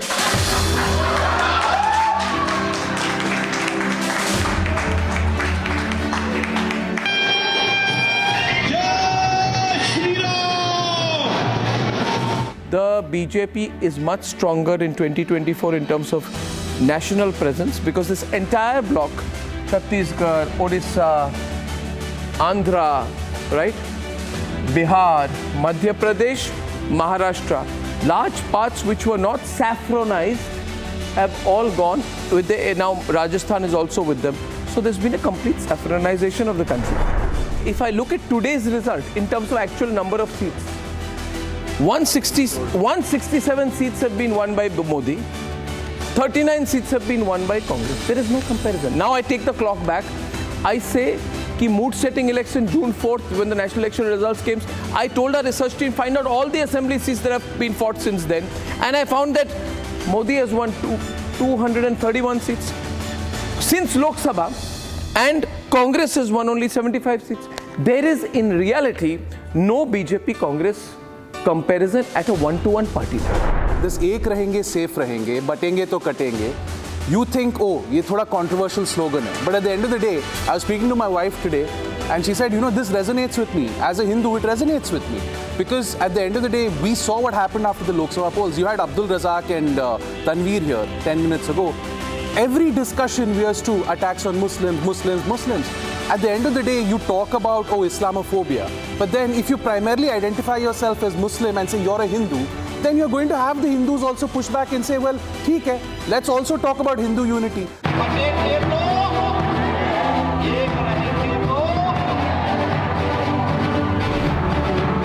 बटेंगे तो कटेंगे, एक रहेंगे तो safe रहेंगे। तो एक रहेंगे, safe रहेंगे पर देश की जनता जनार्दन ने राष्ट्रीय एकता और अखंडता को मजबूती प्रदान करने के लिए, सुरक्षा और समृद्धि के लिए अपना जनादेश दिया है। Look at the sweep in Maharashtra. Look at the numbers here, ladies and gentlemen. 2019 Maharashtra, 2024 Maharashtra. Look at the geographical spread. In 2019, BJP got 105 seats with a vote share of 26.1%. This time the party gets 133 seats with a vote share of 26.62%. The Shiv Sena Shinde faction performs well with 33 seats and a vote share of 12.44%. Between Shiv Sena and BJP, they have a combined vote share, ladies and gentlemen, of almost 49%. And I'm not including Ajit Pawar out here. The vote share comparison with 2019 is huge. The vote share comparison with 2014 is also significant. But the most important thing, ladies and gentlemen, is the geographical spread. You can see the entire of Maharashtra, including the Vidarbha region, has gone entirely with the BJP. You know, sometimes we undermine it, then we decide, politicize it, but this is the reality. Manasvi, is Ratan Shah senior to you? Is Ratan Shah senior to you? Is Uday Mahurkar senior to you? Will you be quiet, Saurabh Ganapate, please? So, Ratan Shah. कहते थे कि BJP को लोग छोड़ के जा रहे हैं। ठीक है, बीजेपी वीक हो गई, एनडीए के कई पार्टियां छोड़ के जा रहे हैं। कहते बीजेपी ने छोड़ा। अरे भैया, पार्टियां छोड़कर गई और खुद का नाश किया। बीजेपी ने क्या किया? अकाली दल ने छोड़ा पंजाब। Wait a minute यार, let him finish. क्या जल्दी है? क्या जल्दी है? अकाली दल ने छोड़ा अलायंस, अलायंस और पार्टियों ने छोड़ा और भुगता। बीजेपी ने किसी को नहीं निकाला, वो बीजेपी। और आप पिछले इलेक्शन में यही खुश हो रहे थे। आरएसएस तो है ही नहीं पॉलिटिक्स में भाई, उसको बीच मत लाइए। आरएसएस को बीच मत लाइए। आरएसएस कमजोर नहीं हुई है। आरएसएस पॉलिटिक्स में नहीं है। Ratan Sharda is asking you something. Go ahead. What happens to Sharad Pawar ji? What happens to Sharad Pawar? One minute. And was it a mistake on the part of Sharad Pawar not to have accepted your repeated request to join BJP, the Mahayuti, which you were trying? You tried your level best. Was it a mistake on his part? Do you think so at this stage? Well, I for one would say that we tried our very best, to ask him again and again that please, in the interest of development, in the interest of a larger pan-India agenda of the Bharatiya Janata Party, which is doing so well. Prime Minister Modi and Pawar Sahab also have had a great deal of mutual respect and admiration for each other.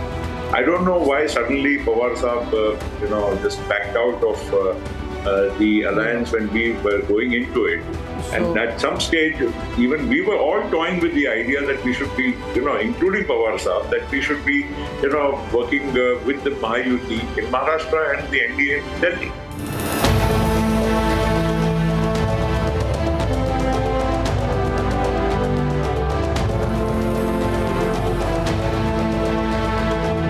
Narendra Modi is at a political high. He has won back all the credibility which people tried to affect. Ladies and gentlemen, 28 out of 46 other by-polls, 7 out of 9 in Uttar Pradesh, 233 in Maharashtra and 48 in Haryana. Of course, Jharkhand has not gone his way, but the mood setting has already happened.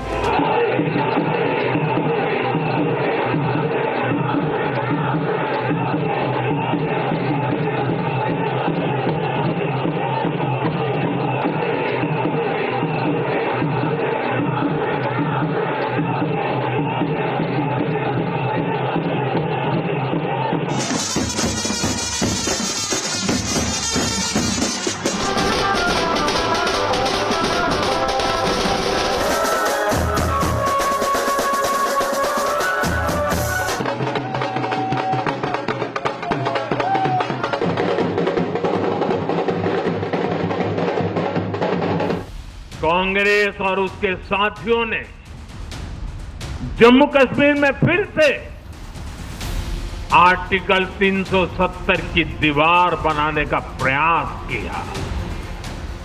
Maharashtra ने उनको साफ साफ बता दिया, ये नहीं चलेगा।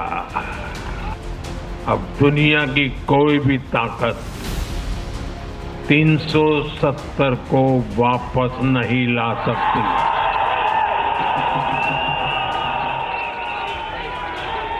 लगातार तीसरी बार स्थिरता को चुनना ये महाराष्ट्र के लोगों की सूझबूझ को दिखाता है। हाँ, बीच में जैसा भी नड्डा जी ने विस्तार से कहा था, कुछ लोगों ने धोखा करके अस्थिरता पैदा करने की कोशिश की, लेकिन महाराष्ट्र ने उनको नकार दिया है और उस पाप की सजा मौका मिलते ही दे दी है। बाला साहब ठाकरे का इस देश के लिए, समाज के लिए बहुत बड़ा योगदान रहा है। कांग्रेस ने सत्ता के लालच में उनकी पार्टी के एक धड़े को साथ में तो ले लिया, तस्वीरें भी निकाल दी, लेकिन कांग्रेस का कोई नेता बाला साहब ठाकरे की नीतियों की कभी भी प्रशंसा नहीं कर सकती। और इसलिए मैंने अघाड़ी में कांग्रेस के साथी दलों को चुनौती दी थी कि वो कांग्रेस से बाला साहब ठाकरे की नीतियों की तारीफ में कुछ शब्द जरा बुलवा करके दिखाएं। आज तक वो ये नहीं कर पाए हैं। छत्रपति शिवाजी महाराज की। Fadnavis today scripted one of the best performances of the party in the history of Maharashtra politics. From Thane to Mumbai, a constant celebration. There are party leaders. BJP का कहेंगे सुनामी आ गया है। तस्वीरें मैं दिखा रहा हूँ देवेंद्र फडणवीस के घर के बाहर की, कैसे ढोल ताशे नगाड़े जो है वो बज रहे हैं।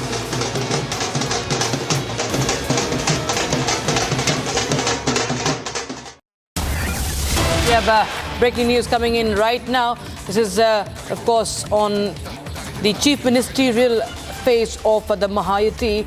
Now, Union Minister and RPI Chief Ramdas Athavale has called for Devendra Fadnavis to be the next Chief Minister of Maharashtra after NDA's landslide victory in the state. In fact, he has said that the decision on who will be the Chief Minister will be made by the BJP leaders, Rajnath Singh and JP Nadda. In fact, let's take a listen into what Athavale has to say. माहिती को मतलब जीत जो मिली है ये बहुत ही बड़ी जीत है और 2014 से लेकर 24 तक जो चुनाव हुए हैं उसमें सबसे ज़्यादा सीटें महायुति को मिली है, एनडीए को मिली है और भारतीय जनता पार्टी को सबसे ज़्यादा सीटें इस वक्त मिली है। मतलब पहले से हमने मांग किया है, जब रिपब्लिकन पार्टी को एक भी सीट नहीं मिली थी और कालीना की सीट भी दे दी थी लेकिन वो भी कुछ होटलों से हार गई। धारावी की सीट हमको दिया था लेकिन उनका नाम के लिए वो सीट थी, वो तो कैंडिडेट भी उनका था, सिंबल भी उनका था। लेकिन देवेंद्र फडणवीस जी जो बात हुई थी उसमें रिपब्लिकन पार्टी को एक मंत्री पद देने का वादा पहले से हुआ था जब एकनाथ शिंदे जी की सरकार आई थी, लेकिन विस्तार में आरपीआई को लिया जाएगा ये आश्वासन दिया था लेकिन विस्तार ही हुआ नहीं और इसीलिए तब हमको 2.5 साल में मंत्री पद नहीं मिला था। इस वक्त दलितों का हो, बुद्धिस्ट कम्युनिटी का हो, बहुत बड़ी संख्या में महायुति को मिला है और महायुति के हर जगह पर जो लोग चुनकर आए हैं, हर जिले की रिपोर्ट आ रहे हैं कि इधर हमारे 6 में से 4 लोग चुनकर आए, 5 लोग चुनकर आए, 6 के 6 लोग चुनकर आए, तो बहुत ही बड़ी जीत हमें मिली है। इसलिए मुझे लगता है उसमें दलितों के वोट का भी बहुत बड़ा फैक्टर रहा है और इसीलिए मुझे लगता है कि रिपब्लिकन पार्टी को एक मंत्री पद मिलना चाहिए, एक एमएलसी और एक मंत्री पद देने का वादा माननीय देवेंद्र फडणवीस जी ने किया था, उसके मुताबिक रिपब्लिकन पार्टी को एक मंत्री पद मिलना आवश्यक है।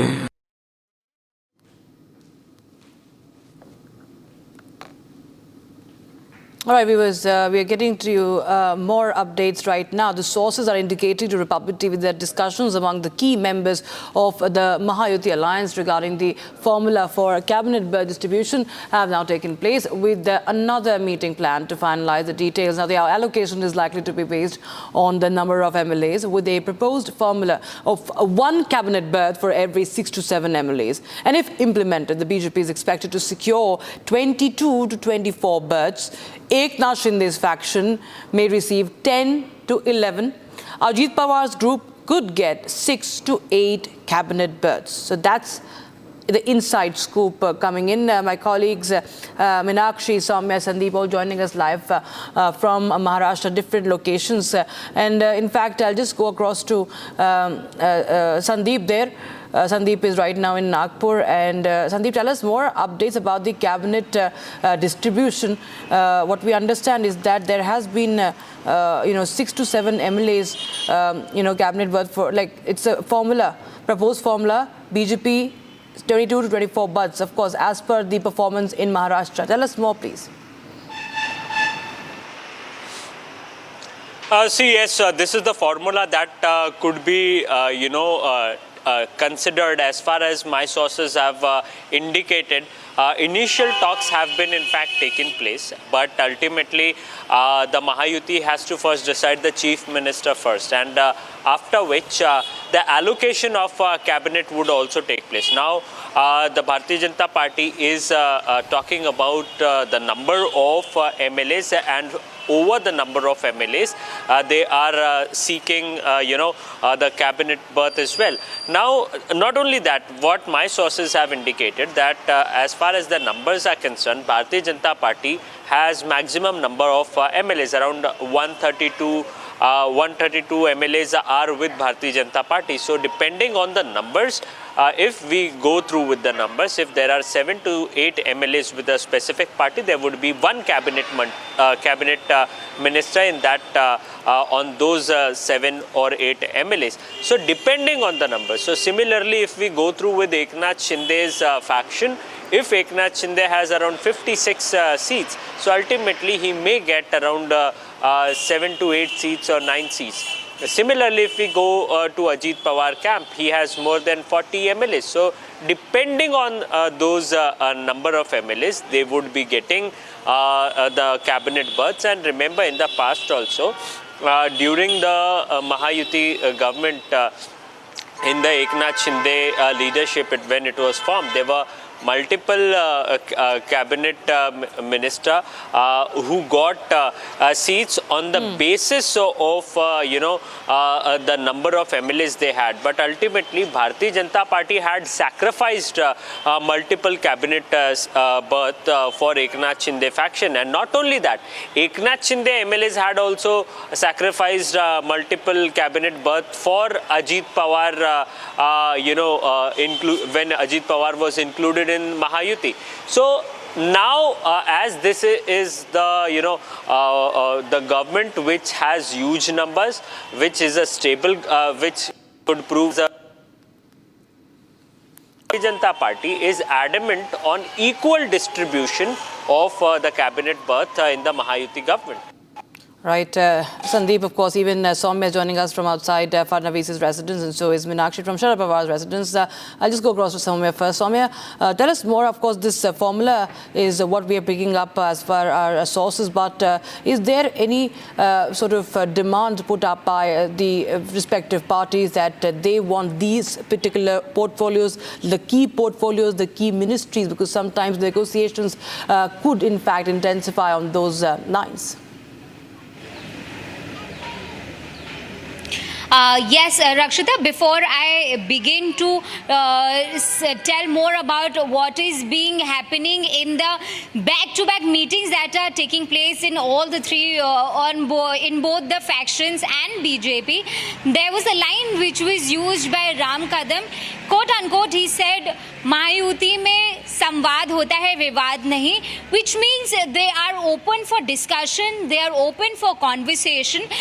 Everything as of now has been kept under wraps. There's of course constant movement happening at all the three major locations. There's back-to-back meetings happening at all the major locations with their respective MLAs and top leadership in attendance. However, what do they want to go ahead with in terms of who's going to be the chief ministerial phase A, then what is going to be the seat sharing formula? Everything is being kept under wraps. Everyone we spoke to had only one thing to say, that it is up to BJP top leadership to decide that who's going to get what and who is going to be that face. Back to you.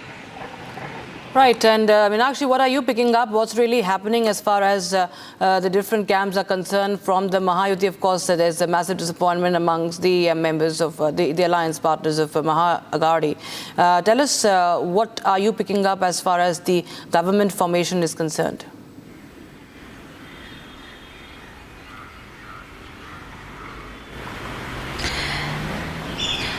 Well, everything is under discussion now. Mahayuti alliance partners like parties like BJP, NCP, and the other hand, Shiv Sena Shinde faction leaders are saying everything is on discussion as this victory, this landslide victory is from Mahayuti alliance. Every leaders are saying that it's a victory for Mahayuti. So let's discuss on it. And the other hand, I am now at Sharad Pawar's residence, and here Mr.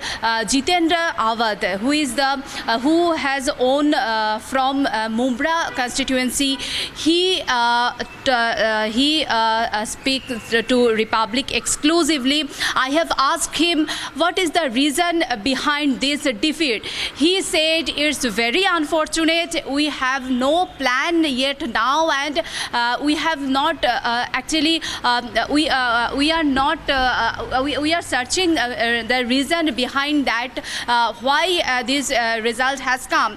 I have asked him, is there any EVM tampering, because Sanjay Raut is saying this and the other hand Congress is saying this. He said there is no claim from our side. We are discussing on it. We are searching the reason behind our defeat. And I have asked this question that you failed to claim a leader of opposition seat also, because 29 seats are required to post of leader of opposition. He says it's really unfortunate, and we have no plan for next what we will do. But he looked some upset. He looked upset absolutely, and now the big upset. The polls, the numbers are the big upset, Meenakshi, for the Mahavikas Aghadi, and of course the celebration time for Mahayuti. But of course, they have to be back to the business, and of course, the hectic parley is going on with back-to-back meetings, as Sandeep and Meenakshi, Soumya are tracking. Thank you so much for joining us on Republic TV, viewers. We will get you more from Maharashtra, but right now, we'll simply do a very, very short break. Don't go anywhere.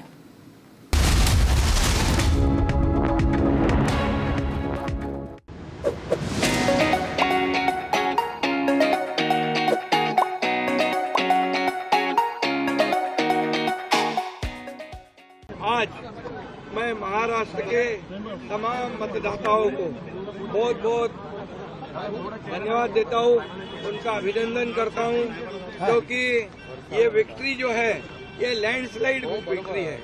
ये मैंने कहा था कि महायुति को thumping majority मिलेगी, और इसीलिए मैं तमाम मतदाता जो है, मेरी लाडली बहनाओं को मैं धन्यवाद देता हूँ, लाडले किसानों को मैं धन्यवाद देता हूँ, और लाडले हमारे भाई हैं, लाडले सीनियर सिटीजन हैं, सभी वर्ग जो है, सभी वर्ग को मैं धन्यवाद देता हूं कि उन्होंने ऐसी विजयश्री प्राप्त कर दी है कि न भूतो न भविष्य तो ऐसी विक्ट्री जो इस बार मिली है, जो 2-2.5 साल हमारी महायुति ने काम किया है। ये महायुति ने जो काम किया है, उसके काम के ऊपर ये जनता ने शिक्कामोर्तब किया है, काम को तवज्जो दिया है, प्राथमिकता दी है, और इसीलिए महायुति को इतनी बड़ी जीत हासिल हुई है।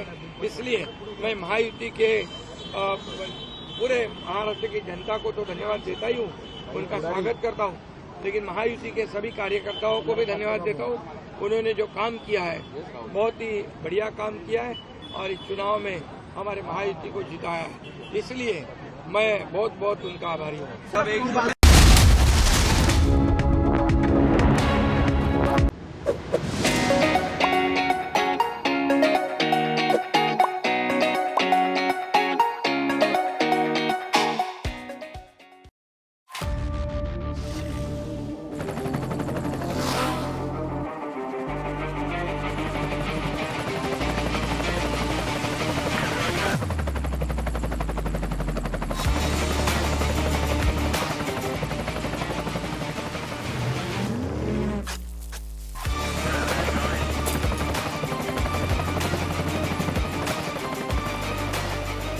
Director, the taste of success.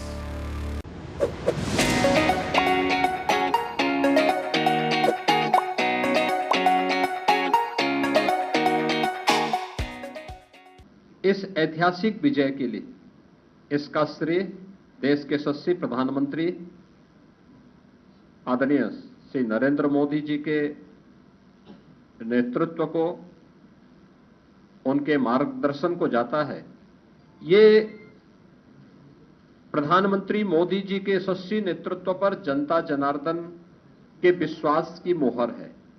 सुरक्षा का, सुशासन का एक बेहतरीन समन्वय और देश की आर्थिक समृद्धि को हम सब अपनी आंखों से देख पा रहे हैं। आज उत्तर प्रदेश की विजय जो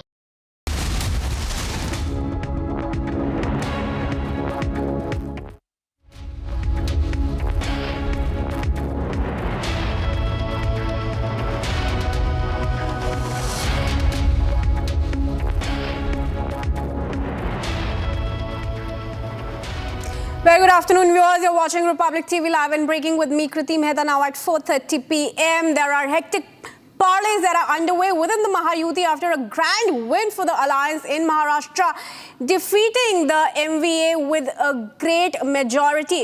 Let's take a look at the headlines first.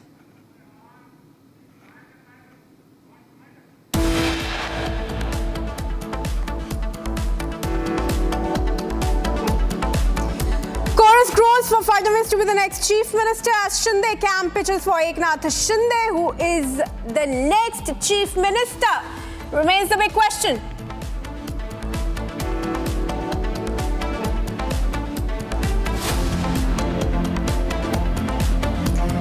Amid key meetings and hectic parleys, Devendra Fadnavis heads to New Delhi.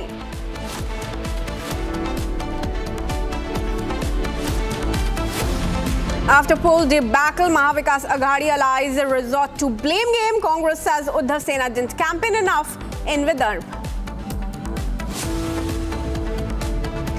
Facing embarrassment in Maharashtra, Uddhav Sena targets ex-CJI D.Y. Chandrachud for poll loss in Maharashtra.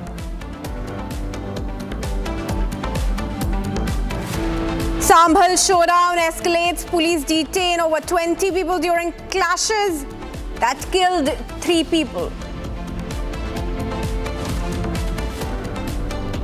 Hemant Soren to return as Jharkhand Chief Minister, set to take oath on November 26.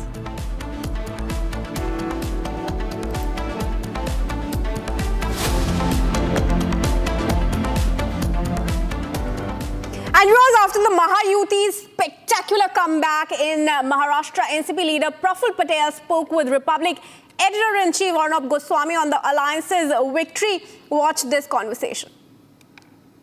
Praful Patel, ladies and gentlemen, he's been through all sides in his political career, and I'd like him to start by asking him, Mr. Patel, the scale of the victory. I spoke to some BJP insiders who said, I said, how many seats did you expect? They said, we thought 170, 175.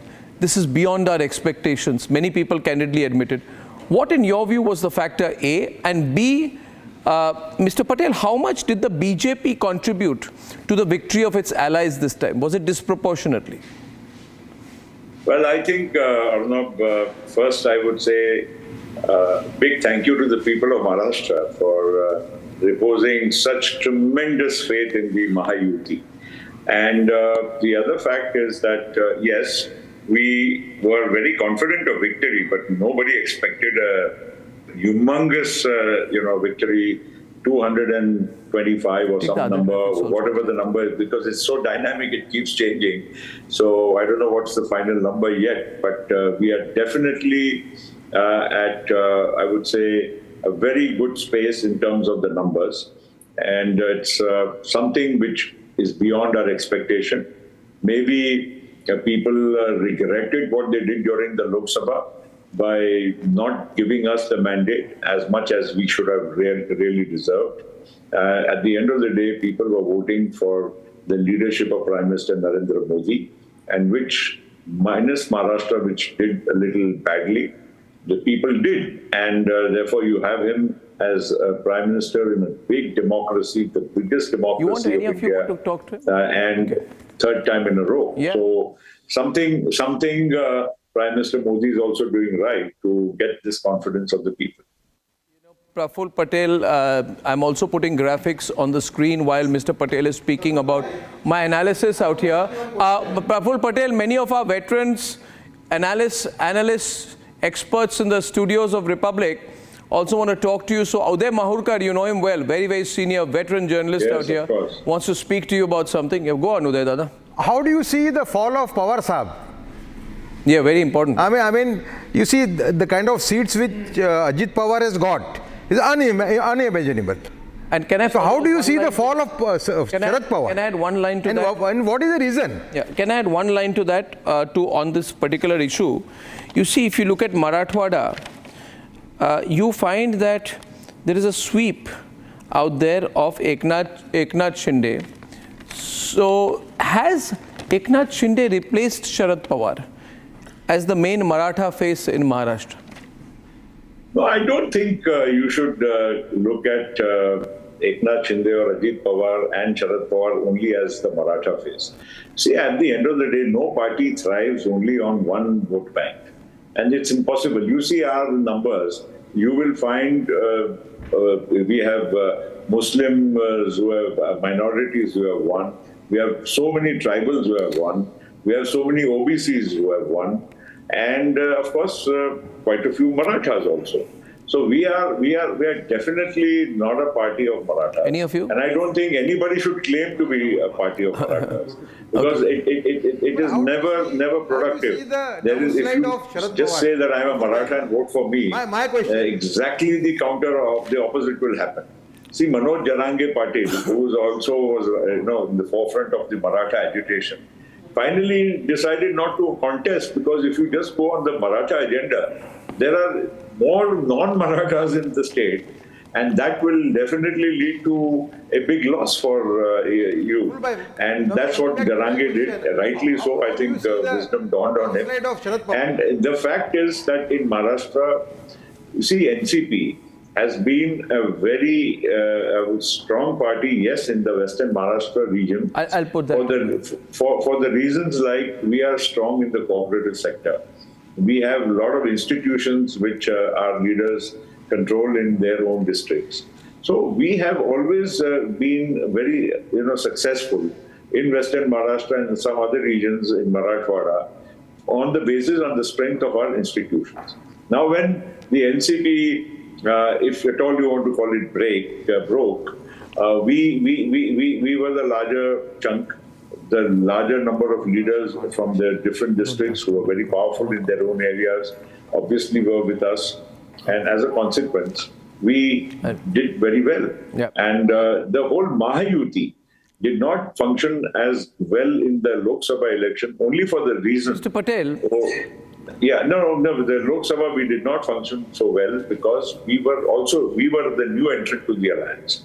And it took some time for our workers and the BJP and the Shiv Sena workers to accommodate each other.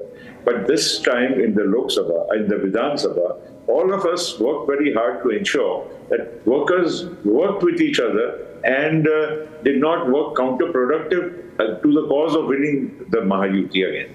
Now, Mr. Patel, I got a feeling towards the last part of the election that you were keeping a safe distance from the BJP.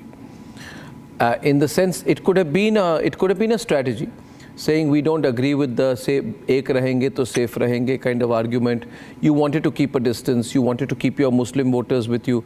But if you're going to be in government, then you're going to at some point of time have to be very strongly ideologically aligned with the BJP. And the BJP has also realized that this is very critical for its own core voter base, its ideology, its survival and its growth. How will you manage that?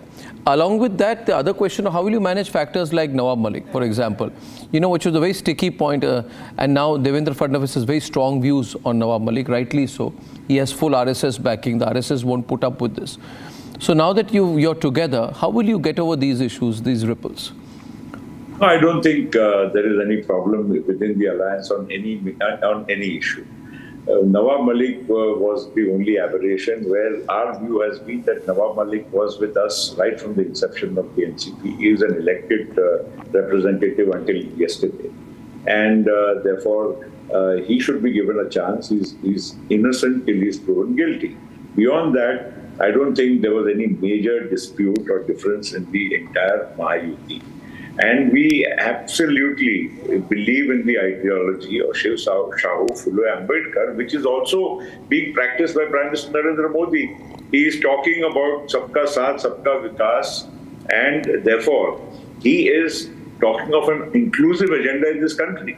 And remember one thing, that the pan-India appeal of the BJP is not only because of Hindutva, it is also because it's transcending that, and of course that may be one of the factors, but it is transcending that, and it is reaching out to all sections of society. And every scheme of the government, whether it's a home or whether it's medical aid or whether it's free food or whether it's housing or whether it's Samman Nidhi, it reaches out to every section of people in the country. We saw some pictures earlier today, a very happy alliance. Can we play those pictures out there? Big Colgate smile from Praful Patel and all the others, looking also happy. Of course. Ratan Sharda feels you avoided a question. You didn't respond. There. No. One minute. This is a wonderful picture, by the way. I think this is Mr. Kamboj. Huh? Yes. Yes. Were you in the room when this happened? No. This is not when we were there. This is within the BJP. This is at Devendra Ji's house with the BJP leaders. Okay. And we have other happy pictures when we were all together. It's not that then we all met, of course. Okay. We met at the Chief Minister's residence, where again we were exchanging sweets and hugging each other. Very nice. I mean, of course. That's fine. But I would just say that one thing, that Prime Minister's agenda of development is the most impressive part of our alliance. Because of that, we had no hesitation in joining the Mahayuti. And you see us exchanging sweets and sharing some happy moments. And that is, of course, what is, it's a day to celebrate. After all, people have reposed such faith in large numbers to us. And that's something which we need to also act responsibly now going forward. This mandate doesn't come without a burden on your shoulder. And you have to live up to the expectations of people. And people you have seen in the past are not so forgiving if at all you stray away. So my point is that this alliance is a happy alliance, but it is also an alliance which is here to stay. And ideologically, the development of Prime Minister Modi, I'm telling you, people may talk of Hindutva. Fair enough, they have always practiced Hindutva. Nobody is against Hindutva. But at the same time, people like us in the NCP have not given up our commitment to secularism. And I don't think the BJP is also against secularism. It's just that people are misunderstanding a bit too much. There may be some sections of people. Can I? 1 minute. A couple of questions now. 1 minute. Hey, look at it. Relax. No. 1 minute. Rahul, please wait. I'll get Ratan Shah. 1 minute. Guys, just chill. The problem. No, Rahul, please wait. I'm giving Ratan Sharda the turn. The problem is, you see, this is the problem with Praful Patel. He goes to other channels and they give him underhand deliveries. He has a good time and he walks out. With us, we are going to break him to go through a proper press conference. I'm repeating Udayji's question. What happens to... Ratan Sharda is asking you something. Go ahead. What happens to Sharad Pawar ji? What happens to Sharad Pawar? One minute. And was it a mistake on the part of Sharad Pawar not to have accepted your repeated request to join BJP, the Mahayuti, which you tried your level best? Was it a mistake on his part? Do you think so at this stage? Well, I for one would say that we tried our very best, to ask him again and again that please, in the interest of development, in the interest of a larger pan-India agenda of the Bharatiya Janata Party, which is doing so well. Prime Minister Modi and Pawar Sahab also have had a great deal of mutual respect and admiration for each other. I don't know why suddenly Pawar Sahab, just backed out of the alliance when we were going into it. And at some stage, even we were all toying with the idea that we should be, including Pawar Sahab, that we should be, working with the Mahayuti in Maharashtra and the NDA in Delhi. Can that aspect, because I was told, and then we changed course. Yeah, I was told that the way the conversation was left between Sharad Pawar and the BJP was that Mr. Pawar said, if you ever really need me, I'm there, kind of situation, a typical Sharad Pawar kind of comment. If you ever really need me, I'm there. Now, Mr. Pawar, the BJP, Mr. Patel, the BJP doesn't really need Sharad Pawar. I'm not suggesting that Sharad Pawar needs the BJP, but, he's also got to have a practical approach going forward. He's not in power in Delhi. This alliance is not really going anywhere. I mean, let's be fair about it. He had a stake till the Maharashtra election to stay together. Could he play the kind of role, without being in government, of course, that Chandrababu Naidu is playing, for example? I mean, what is the real issue here? You yourself said he has a great personal equation. Do you see the possibility of this changing? Because it's not that bitter between his nephew and him, or between you and him. You're the peacemaker. In fact, you are seen to be the person, Mr. Patel, you are seen to be the person who's going to be the bridge. And the speculation around is being spoken about is that you are going to be the bridge between both the sides of the NCP, put it together, right? And so that this can have a more significant say, a more significant role, more participative approach in national interest, as you just said. No, I wish Pawar Sahab had, taken the stand along. But he still talks to you? No, yes, I have no issues. I'm telling you spoke to him today? You spoke to him today? No, I haven't spoken. Will he take your call if you call him? Oh, of course he will take. So you probably are going to be doing that. How soon will you do that, you think?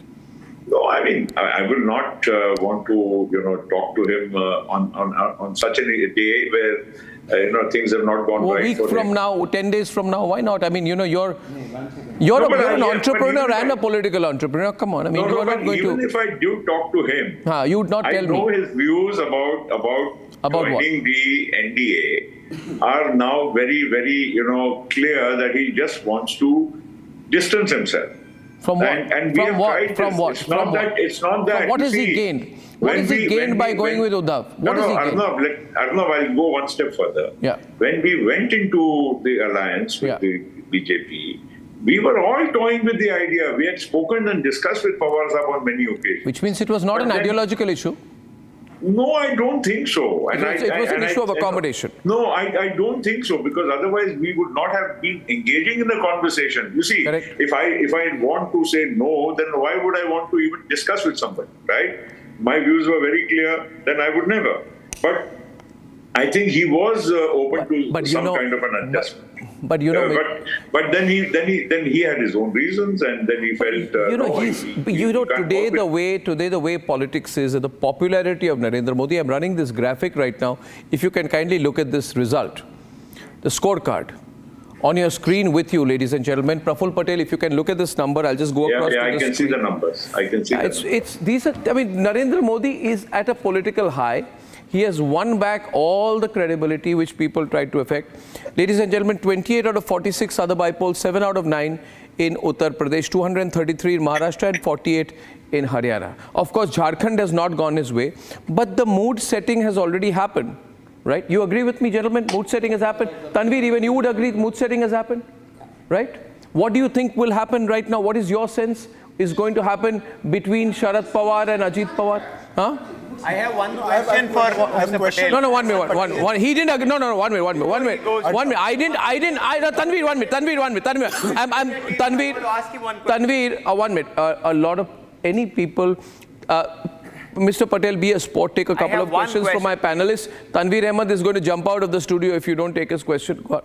Ask. आपका भी लूँगा.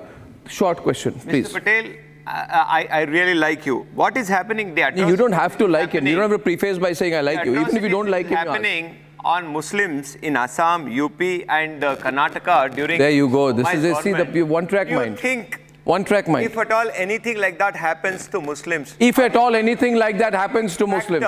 Are you and your party, can we hope that you are not going to allow those things to happen, what is happening in UP, Assam and what happened in Karnataka? Thank you. Hilal, hijab and all those things? Okay. I don't see anything happening in Maharashtra in the last so many years, even when the BJP was in power, absolute power with the Shiv Sena. There has never been a hypothetical situation in Maharashtra, so why would I want to hazard a guess? And I don't think Prime Minister Modi also wishes that the minorities of this country feel unsafe.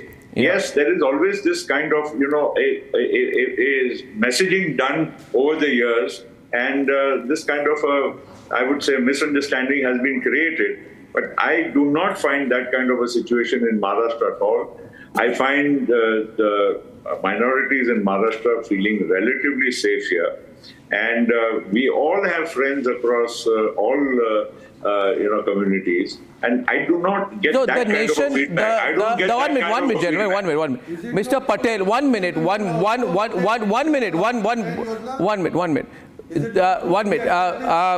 Mr. Patel, the nation wants to know.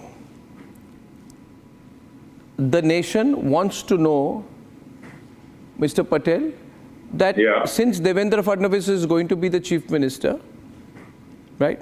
We assume Ajit Pawar continues as deputy chief minister. Does Eknath Shinde become deputy chief minister? Or will his son be the deputy chief minister as is being speculated, and Mr. Eknath Shinde be given a heavy portfolio in Delhi? These are not avoidable questions today. Now that we have you with us, this is the only question which matters. Who goes where? Because Devendra Fadnavis becoming a chief minister is a sort of foregone conclusion now. As far as my party is concerned, we understand that in the coalition, with having the third number of seats in terms of numbers, we cannot definitely claim, and we don't even expect. So as far as we are concerned, you can keep us out. Now the second part is BJP at 133 or some number like that. 132. Yeah, whatever. It's combined between Eknath Shinde's and our numbers is more with the BJP. So where's the question of us talking about the chief minister? Number two, now it's between the BJP, Shiv Sena and NCP leadership to sit together and come to a final conclusion. But the fact of the matter is that the BJP, this overwhelming number, we cannot discard any possibility of their becoming the chief.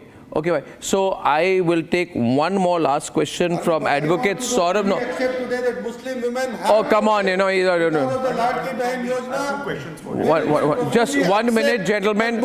I will take two. Razak, I am not doing a debate with him. Arey Baba, I am not doing a debate with him. We will have to question Arnab Razak, do you think if I want to do a debate with him, I won't? I've got him for a one-on-one. Respect the terms of engagement. You guys don't do this. You respect the terms. If I had him on a debate, I will look at Romesh Sabharwal looking so sad.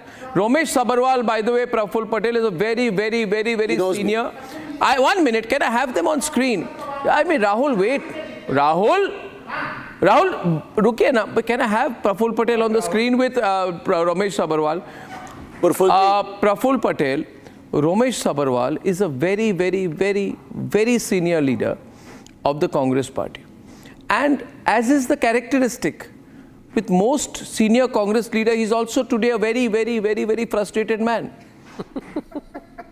I want to ask you what... he doesn't know what to do. I want to ask you. You know the party well, you know how they function, but he still wants to ask you a question. Maybe you can give him some advice. Ramesh Sabharwal directly on Windows. No, sorry, I can't see their face. No, 1 minute. Mr. Sabharwal, first of all, you first smile today.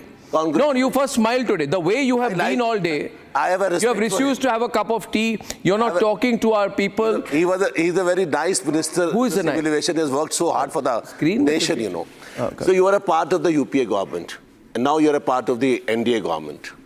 I want to ask you that what difference you had observed between both the factions, because you have closely worked with both the, you're a part of NDA, right? Correct, good question. And you are a part of UPA, and you were the key part of the UPA. Sharad Pawar ji, we respect him. He is our leader, and he will remain our leader. I don't know if he will remain, but you can say the rest. Yeah, definitely he will not betray us. We know that. They tried. Ajit Pawar ji went because of his inquiries. We know that, but we don't want to debate today on that. I want to ask you one thing. What difference you are observing in both the factions, both the alliances, you know? I just want to know, because I've not been able to opportunity, and I don't want that opportunity also, because I want to be a part of my leadership. I can answer that very responsibly.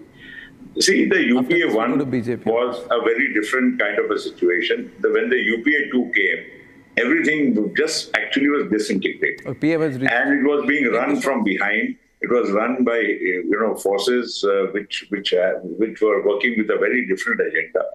And even the Prime Minister, Manmohan Singh ji, was frustrated towards the very end. I don't want to speak too much about my mutual conversations with him. But the fact is, what happened is for all to know. Post that, we have on many occasions, because of the good agenda and the developmental agenda of Prime Minister Modi, had engaged in talks with the NDA to join them at various occasions. Now, I don't want to dwell on all those occasions. Some of them are known to all of you and to Arnab also.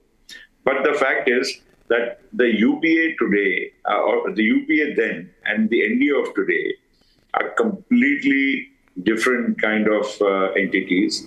The NDA is a very focused and a hard agenda-driven party and an alliance, because Prime Minister Modi wants no nonsense as far as development of the nation is concerned. He puts punishing schedules on his ministers, on his bureaucrats, on himself, and that's why the result is there. 140 crore people don't elect a Prime Minister third time in a row. Mind you, we are in a parliamentary system.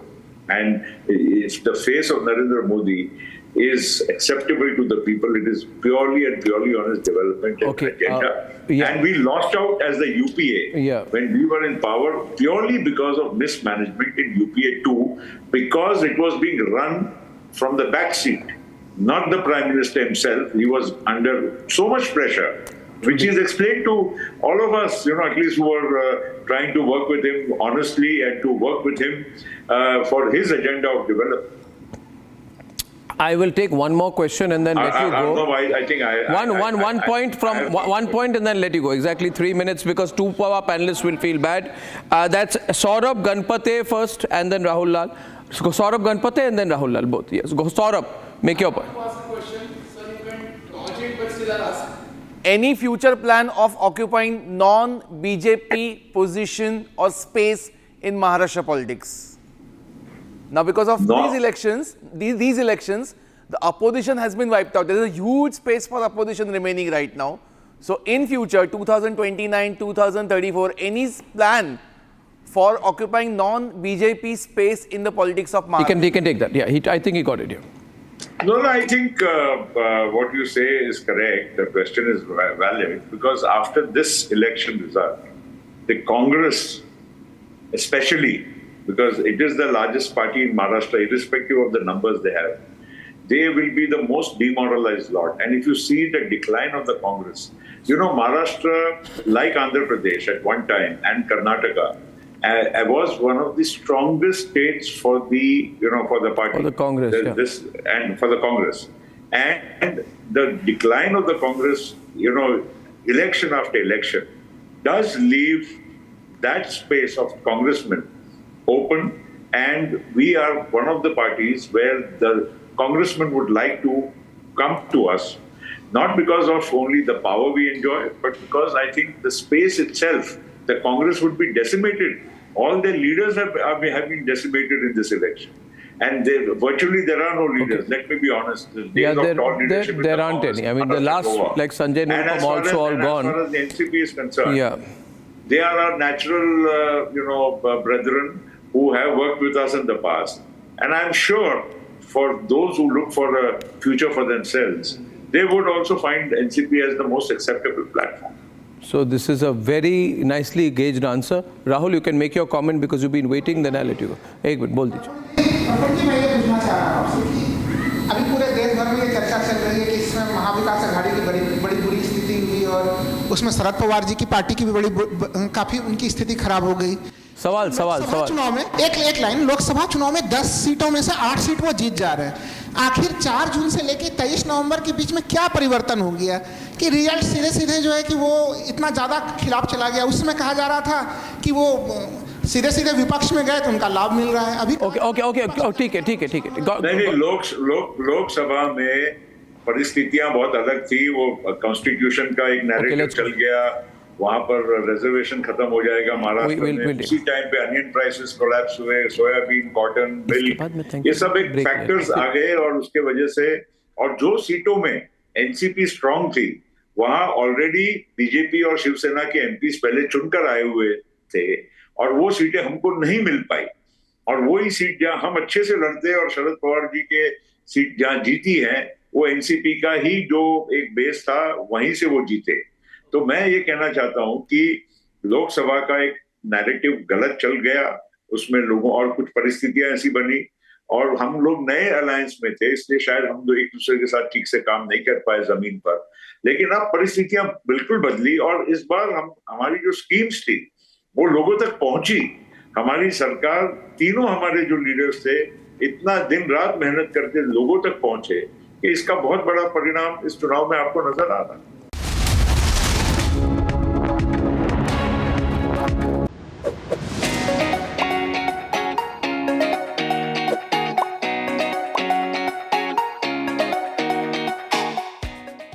अरे चुनाव आएंगे जाएंगे,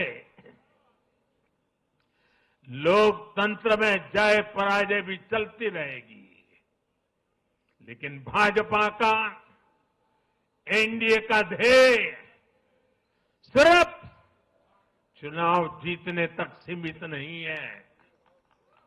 हमारा ध्येय सिर्फ सरकार बनाने तक सीमित नहीं है, हम देश बनाने के लिए निकले हैं। हम विकसित भारत बनाने के लिए निकले हैं। भारत का हर नागरिक, एनडीए का हर कार्यकर्ता,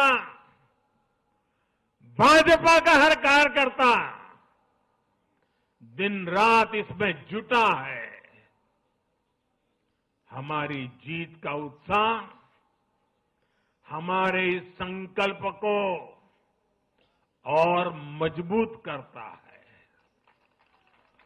हमारे जो प्रतिनिधि चुनकर आए हैं वो इसी संकल्प के लिए प्रतिबद्ध है। हमें देश के हर परिवार का From Asia's largest news headquarters, setting the agenda for Bharat.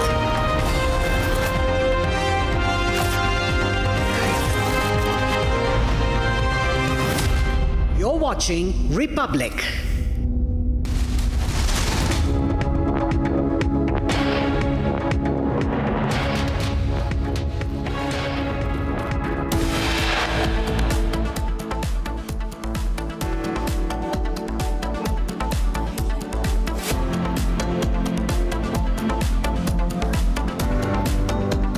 Maharashtra Chief Minister race intensifies. Shiv Sena backs Shinde to continue. BJP demands Fadnavis for next Maharashtra Chief Minister.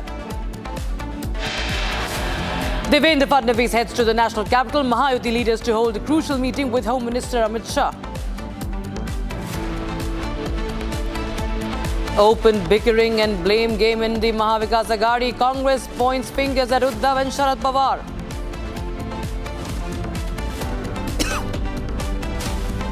Uddhav Sena targets former Chief Justice of India, Justice D.Y. Chandrachud.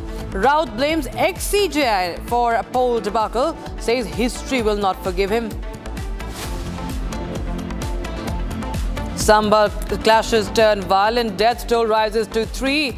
Dozens of people detained by Uttar Pradesh police. And face saver for India alliance in Jharkhand. Countdown begins for Hemant Soren's oath-taking on the 28th of November.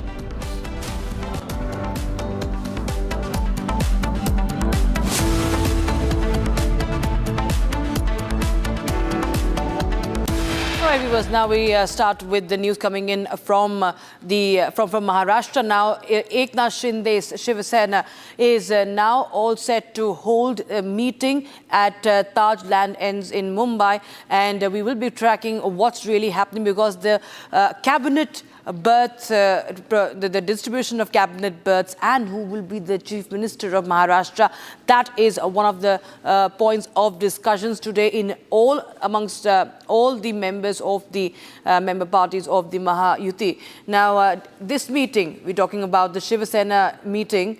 The party is expected to officially elect Shinde as its leader. Remember, viewers, hectic parleys and key meetings are currently underway in Maharashtra, all in a bid to decide who will be the next Chief Minister of Maharashtra. Take a listen into what Maharashtra Minister Deepak Kesarkar has to say, who has called for Eknath Shinde to be their leader. Right now, I'm joined by Shiv Sena leader Deepak Kesarkar ji. People have given you a huge mandate. How do you see this mandate? This is primarily because of Honorable Narendra ji Modi, Amit ji Shah, Eknath ji Shinde, Devendra Fadnavis and Ajit Dada. They took a lot of efforts to reach the people. Even the best of the schemes were offered to everybody, like women, youth, farmers, senior citizens. So everybody was happy.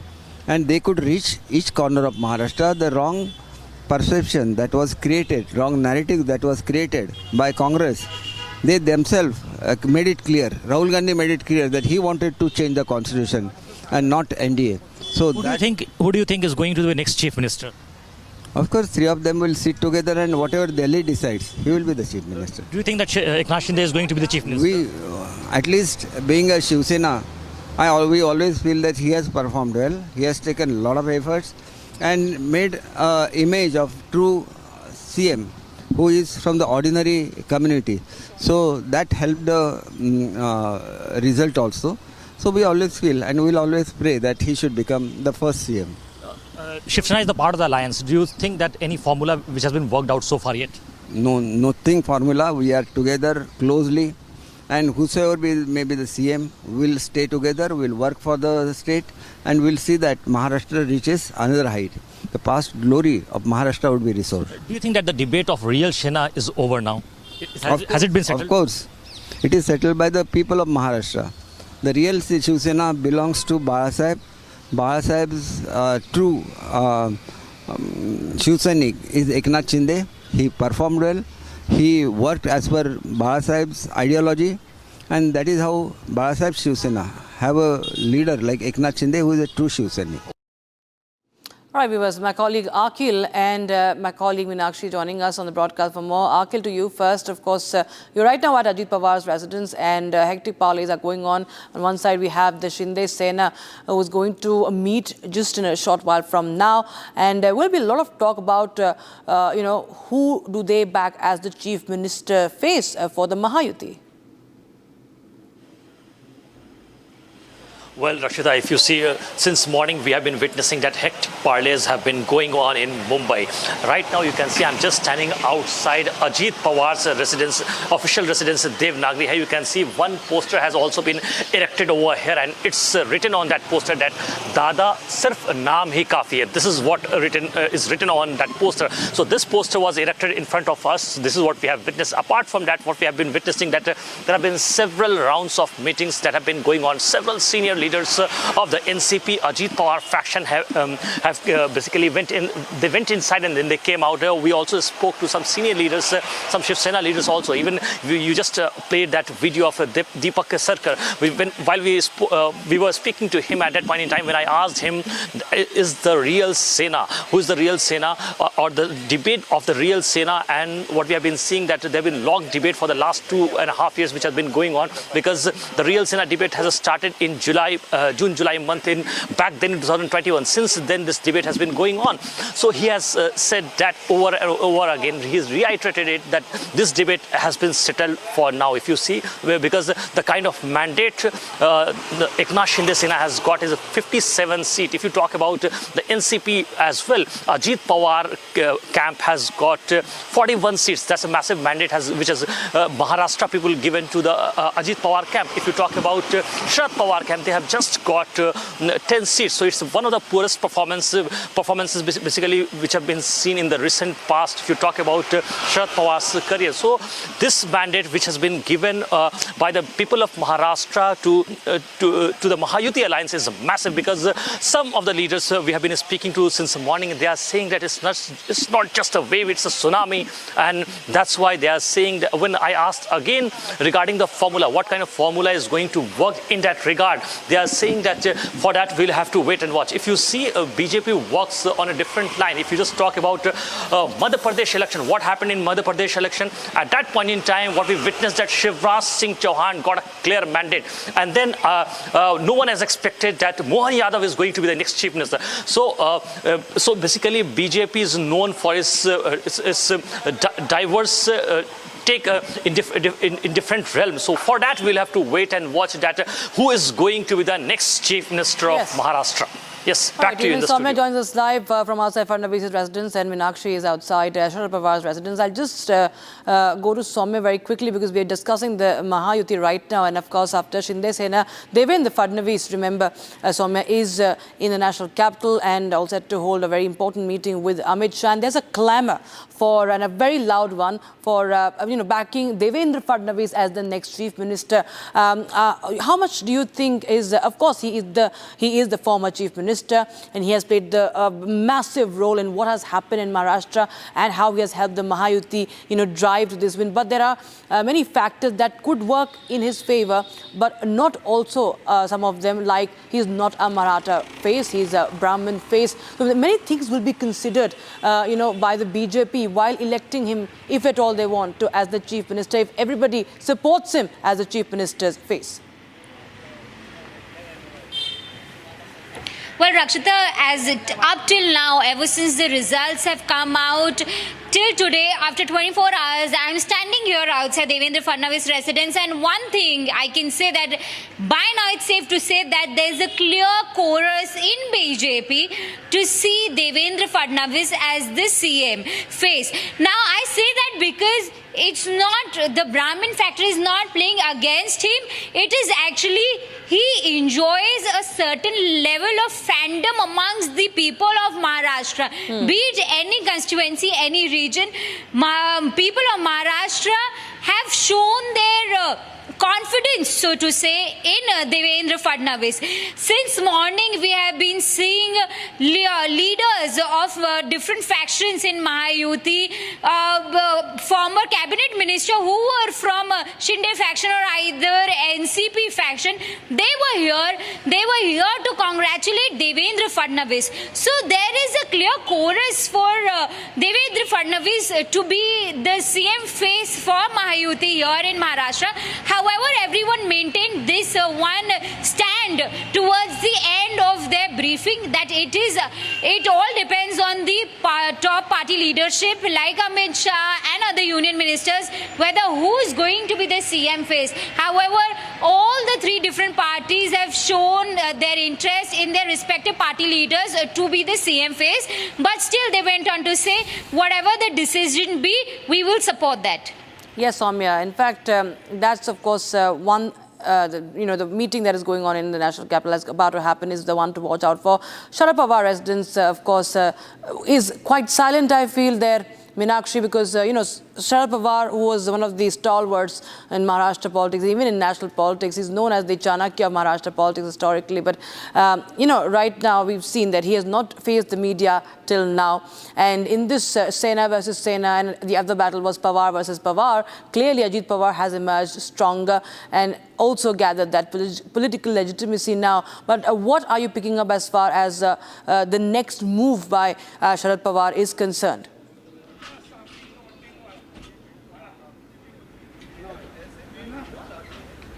Rakshita, I was in Sharad Pawar's residence, but now I am at BJP office. And as you told, Sharad Pawar's NCP's leader Jitendra Awad spoke to Republic, and he said they don't have any idea how this result happened.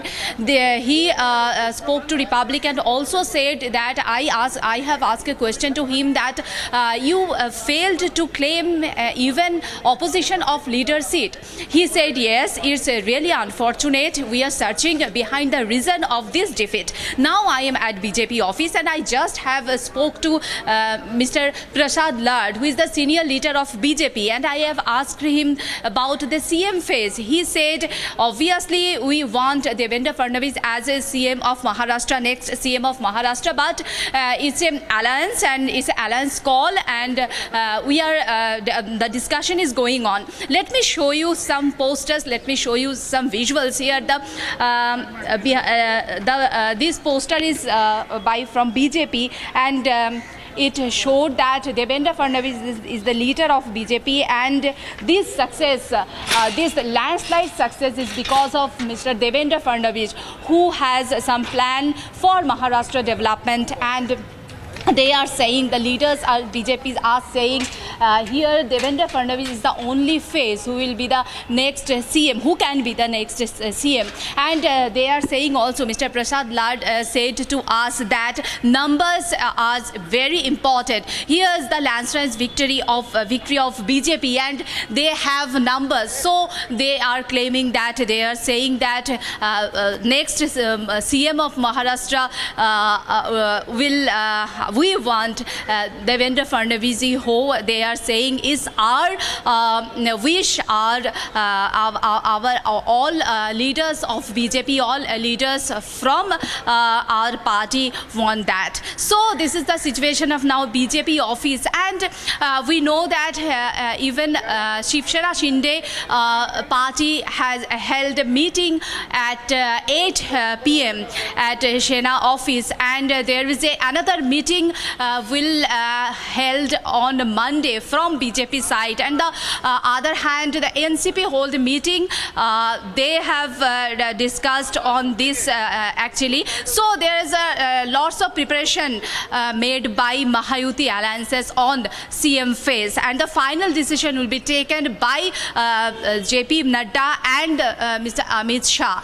The final meeting of BJP will held tomorrow. Yes. Monday morning. Absolutely. Meenakshi, Soumya and Akhil, please stay on with us. We're getting in a couple of reactions from across the political parties. Of course, the Mahayuti, as there is the chorus for Devendra Fadnavis to be the next chief minister, grows louder.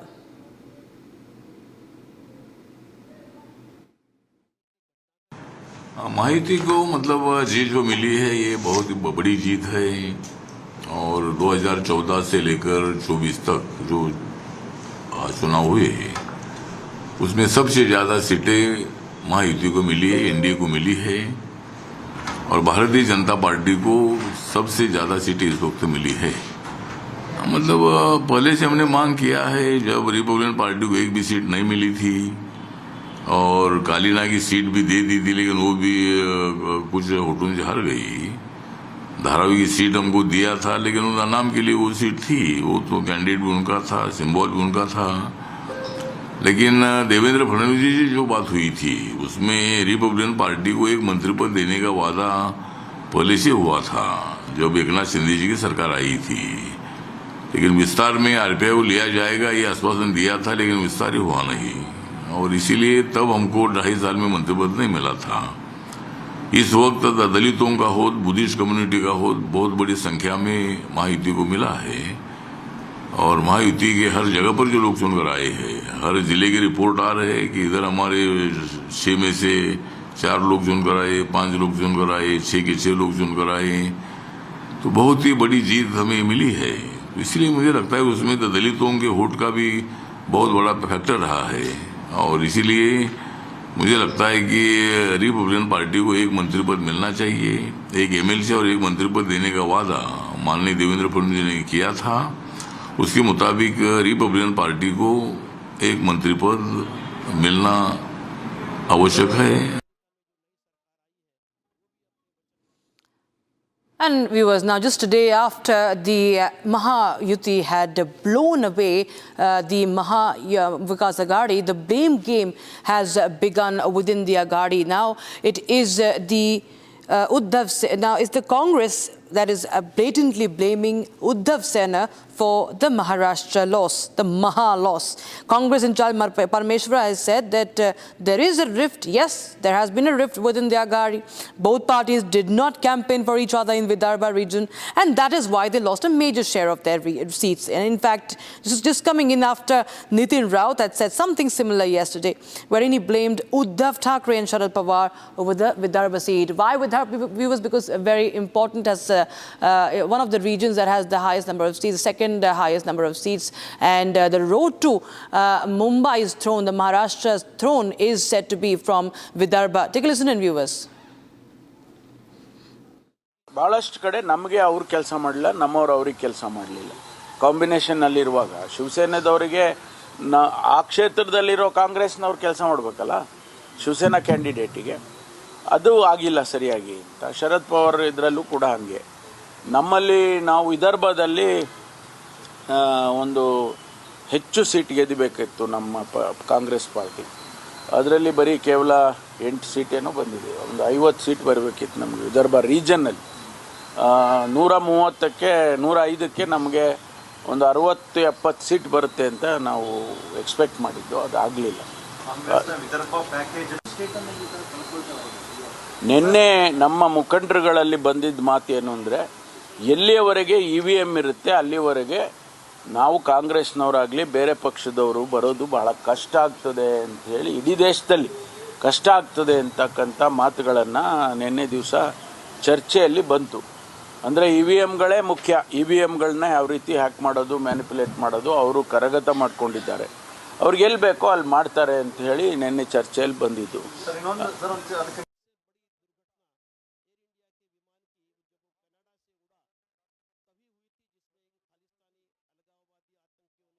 हमें कुछ जगहों पे जैसे कि विदर्भ में हमको कम जगह मिली और हमारी कुछ जगह है उबाटा ने लिया, राष्ट्रवादी ने लिया, जो हमारी जगह थी उसके वजह से थोड़ा सा यहाँ पे गिरावट आपको नजर आ रही है। Meenakshi joins us live in the Bipole office. Now, Meenakshi, you've also been tracking the Vikas Aghadi, the updates from that camp. We just clearly can see that it's a very frustrated alliance, all the parties indulging in blame game. And now the Congress is blaming Uddhav Sena and Sharad Pawar for not campaigning enough. Even G. Parmeshwara has also said that it is the Uddhav Sena who's to be blamed for this massive loss.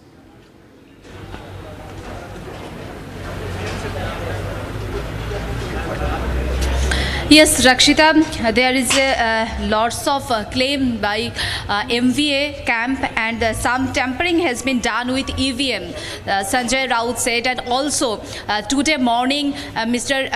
Ramesh Chennithala, who is the observer, who has the responsibility of Maharashtra Congress for this election, has said that there was some tampering of EVM, but the Sharad Pawar camp, they are not claiming anything. They are saying that we are finding reasons, we are searching reason behind that, because this is the worst poll experience of Sharad Pawar camp. They own only 10 seats. On the other hand, Ajit Pawar, who own 41 seats on 59 seats, 59 candidates. In this situation, Sharad Pawar own only 10 seats. So there is a worst poll experience for them. Yes, in fact, Meenakshi, also we have Akhil from Mumbai outside Ajit Pawar's house. Akhil, if you could just quickly tell us about the formula that could be, adopted here as far as the cabinet berth distribution is concerned. Well, if you see, we have been talking to our sources in Mahavikas Aghadi, and they are suggesting that for every 5 to 6 MLAs, one portfolio could be given to any party. So that is the formula being chalked out. It's not a final yet, but this is what we are getting from our sources. And the previous question which you have asked to our colleague as well, in that sense, if you see, there are two simple, very clear examples of that. First one is Lok Sabha elections. What happened in Lok Sabha election at that point in time? Mahayuti did not perform well, and then BJP made a great comeback this time. If you talk about Haryana elections, in Haryana elections, what has happened? Everybody was, most of the exit polls suggested that it's the Congress which is going to win. And what we saw, what we witnessed over there, that BJP got a landslide victory in Haryana as well. So this time also, from this very election, it is very clear that it's not about mistake. It's more about how much you learn from that mistake. So if you talk about Mahayuti alliance, this is what we have witnessed, that after the debacle of Lok Sabha elections in 2024, this time in the assembly elections, BJP has performed really well. They have won 132 seats out of 149 seats which they have contested. So the strike rate of BJP is 89%. If you talk about Shinde Sena of Eknath Shinde, they have also performed really well. They've won 57 seats. And if you talk about Ajit Pawar NCP camp, they also have performed really well in terms of the sheet sharing and vote sharing percentage as well, because they have won 41 seats. So this time they have changed their position, they have changed their strategy. So now in the post-poll scenario, everyone is eyeing on the cabinet berth, Rakshita. Absolutely. Soumya is outside Fadnavis' residence, I guess, as she's getting some update. As Muralidhar Mohol, the BJP, who was also the BJP candidate and also a union minister at the MOS for civil aviation, has just reached Fadnavis' residence. Soumya, over to you. Yes, well, Rakshita, since morning, big leaders have been coming at this particular residence to congratulate Devendra Fadnavis, because let's not forget, it's one of the landslide victories till date that has been secured by BJP alone. It was for sure a historic win. Their strike rate was so good. Not just that, everybody believed the kind of performance that BJP had to see in Lok Sabha. Everybody thought for a moment that it could be in tunes with that as well. However, people of Maharashtra did show their trust in Mahayuti and in BJP, wherein they secured the highest number of seats even in their alliances. So since morning, there has been a movement of big leaders, MLAs, union ministers, ex-MPs also coming here and congratulating the Deputy Chief Minister for the kind of performance BJP has showed in Maharashtra. Right, Soumya. Thank you so much, Soumya, Akhil and Meenakshi joining us. We'll keep a track of more developments coming in on the big Mahayuti victory that we are tracking, and of course the post-poll scenario. But right now, time for a very, very short break. Viewers, don't go anywhere. We'll get you the latest coming in from Uttar Pradesh's Moradabad, where their violence has erupted and that has led to the death of people in Sambhal. Death toll has risen to 3. Dozens of people detained by Uttar Pradesh police after a mosque survey. The clash has erupted. We'll get you the latest on that. Stay tuned.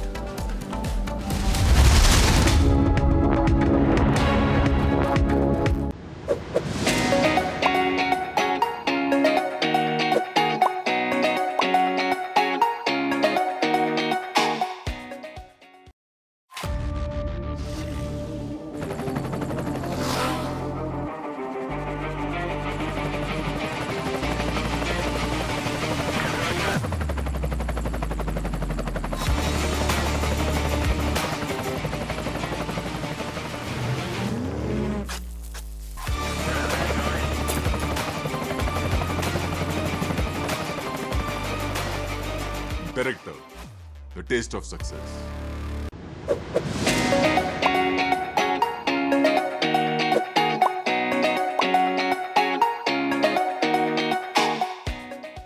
आज मैं महाराष्ट्र के तमाम मतदाताओं को बहुत बहुत धन्यवाद देता हूँ, उनका अभिनंदन करता हूँ, क्योंकि ये विक्ट्री जो है ये लैंडस्लाइड विक्ट्री है। ये मैंने कहा था कि महायुति को थम्पिंग मेजोरिटी मिलेगी और इसीलिए मैं तमाम मतदाता जो है, मेरी लाडली बहनाओं को मैं धन्यवाद देता हूँ, लाडले किसानों को मैं धन्यवाद देता हूँ और लाडले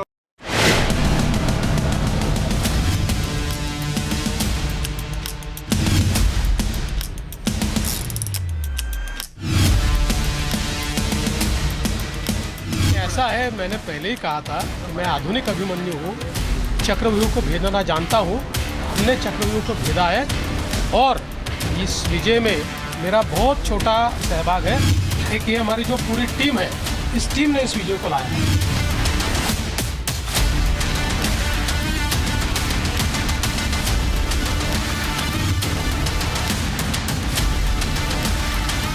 बीते 50 साल में किसी भी पार्टी या किसी भी प्री पोल अलायंस के लिए ये सबसे बड़ी जीत है 50 साल के बाद।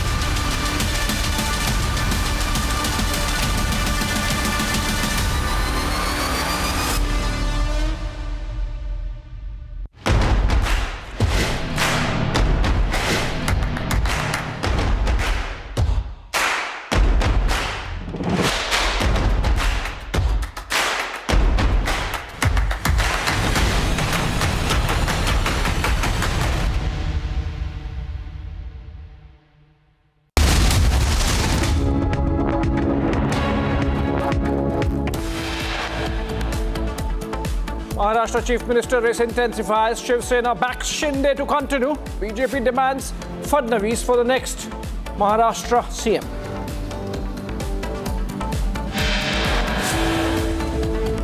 Devendra Fadnavis heads to national capital. Mahayuti leaders to hold crucial meet with the Home Minister in Delhi.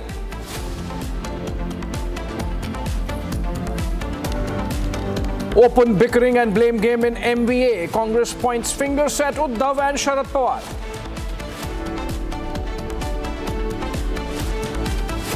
Uddhav Sena targets former CJI D.Y. Chandrachud. Raut blames ex-CJI for poll debacle, says history will not forgive him. Sambhal clashes turn violent, death toll rises to 3 dozens of people detained by UP police. Face saver for the Indi in Jharkhand. Countdown begins for Hemant Soren's oath-taking on November 28th.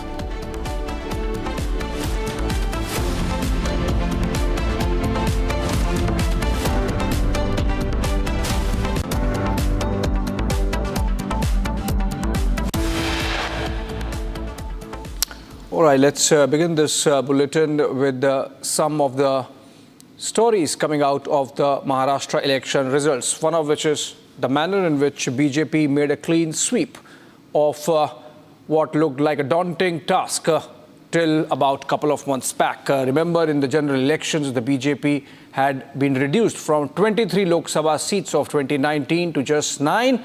In assembly constituency terms, that would have been just about 60 to 70 seats. This time they have 132.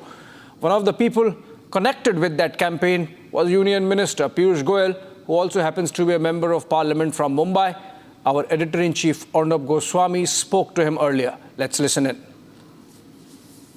Piyush Goyal, many congratulations. I mean, what a victory. We've all been watching in the studios. You can see our studios are full of analysts. You're on the big screen and everybody's watching you, and we all watched. I'm sure you were watching the Prime Minister as well, right? You know, what's the magic factor that saw the victory becoming so stupendous? We all anticipated a victory, but this was beyond most exit polls' predictions.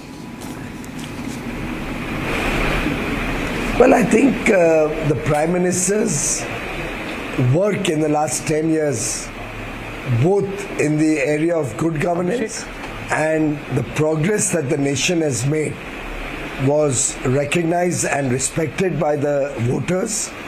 They had pretty much a feeling that they should have rewarded him with better seats in the Lok Sabha election, and got carried away possibly with a false narrative in May of 2024, but wanted to come out in larger numbers, as Mr. Pradeep Gupta was just saying, to convey their blessings to the Prime Minister for the wonderful work he has done over the last 10 years. They also recognize that Devendra Fadnavis as Chief Minister in the first term had done a fantastic job. In the second election in 2019 also, Mahayuti had won, but Mr. Uddhav Thackeray had backstabbed the BJP only in his lust for power, and the people of Maharashtra did not like that.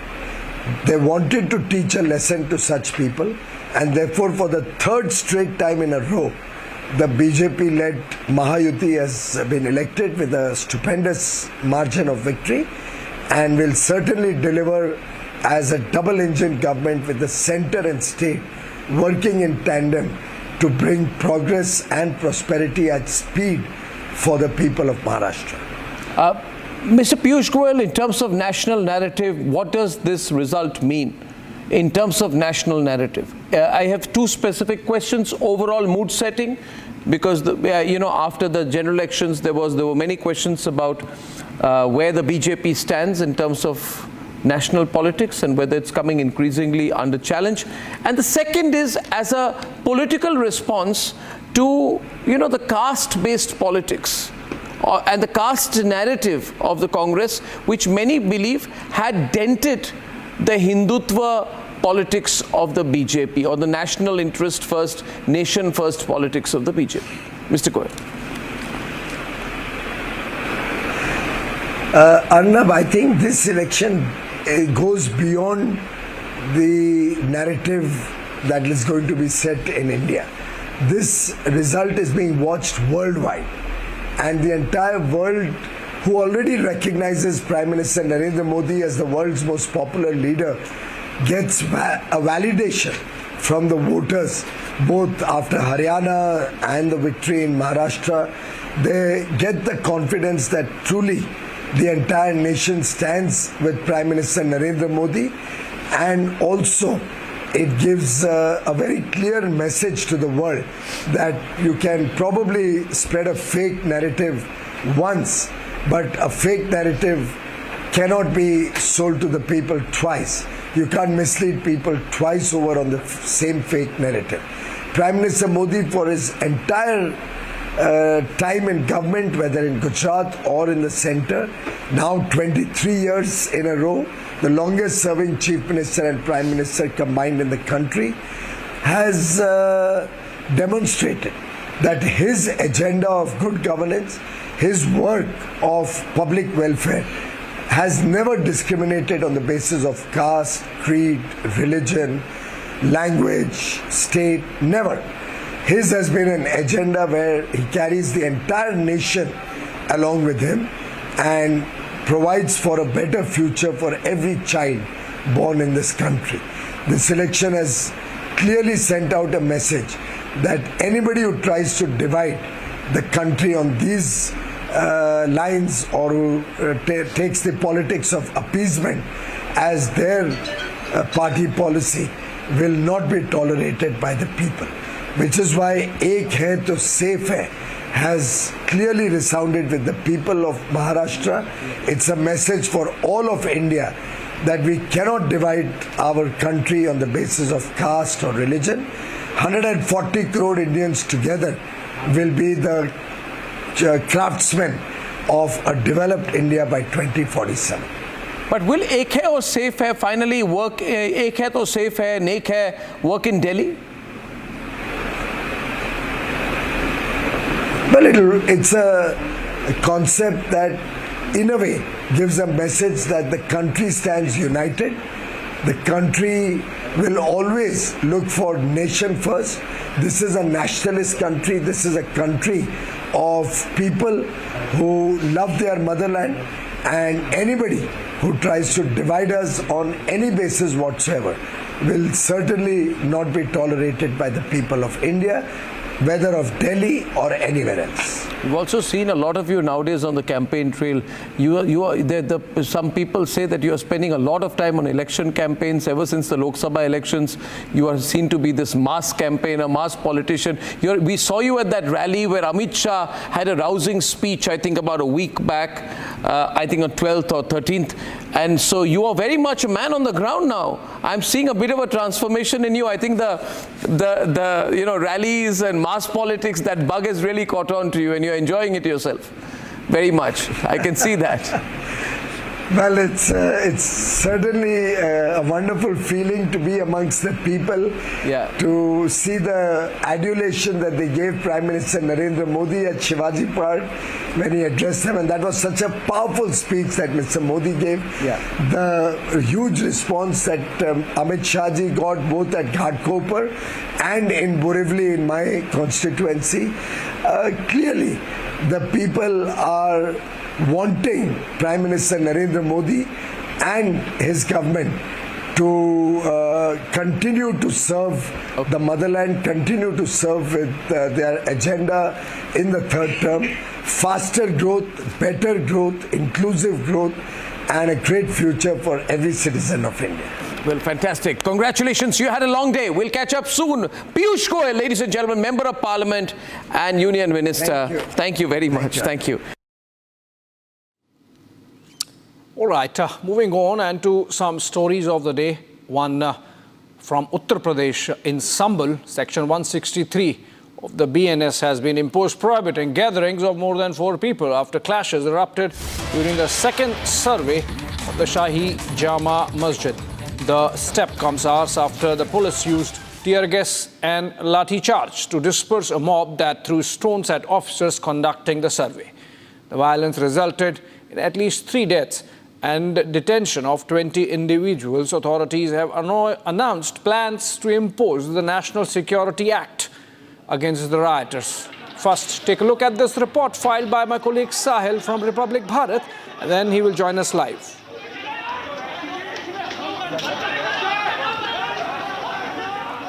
इस वक्त हम संभल के दीपसराय इलाके में मौजूद हैं। तस्वीरों के माध्यम से मैं दिखाना चाहूँगा, देख सकते हैं पूरी सड़क पे जो पत्थर हैं वो यहाँ पर बिखरे हुए नज़र आ रहे हैं, क्योंकि सुबह के समय नई जामा मस्जिद में सर्वे की टीम पहुँची थी। उसी दौरान कुछ उपद्रवियों ने यहाँ पर इस पूरे इलाके में और इसके साथ जो दूसरा इलाका लगता है वहाँ पर पथराव शुरू कर दिया था। ये आप देख सकते हैं पूरा हिंदूपुरा खेड़ा इलाका है और इसी पूरी सड़क पर आपको पूरी रोड पर पत्थर बिखरे हुए नज़र आ रहे होंगे। और तस्वीर यही दर्शाती है कि सुबह के समय जो तमाम जो यहाँ पे उपद्रवी मौजूद थे वो कहीं ना कहीं पूरी प्लानिंग के साथ यहाँ पर आए थे और उसी दौरान यहाँ पर पथराव शुरू कर दिए, क्योंकि इस पूरी रोड पे काफ़ी संख्या में पुलिस बल को यहाँ पे तैनात किया गया था।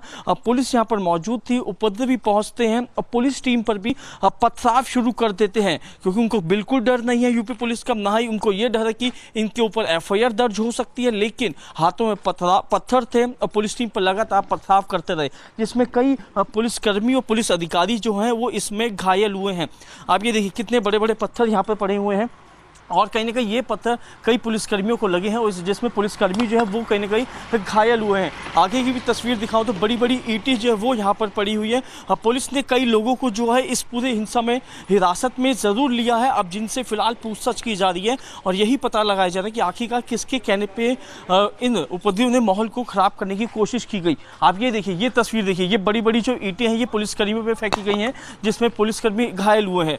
ये आगे की भी तस्वीर में दिखाना चाहूँ तो ये देखिए स्कूटी बाइक को यहाँ पे तमाम जो 2 पहिए वाहन था उनके साथ तोड़फोड़ की गई, उनको डैमेज किया गया। आखिरकार ये उपद्रवी कौन थे जिन्होंने माहौल को ख़राब करने की कोशिश की? लेकिन इन तस्वीरों को देखकर यही लगता है कि इनकी मंशा यही थी कि जो सर्वे करने टीम यहाँ पर पहुंची है वो पूरी तरह अपना सर्वे ना कर पाए और ये न पता लगाए कि आखिरकार यहाँ पर पहले हरिहर मंदिर था या अब फिलहाल यहाँ पे जहाँ पे मस्जिद बनी है। इन तमाम तस्वीरों को और बातों को साफ करने के लिए सर्वे की टीम पहुंची थी, लेकिन जब सर्वे की टीम यहाँ पे पहुंची तो उसके बाद जो था ये इंसिडेंट देखने को मिला। एक मैं एक्सक्लूसिव तस्वीर दिखाना चाहूँगा, ये आप देख सकते हैं गोली का जो शेल है, ये खाली गोली का शेल यहाँ पे गिरा हुआ नजर आ रहा है, ये बुलेट का शेल है। तो ये देखिए कि यहाँ पे फायरिंग भी की गई है और ये बुलेट का शेल ये दर्शाता है कि उपद्रवियों के पास पेट्रोल बम के साथ पिस्टल भी थी, पथराव भी किया जिसमें कई लोग घायल हुए। अब फिलहाल कहने गए पुलिस जो है कड़ी कार्रवाई करने में जुटी हुई है। और इसके अलावा अभी ये बताया जा रहा है कि जो उपद्रवी थे वो 25 साल से नीचे की उम्र के बताए जा रहे हैं, क्योंकि अभी हमने कमिश्नर मुरादाबाद से बातचीत करी थी, उन्होंने यही जानकारी दी कि आखिरकार जो उपद्रवी ने पथराव किया उनकी उम्र जो थी 25 साल से नीचे बताई जा रही है। जो देखा जा रहा है जिन लोगों को हिरासत में लिया गया है लड़के, उनकी उम्र भी 23 से 24 साल। एक ऐसा 16 से 17 साल का लड़का जो है वो हिरासत में लिया गया, जो कि पुलिस पे पथराव करता हुआ दिखाई दे रहा है, उसको भी डिटेन किया गया है। यहाँ पे कोई मकान बन रहा था, ये ईंटें पड़ी थी, यहीं से ईंटें उठाई जाती हैं और पुलिस टीम पे पथराव किया जाता है। देखें पूरी गली में सन्नाटा पसरा हुआ है और पुलिस अब उन उपद्रवियों की पहचान करने में जुटी है कि आखिरकार वो उपद्रवी कौन थे जिन्होंने इस पूरे माहौल को भड़काने की कोशिश करी, दंगा भड़काने की कोशिश करी। क्योंकि पुलिस के तमाम जो आला अधिकारी हैं वो यहाँ पर मौके पर मौजूद हैं। इसके अलावा तमाम जो पुलिस कर्मियों को यहाँ पर डिप्लॉय किया गया था उनसे यही कहा जा रहा है कि वो मार्चिंग करें, क्योंकि सुबह 9 बजे के आसपास का ये पूरा इंसिडेंट है। कई बारी जो है सर्वे टीम पे पथराव किया जाता है, पुलिस टीम पे पथराव किया जाता है, जिनके वीडियो सामने आए हैं। पुलिस लगातार अपील भी कर रही। All right, Sahil, who filed that report a while back, is joining us live, in fact, from Sambhal. Sahil, अभी की परिस्थिति बताएं, क्या वहाँ कर्फ्यू लगा हुआ है, परिस्थिति शांत है या टेंस है सिचुएशन वहाँ पे और तनावपूर्ण है, और सरकार प्रशासन वहाँ पे किस तरह से मौजूद है? देखिए, इस वक्त मैं संभल के शाही जामा मस्जिद की बैक साइड पर मौजूद हूँ। इसी जगह से जो हिंसा थी वो भड़कना शुरू हुई थी, जहाँ पे उपद्रवियों ने पुलिसकर्मियों में जमकर पथराव किया था। फिलहाल अभी की माहौल जो इलाके में शांतिपूर्ण बना हुआ है, लेकिन भारतीय न्याय संहिता के तहत धारा 163 जो है वो संभल में लागू की जा चुकी है, यानी कि 4 से ज़्यादा लोग जो है एक जगह पे एकत्रित नहीं हो सकते। लेकिन एक तस्वीर दिखाना चाहूँगा, ये मस्जिद के पीछे का ये पूरी मार्केट है। मार्केट के सब दीवारों पर यहाँ पे CCTV कैमरे लगे हुए थे, लेकिन CCTV कैमरे को यहां से तोड़ा जा चुका है, डैमेज किया जा चुका है। और कुछ CCTV कैमरे ऐसे हैं जिनका जो चेहरा है वो दीवार की तरफ टर्न कर दिया, जिससे कोई भी उपद्रवी की जो पहचान है वो पुलिस तक ना पहुंच सके, जिससे उपद्रवी आए और पथराव करके वहां से भाग निकले। लेकिन आगे की भी तस्वीर दिखाना चाहूंगा, क्योंकि इसी पूरी रोड पे सुबह के समय उपद्रवी मौजूद थे, जमकर पथराव किया, पुलिसकर्मी घायल हुआ। पुलिस अधिकारी का भी यही कहना है कि जिन 15 लड़कों को डिटेन किया गया है उनकी उम्र लगभग 25 से नीचे बताई जा रही है। अब ये तस्वीर देखिए, ये पूरी गाड़ी जो यहाँ पे खड़ी हुई थी, सभी गाड़ियों को यहाँ पे तोड़ा गया है। सभी गाड़ियों के जो शीशे हैं वो पूरी तरह चकनाचूर किए जा चुके हैं। पुलिस अधिकारी ने ये जानकारी भी दी कि जो गाड़ियाँ यहाँ पे खड़ी हुई थी प्राइवेट, वो पुलिस की गाड़ियाँ थी, उन गाड़ियों को भी जो है उपद्रवी ने उनको डैमेज किया। जी साहिल, क्विकली 30 सेकंड में बताएं कि क्या वहाँ इस समय बिल्कुल शांति हो चुकी है? तनावपूर्ण परिस्थिति हो सकती है पर पूरी शांति हो चुकी है? क्या कोई उपद्रव की संभावना अब नहीं है अगले दिन, कल परसों कभी? हाँ जी, बिल्कुल माहौल इलाके में शांतिपूर्ण बना हुआ है, लेकिन एहतियातन तौर पे जो है पुलिस को डिप्लॉय किया गया है। लेकिन जो लोग घरों में रहते हैं उन घरों में रहने वाले लोगों के अंदर भी डर का माहौल बना है कि दोबारा से स्थिति ऐसी पैदा ना हो। लेकिन पुलिस ने छतों पे और आसपास के इलाके पे उन जगहों पे पुलिस की तैनाती की गई है जहाँ से ये हिंसा जो थी भड़कने की कोशिश हुई थी। लेकिन फिलहाल स्थिति यह है कि इलाके में माहौल शांतिपूर्ण बना हुआ। पुलिस जो है समय समय पर अधिकारियों के साथ इलाके में फुट पेट्रोलिंग कर रही है। जी धन्यवाद, thank you so much Sahil, reporting live from Sambhal. In fact, given the kind of violence that has taken place, it has elicited political reactions as well. Let's listen into one coming in from the Samajwadi Party. Ram Gopal Yadav. सर, संभल में आज सर्वे करने गई थी team, वहाँ पर पत्थरबाजी हुई है पुलिस के ऊपर। तो होगी पत्थरबाजी, पुलिस ऐसा कार्रवाई करेगी। बूथ लूटेगी अगर, तो आगे चल के लोग क्या करेंगे, निराश होकर।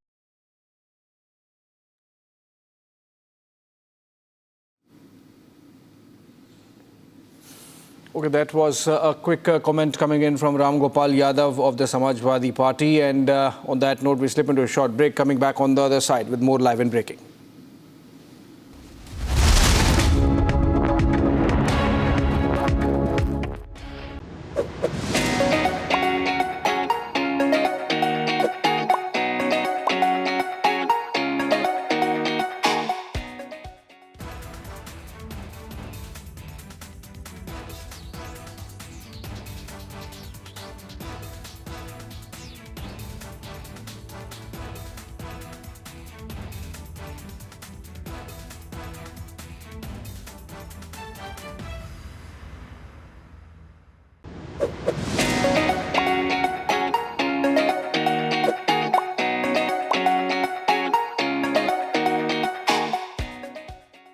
इस ऐतिहासिक विजय के लिए इसका श्रेय देश के यशस्वी प्रधानमंत्री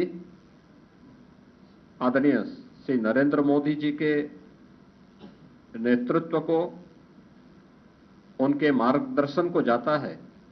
ये प्रधानमंत्री मोदी जी के यशस्वी नेतृत्व पर जनता जनार्दन के विश्वास की मोहर है। सुरक्षा का, सुशासन का एक बेहतरीन समन्वय और देश की आर्थिक समृद्धि को हम सब अपनी आंखों से देख पा रहे हैं। आज उत्तर प्रदेश की विजय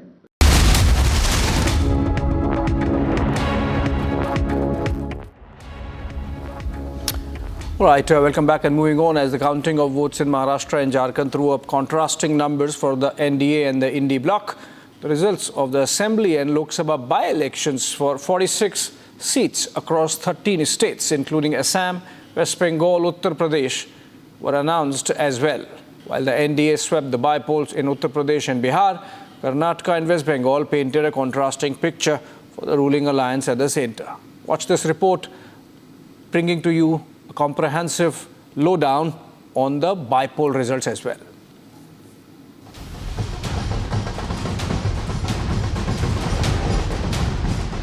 While all eyes were on Maharashtra and Jharkhand amid the counting of votes, the results of the Assembly and Lok Sabha by-elections for 46 seats across 13 states too unfolded. No less significant for the contesting parties in the larger scheme of things, the BJP swept the by-polls in UP and Assam.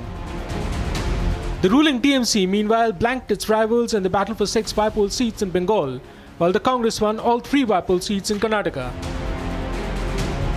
Despite the unprecedented public fury over the rape and murder at Kolkata's Arjikar Hospital, the showdown on the streets and calls for CM Mamata Banerjee's resignation, the TMC did a clean sweep of its rivals. In all the 6 by-poll seats, Shitai, Madarighat, Noihati, Hadwa, Medinipur and Taldangra, the TMC recorded commanding wins. Down south in Kerala, Congress National General Secretary Priyanka Gandhi scored an emphatic win in a debut electoral contest from Wayanad Lok Sabha seat. Priyanka won by a massive margin of 6 lakh votes, dwarfing her sibling Rahul Gandhi's winning margin of 3.65 lakh votes from Wayanad. With the mixed bag returns in the by-polls, the BJP still has a lot of ground to cover in the opposition-ruled Bengal and Karnataka.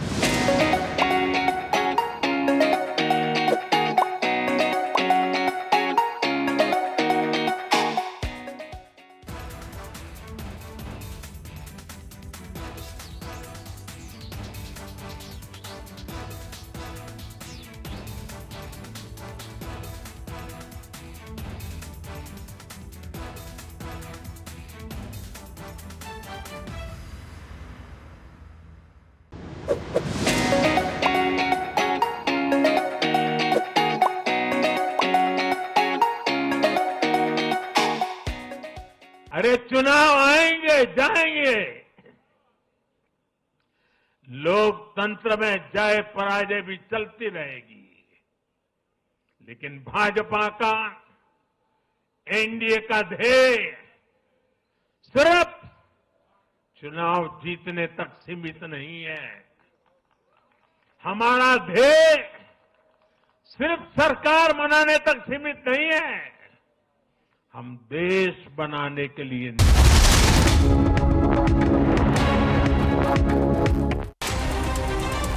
Let's look at some other stories across the country in a top wrap. The air quality in the national capital region continues to remain in the severe category. Smog engulfed several paths and truck-mounted water sprinklers were seen spraying tiny droplets of water in an effort to mitigate the effects of air pollution.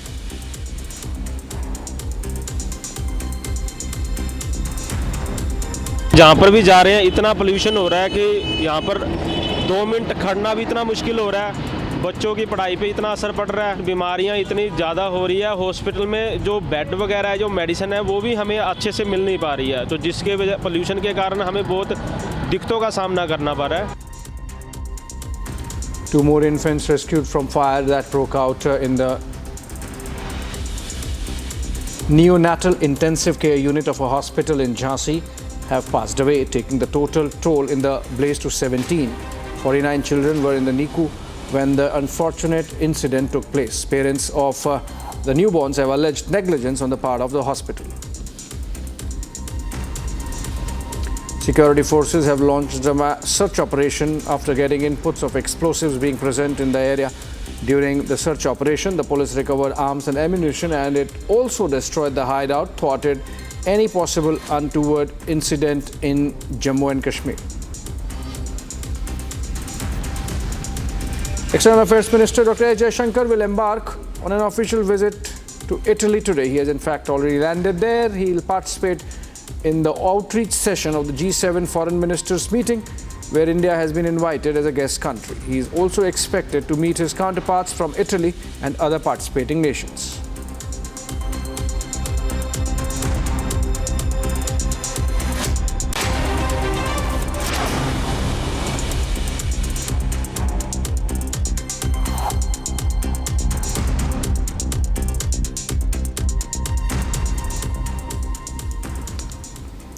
All right, reacting to a post on X, Tesla and SpaceX CEO Elon Musk has praised India's EVMs, the electronic voting machines, for their speed in counting votes.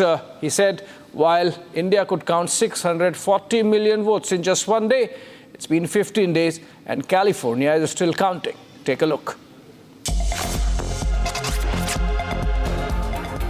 Tesla and SpaceX CEO Elon Musk lauded India's election process for its speed in counting of votes. He praised Indian EVM's capability to pull off counting of 640 million votes in a single day. He contrasted this with the US elections tallying, calling the latter sluggish. He said that the tallying in California remained unfinished even after 20 days. Earlier this year, India conducted its Lok Sabha elections, which saw a record-breaking 642 million people casting their votes. Despite the sheer scale of voters, results were declared within a single day. While opposition parties in India continue to question the transparency and integrity of the country's EVMs, India's electoral and counting processes have been receiving praise from global leaders.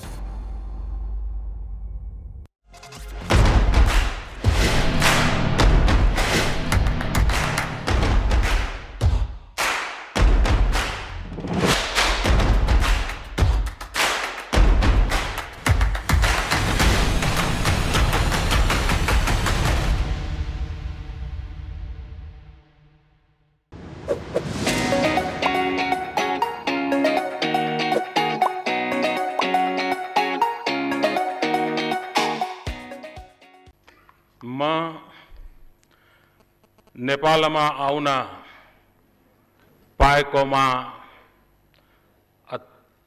अत्यन्तै हर्षित छु।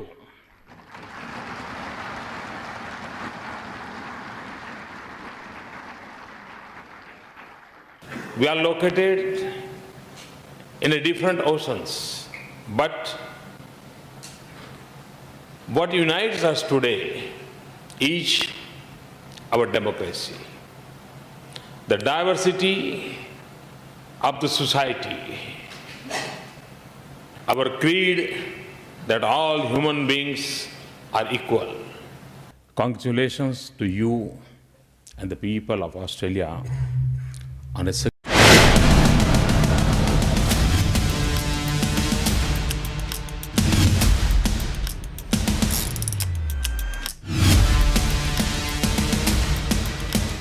ऐसा है, मैंने पहले ही कहा था कि मैं आधुनिक अभिमन्यु हूँ, चक्रव्यूह को भेदना जानता हूँ। हमने चक्रव्यूह को भेदा है और इस विजय में मेरा बहुत छोटा सहभाग है। एक ये हमारी जो पूरी टीम है, इस टीम ने इस विजय को लाया।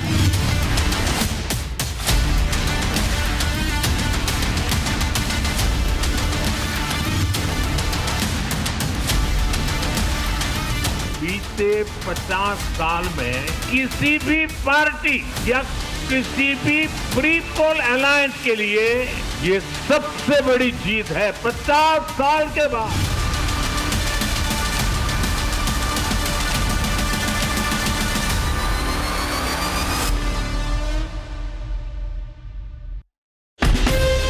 From Asia's largest news headquarters, setting the agenda for Bharat.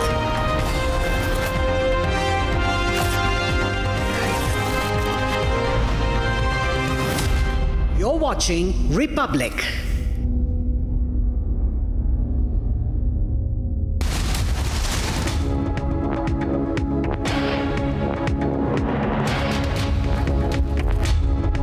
Very good evening, viewers. You're watching Republic TV, and I'm Rakshita Mishra with you. Well, it's the race for the chief ministerial post that everybody has their eyes on. We'll get you the latest scoop on that. First up, the headlines at 6.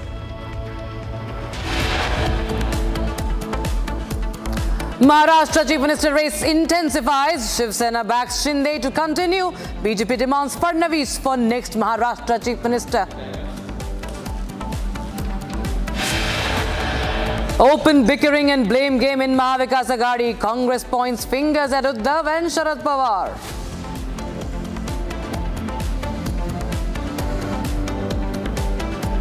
Uddhav Sena targets former CJI Justice D.Y. Chandrachud. Raut blames the ex-Chief Justice for poll debacle, says history will not forgive him.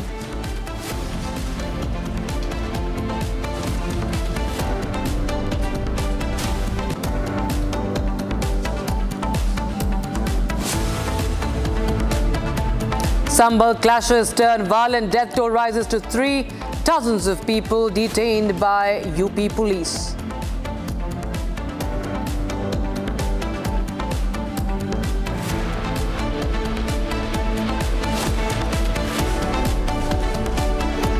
And face saver for India in Jharkhand. Countdown begins for Hemant Soren's oath taking on the 28th of November.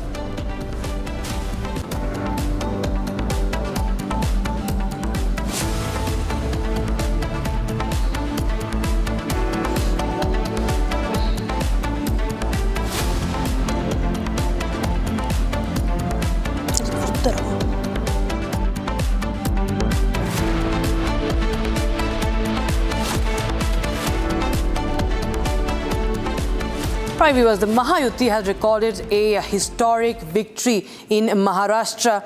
And in case you missed the election coverage on Republic TV, let's get you a glimpse of that and all that you need to know what has really happened in this mega election that is of utmost importance to national politics.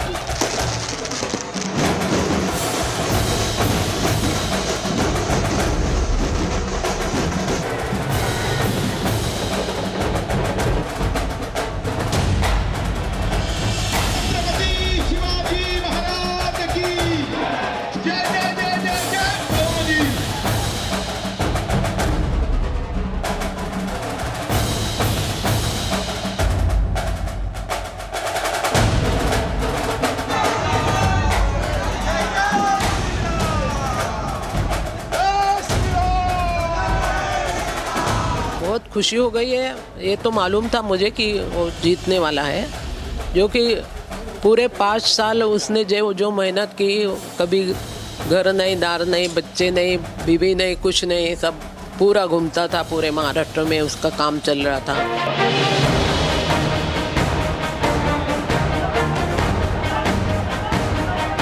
Ladies and gentlemen, please watch the Laddu channel. I have done many things in my life. I founded channels, founded networks. I disown everyone today. I disown everyone except Republic. I have nothing to do with them. I disown you. I disown all the Laddu channels of the world.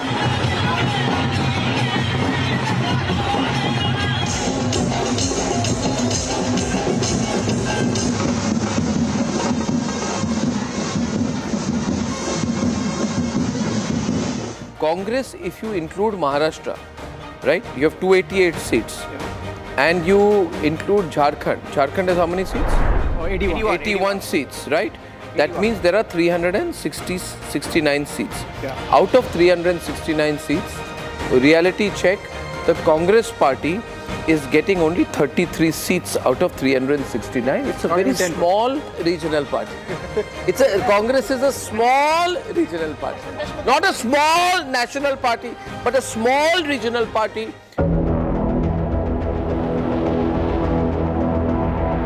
बात ऐसे है भाई, जो नतीजे सामने आए उसके ऊपर मैं विश्वास रखने को तैयार नहीं. ये जनता का फैसला मानने को तैयार है. आज महाराष्ट्राच्या विधानसभा निवडणुकांचा निकाल लागला. पूर्णपणे अनपेक्षित आणि अनाकलनीय असा हा निकाल आहे. पटला नाही तरी सुद्धा निकाल लागलेला आहे. आणि असा हा माझा महाराष्ट्र हा असा वागेल याच्यावरती माझा विश्वास नाहीये. नक्की काहीतरी गडबड.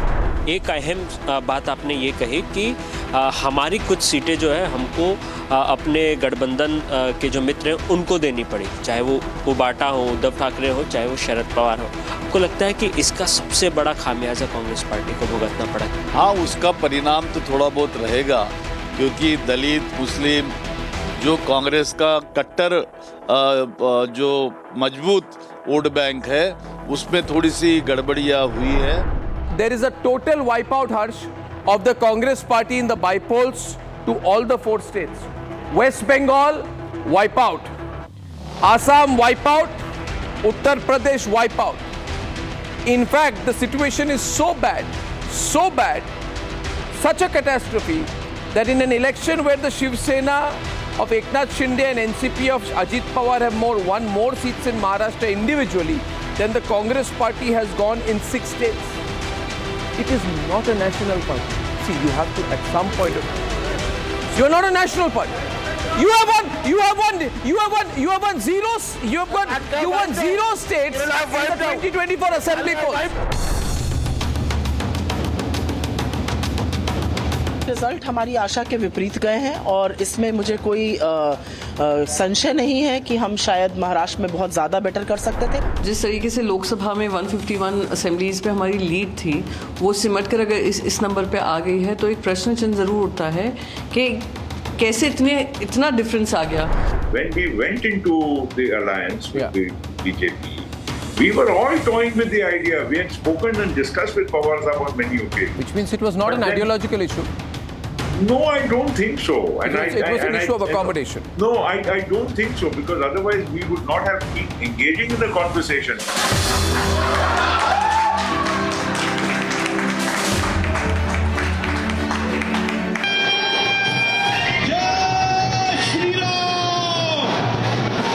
The BJP is much stronger in 2024 in terms of national presence because this entire bloc, Chhattisgarh, Odisha, Andhra, right?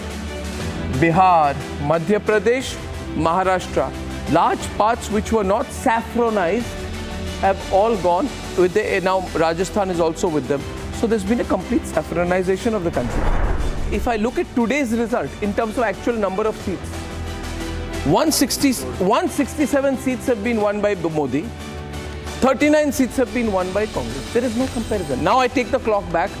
I say कि mood setting election June 4th when the national election results came, I told our research team find out all the assembly seats that have been fought since then, and I found that Modi has won 231 seats since Lok Sabha and Congress has won only 75 seats. There is in reality no BJP Congress comparison at a one-to-one party level. This एक रहेंगे safe रहेंगे बटेंगे तो कटेंगे. You think, oh, ये थोड़ा controversial slogan है. But at the end of the day, I was speaking to my wife today and she said, you know, this resonates with me. As a Hindu, it resonates with me. Because at the end of the day, we saw what happened after the Lok Sabha polls. You had Abdul Razak and Tanveer here 10 minutes ago. Every discussion veers to attacks on Muslims. At the end of the day, you talk about, oh, Islamophobia. But then if you primarily identify yourself as Muslim and say you're a Hindu, then you're going to have the Hindus also push back and say, well, theek hai, let's also talk about Hindu unity.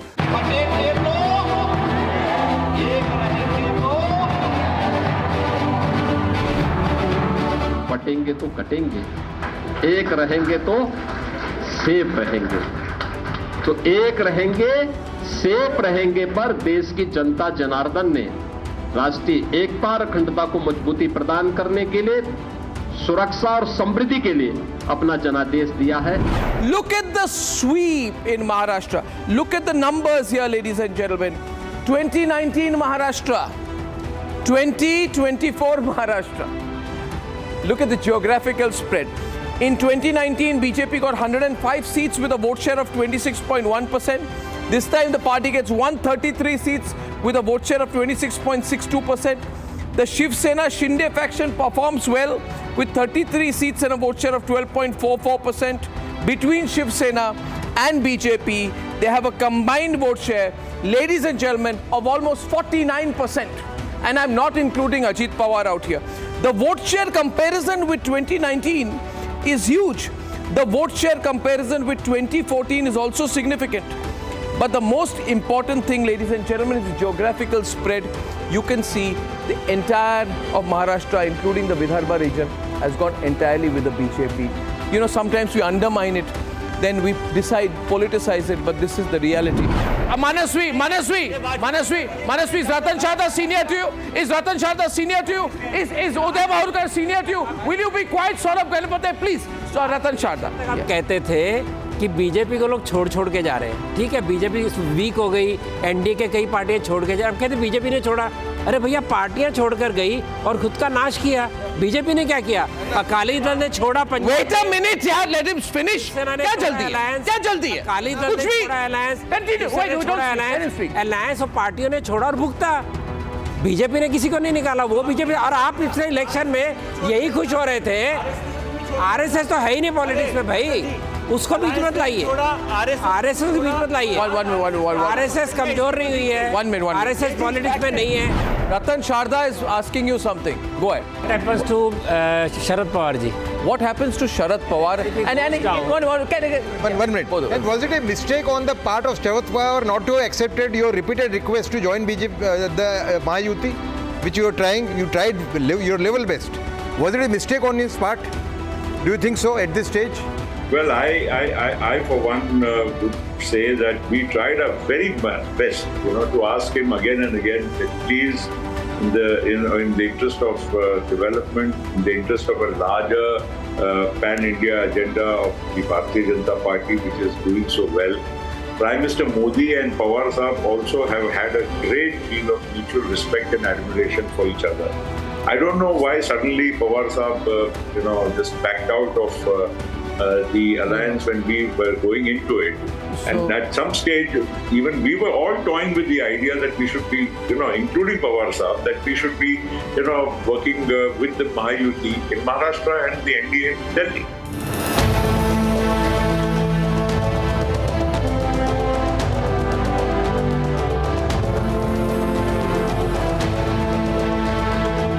Narendra Modi is at a political high. He has won back all the credibility which people tried to affect.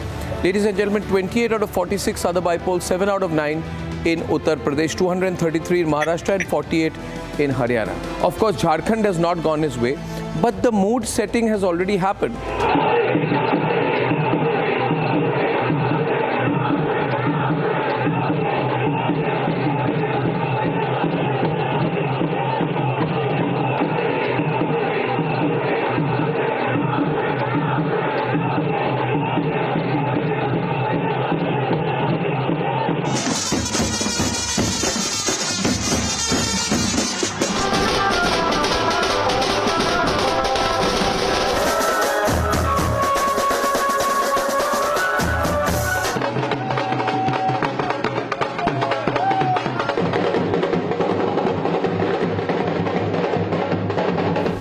Congress और उसके साथियों ने जम्मू कश्मीर में फिर से article 370 की दीवार बनाने का प्रयास किया। महाराष्ट्र ने उनको साफ साफ बता दिया, ये नहीं चलेगा। अब दुनिया की कोई भी ताकत 370 को वापस नहीं ला सकती।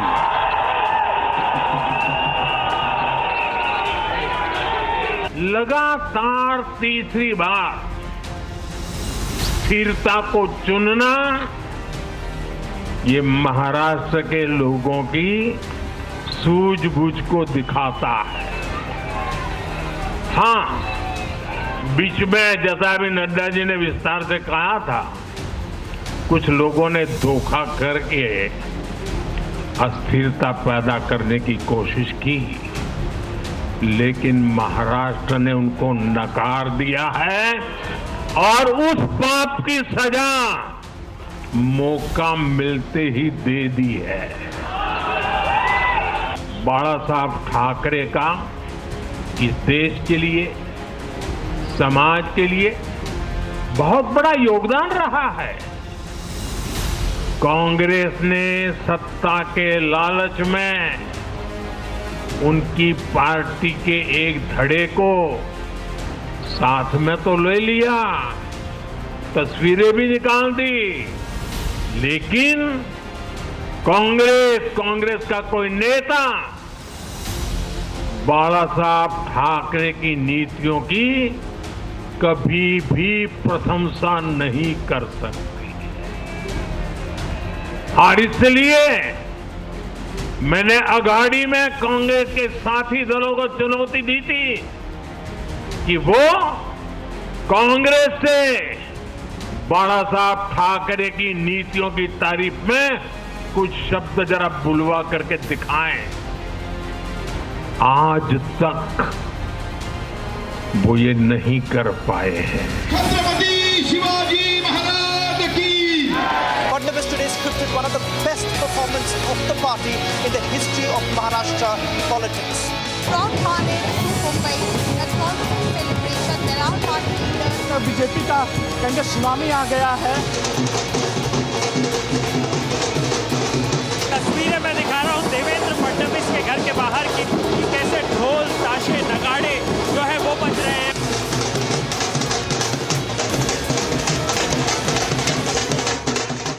Right, viewers. Now, the Mahayuti's comeback has been spectacular in Maharashtra, if you see. And more than, of course, who wins the throne of Maharashtra is important. But at the same time, the Pawar versus Pawar fight and Sena versus Sena fight was also important. Now, the Shinde Sena defeated Uddhav Sena in 36 constituencies in Maharashtra polls, putting the rest over the debate that who is the rightful heir of the late Bala Sahib Thackeray, the Hindu Hriday Samrat, and also, of course, in the rival NCP faction, it was Ajit Pawar, who, in fact, had defeated the outfit headed by his uncle Sharad Pawar on 29 seats. So, as the political corridors are remaining abuzz with who is the next Chief Minister of Maharashtra, my colleague Shravan Sen, senior editor, spoke to NCP's poll strategist Naresh Arora on the Mahayuti's victory and what really went behind the scenes. Take a listen in.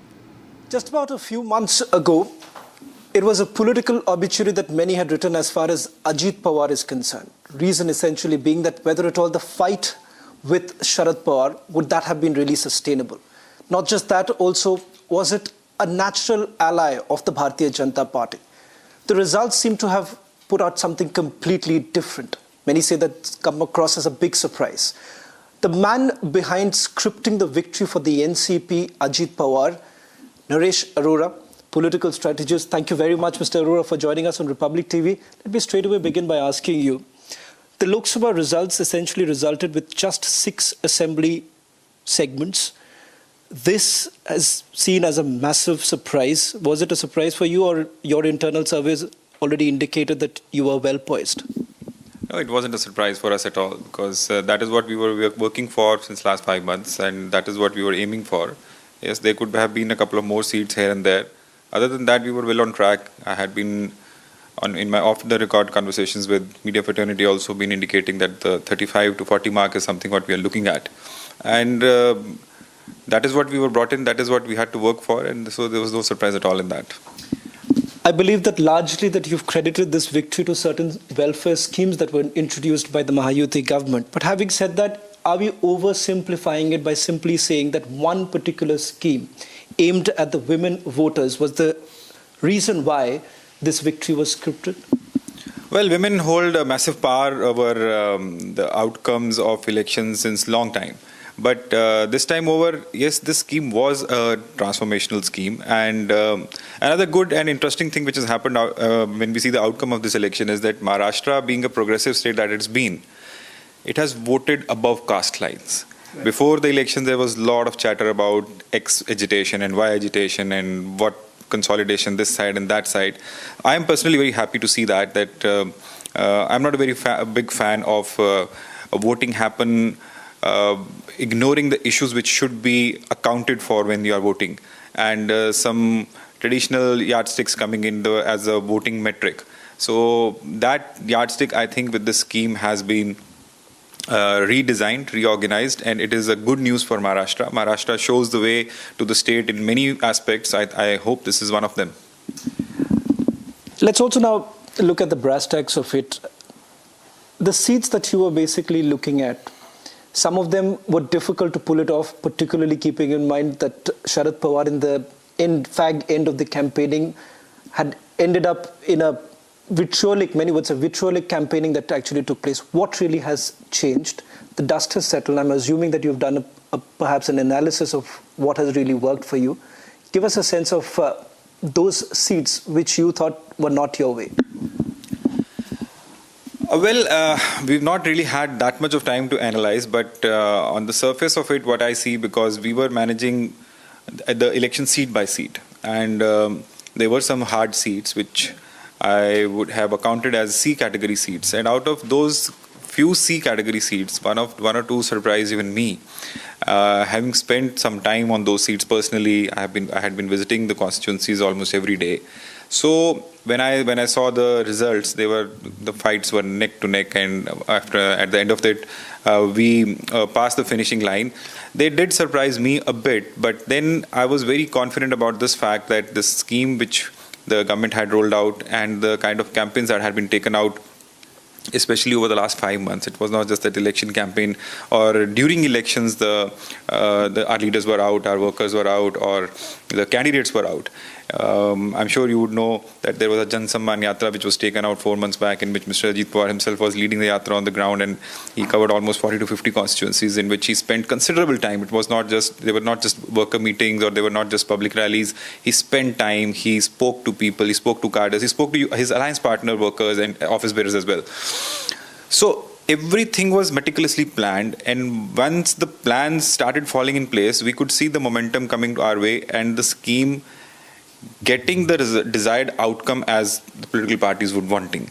So in the quest to win those seats, I think these factors did play. And yes, I am again going to reiterate that a couple of seats did surprise me because we were counting them in C category.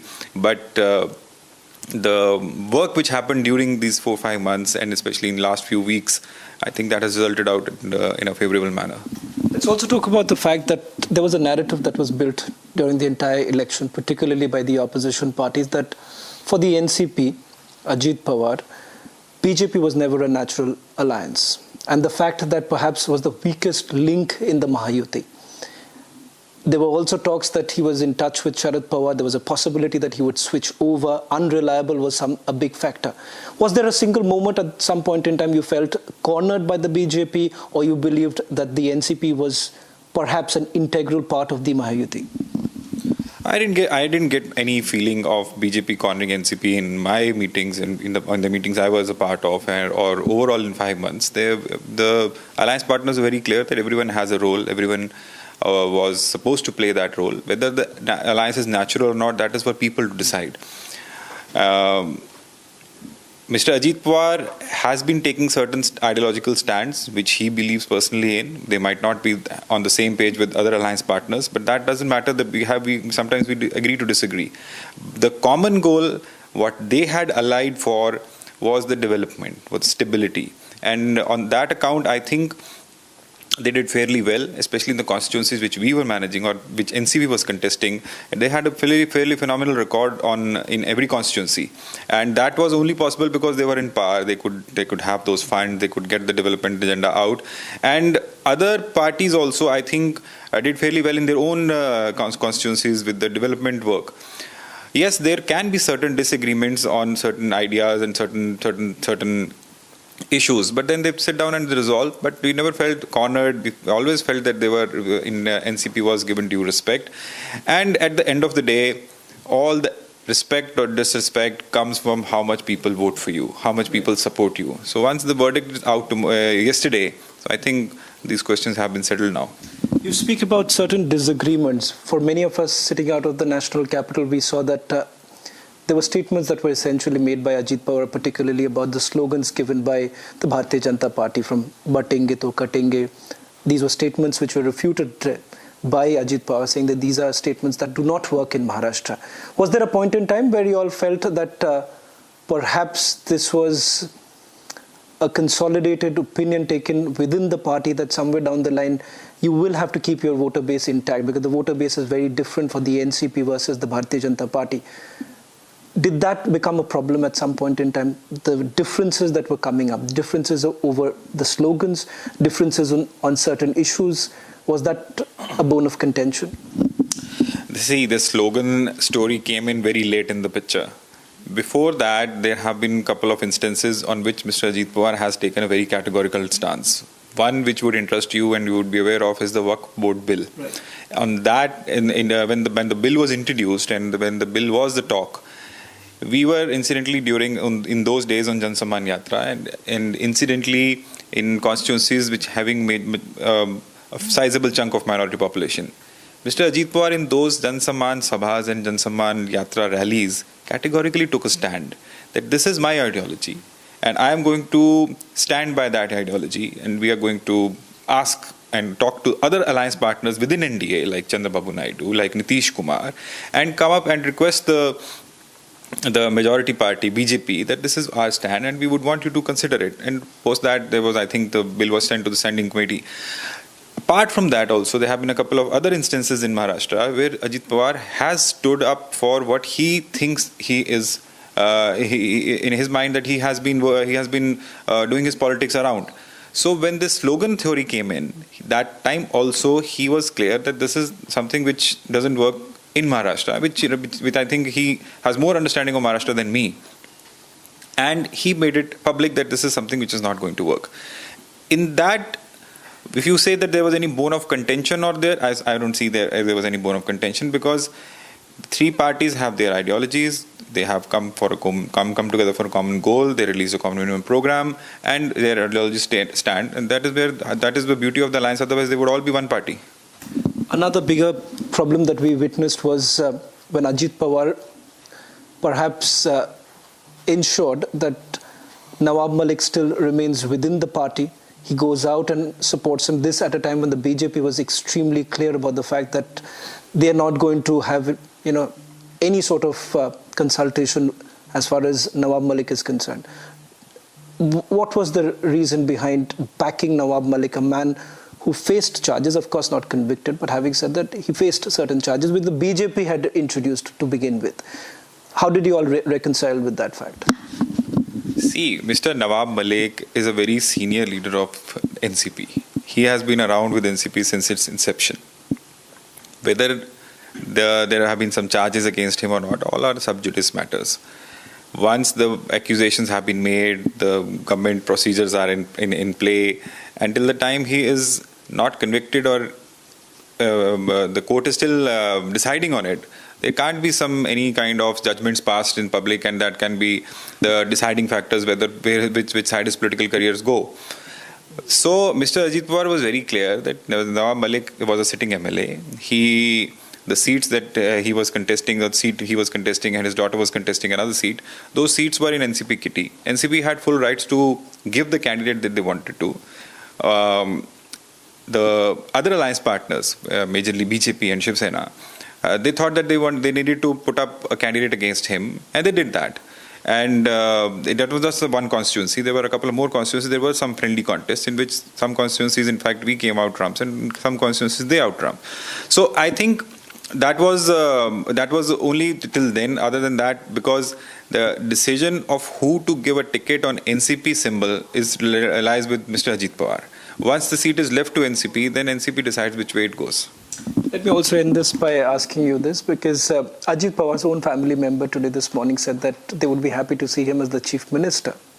the numbers that he has puts him in a bargaining spot. Perhaps he's the first, also of all the parties, they've completed the meeting, elected as the legislative party leader. As someone who's worked with him, would you also be voicing your same opinion as the Chief Minister of Maharashtra? Is that what you're looking forward to? See, thankfully, I don't have to make that choice. My aim was that whatever mandate has been given to me, and that mandate has to be delivered successfully. I think fairly on a positive note that mandate has been conveyed and delivered. And whether who becomes the Chief Minister or not, neither it is in my hands nor anyone has sought my opinion. The party workers' sentiment, of course, every party worker's sentiment is that they want to see their leader at the top job, and they would want that because Mr. Ajit Pawar is a seasoned politician. He has been a finance minister for 10 years for this big state, and they would want to see him getting elevated from a deputy chief minister, which he has been almost, I think, for more than 10 years now. That they would want to see him at the top job. But how the combinations work or don't work, I think 1 or 2 days we'll be all knowing which way it goes. Well, thank you very much, Mr. Arora, for joining us.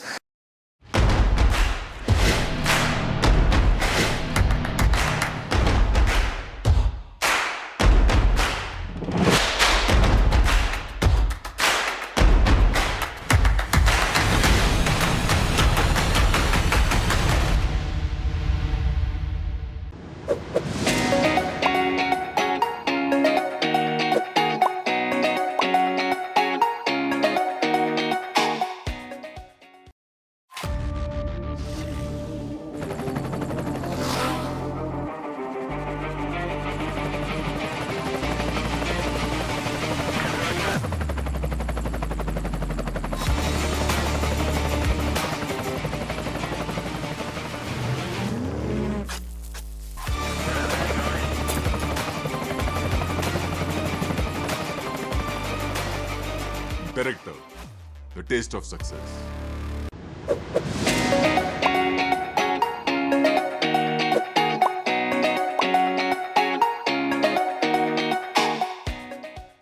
EVM चा निर्णय मान्य आहे, मान्य आहे, मान्य आहे. जनता ने भरपूर दिया है. आज लोगों ने तय कर लिया है. कौन है? मैंडेट दिया है लोगों ने. झारखंड में ईवीएम अच्छा है क्या? जीतने के बाद बोलते ईवीएम अच्छा है, इलेक्शन कमिश्नर अच्छा है. वो लोग तो सुप्रीम कोर्ट तक तो उनको सलाह मशवरा देते हैं उनको. हमें कोई मतभेद हमारे में नहीं थे. एनसीपी और शिवसेना आप दोनों को लेकर ये आरोप लग रहे थे बार-बार. आप दोनों के लिए साथ की लड़ाई थी Shivangi Thakur from ji news, Eka ji और अजीत पवार जी की नकली है. क्या आपको लगता है आज के बाद ये आरोप अब जनता ने जवाब दे दिया है, आपकी ओर से क्या जवाब दिया जाएगा? क्योंकि असली और नकली का फैसला जनता ने दिखाया ना. अभी आपने पहले ही बोल दिया ना. नहीं, आपकी ओर से जाना चाहते हैं क्योंकि देखिए बार-बार नहीं, देखिए जनता ने आज बता दिया है. असली नकली में मैं जाऊंगा नहीं, लेकिन बाबा साहब ठाकरे जी की विचारधारा वाली जो शिवसेना है, शिवसेना भाजपा की गठबंधन वाली जो शिवसेना है, एक विचारधारा वाली शिवसेना, आज लोगों ने तय कर लिया है. कौन है? मैंडेट दिया है लोगों ने. आज अभी तो मुझे लगता है वो तो अभी उनको तो हम कैसे रोकेंगे, वो तो और कुछ ना कुछ बोलते रहेंगे. लेकिन जनता की अदालत में जाने के बाद उनको भी दिखाया है और हमें भी दिखाया है.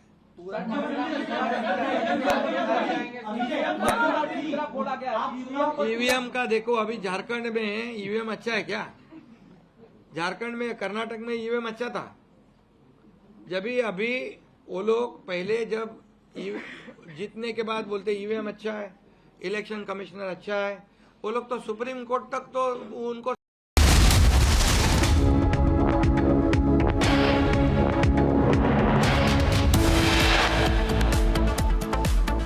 Maharashtra chief ministerial race intensifies. Shiva Sena backs Shinde to continue. BJP demands Fadnavis for the next Maharashtra chief minister.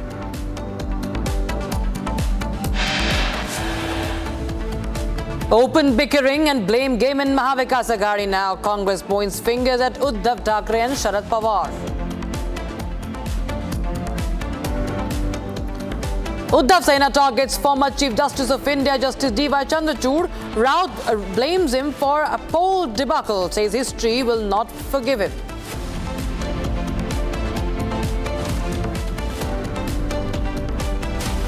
Sambhal clashes turn violent. Death toll rises to 3.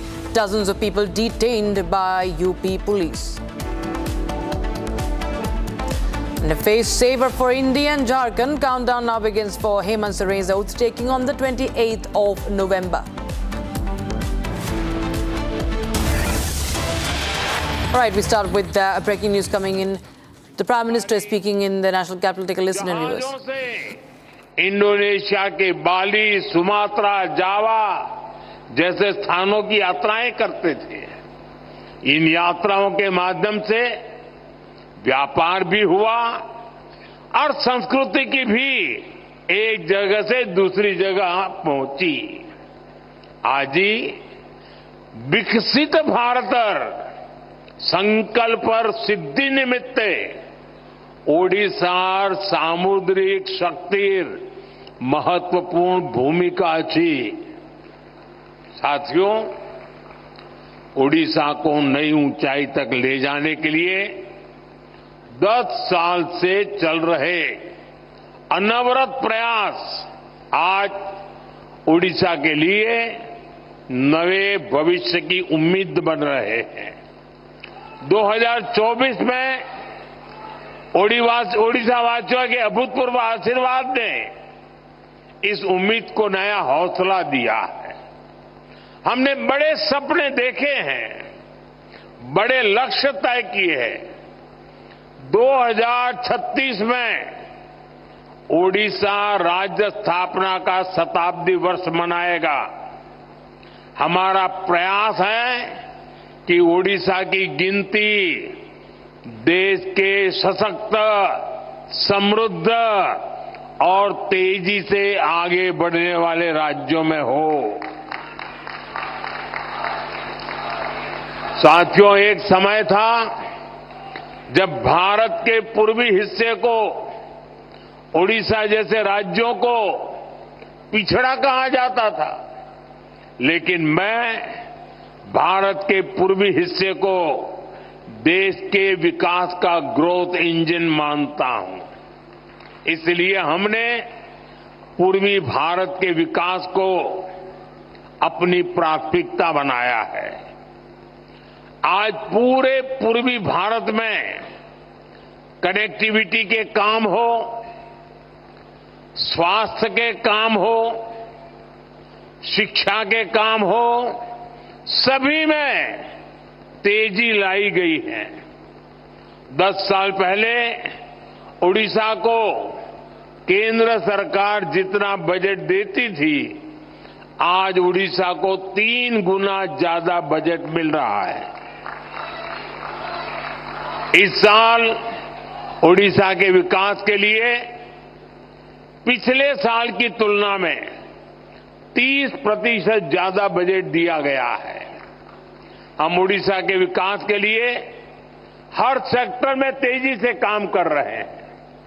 साथियों, ओडिशा में पोर्ट आधारित औद्योगिक विकास की अपार संभावनाएं हैं। इसलिए धामरा, गोपालपुर, अस्तारंगा, पलूर और स्वर्णरेखा पोर्ट्स का विकास करके यहां व्यापार को बढ़ावा दिया जाएगा। ओडिशा भारत का माइनिंग और मेटल पावर हाउस भी है। इससे स्टील, एल्यूमीनियम और एनर्जी सेक्टर में ओडिशा की स्थिति काफी मजबूत हो जाती है। इन सेक्टरों पर फोकस करके ओडिशा में समृद्धि के नए दरवाजे खोले जा सकते हैं। साथियों, All right, viewers, now shift our focus to Uttar Pradesh, where in Sambhal, Section 163 of the BNS has been imposed, prohibiting the gathering of more than 4 people after the clashes erupted during the second survey of the Shahi Jama Masjid mosque. The step comes just hours after the police used tear gas and lathi charge to disperse the mob that threw stones at the police officer, at the officers who were conducting the survey. In the violence in fact resulted at least 3 people being killed and detention of 20 individuals. Authorities have announced plans to impose the National Security Act against the rioters. Take a look at this report filed by my colleague Sahil. घर में पूरी तरह यहाँ पे तोड़फोड़ की गई है। गेट तोड़ा जाता है पहले, अंदर जो सामान है वो यहाँ पर बिखरा हुआ है। अब हालांकि परिवार के लोग यहाँ पर मौजूद नहीं हैं क्योंकि अपनी जान बचाने के लिए घर से ज़रूर भागे होंगे। ये देखिए फ्रिज यहाँ पे तोड़ा गया है। ये आगे की तस्वीर, ये देखिए पानी का नल यहाँ पे खुला छोड़ा हुआ है और इसके अलावा ये कांच को डैमेज किया गया है। डैमेज करने के बाद ये आप देखिए स्कूटी, ये स्कूटी को यहाँ पे तो गिराया गया है, तोड़फोड़ की गई है स्कूटी के साथ। अंदर की तस्वीर दिखाऊं तो ये कमरे की तस्वीर है, एक्सक्लूसिव तस्वीरें हैं। देखिए जो पूरा जो कांच का टेबल था वो पूरी तरह तोड़ा जा चुका है। तो ये दंगाई थे या फिर लूटपाट के इरादे से आए थे, ये अभी फ़िलहाल साफ़ नहीं हो पाया क्योंकि हम भी ग्राउंड पे मौजूद हैं, ग्राउंड ज़ीरो पे। और ग्राउंड ज़ीरो की तस्वीर ऐसे लग रही है कि तोड़फोड़ के अलावा जो है यहाँ पर लूटपाट भी की गई है। मैं अंदर की तस्वीर दिखाऊंगा, मेरे जो विजय है जोशी एक बार अंदर से तस्वीर दिखाए। ये देखिए ये एक घर का बाहर का कमरा है, यहाँ पर भी पूरी तरह टीवी तोड़ा गया है। ये टीवी यहाँ पे तोड़फोड़ की गई है। टीवी के अलावा जो यहाँ पे डाइनिंग टेबल था फ्रंट का पूरा टेबल, उसको पूरा यहाँ पे डैमेज किया जा चुका, तोड़फोड़ की जा चुकी है। फ्रिज यहाँ पे तोड़ दिया गया है। एसी का जो ऊपर का है उसको भी यहाँ पे तोड़ा जा चुका है। तो ये पुलिस पे हमला करने आए थे या फिर लोगों पे इन्होंने अटैक किया, वो ऐसा लग रहा है कि जो स्थानीय लोग यहाँ पे रहते हैं कहीं ना कहीं उनको हार्म करने की कोशिश की गई है, डैमेज करने की कोशिश की गई है। क्योंकि ये घर के अंदर की तस्वीर दिखा रहे हैं और पूरी तरह घर का जो सामान है, कीमती सामान, वो तोड़ा जा चुका है। ये देखिए पहले तो उपद्रवी, ऐसा हम अनुमान लगा रहे हैं कि उपद्रवी यहाँ से गेट को जबरन तोड़ते हैं, जाली काटते हैं। जाली काटने के बाद जो है घर में दाखिल होते हैं और घर में दाखिल होने के बाद जो है पूरे जो सामान, कीमती सामान था, इलेक्ट्रॉनिक आइटम, उनके साथ तोड़फोड़ करते हैं। और फिलहाल इस घर में कोई जो लोग हैं वो यहाँ पर नज़र नहीं आ रहे हैं। अब आगे की तस्वीर हम देखें तो तमाम जो लोग हैं घर में मौजूद हैं लेकिन डर के मारे बाहर नहीं आ रहे कि आखिरकार वो कौन थे उपद्रवी जिन्होंने यहाँ पे माहौल को ख़राब करने की कोशिश की गई। So the unrest, viewers, continues, tensions continue. Now let's take a listen to what Advocate Vishnu Shankar Jain, who is the petitioner in this case, had to say while speaking to Republic TV. You have filed a petition. The court has ordered the survey of this particular structure, and when the survey team reached there was complete scenes of chaos. Mob had gathered and stones were pelted, vehicles were set ablaze, and police personnel were attacked. How do you see the situation, sir? We had started this survey and the Advocate Commissioner had informed us that the survey will start today from 7 a.m. in the morning till 11 a.m. And this was also informed to the Masjid Committee yesterday itself. Now, in compliance of the orders of the court, and since on the last occasion, which is on 19th of November, the entire features of the disputed area could not have been studied because there was a lot of darkness and in night vision, there was not proper photography and videography. So it was decided by the Advocate Commissioner to take videographs and photographs during the daytime, and it was Sunday. So during the Sunday, it's very easy to do the videography and photography in daytime. So the moment survey started at 7:30 a.m. in the morning, just about half an hour or 45 minutes, we started hearing a lot of slogans and protest all around the area, and I was being told and I was being informed, and it's just a calculation that around 50 to 60,000 people had gathered who were protesting all around this disputed structure. Right, viewers, we will be getting you the full conversation at 7, but right now we get a reaction from Samajwadi Party's Ram Gopal Yadav, in fact, who has endorsed the stone pelters for clashing with the police. Listen in.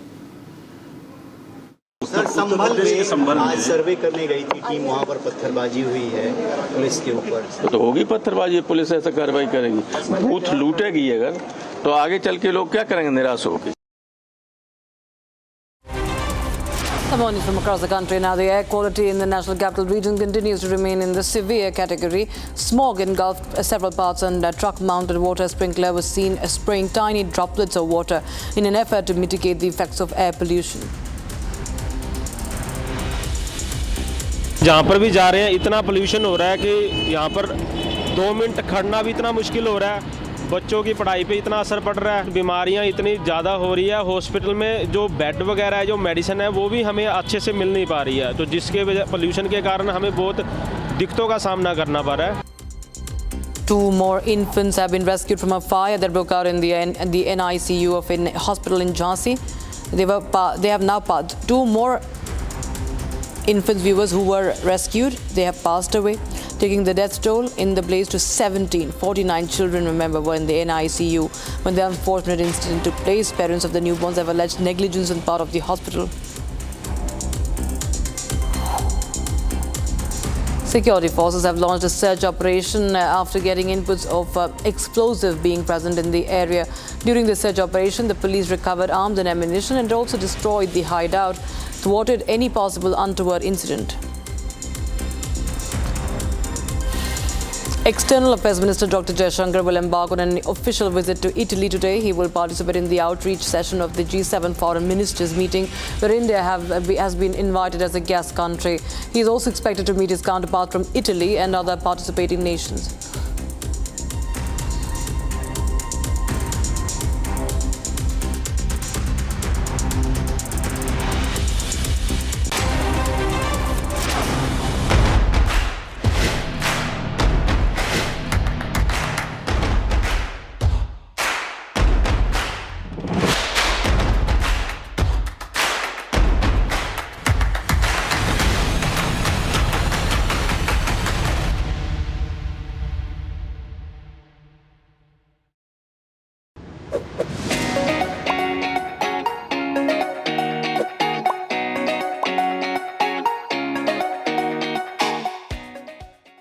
Amity has been ranked India's #1 not-for-profit private university for 11th year, with top 10 ranked institutions in management, engineering, biotech, law, mass comm, telecom, hospitality, fashion and more. Yet another top ranking for Amity University.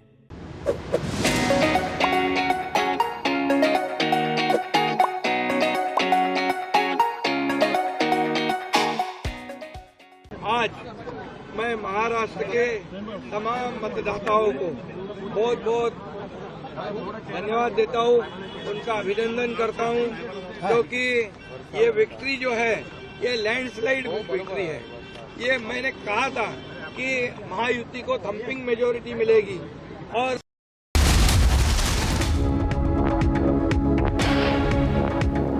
Right now, the assembly elections for the 2 states and the by-polls in Uttar Pradesh have established that beyond any reasonable doubt, the shrinking political and electoral ground for the Congress is very much clear and a reality. Now, while it piggybacked a resurgent JMM and the RJD to win the Jharkhand Assembly elections, it won only 16 of the 30 seats it contested in the state. In Maharashtra, Congress sunk to new depths, winning a paltry 16 of the 101 seats it contested.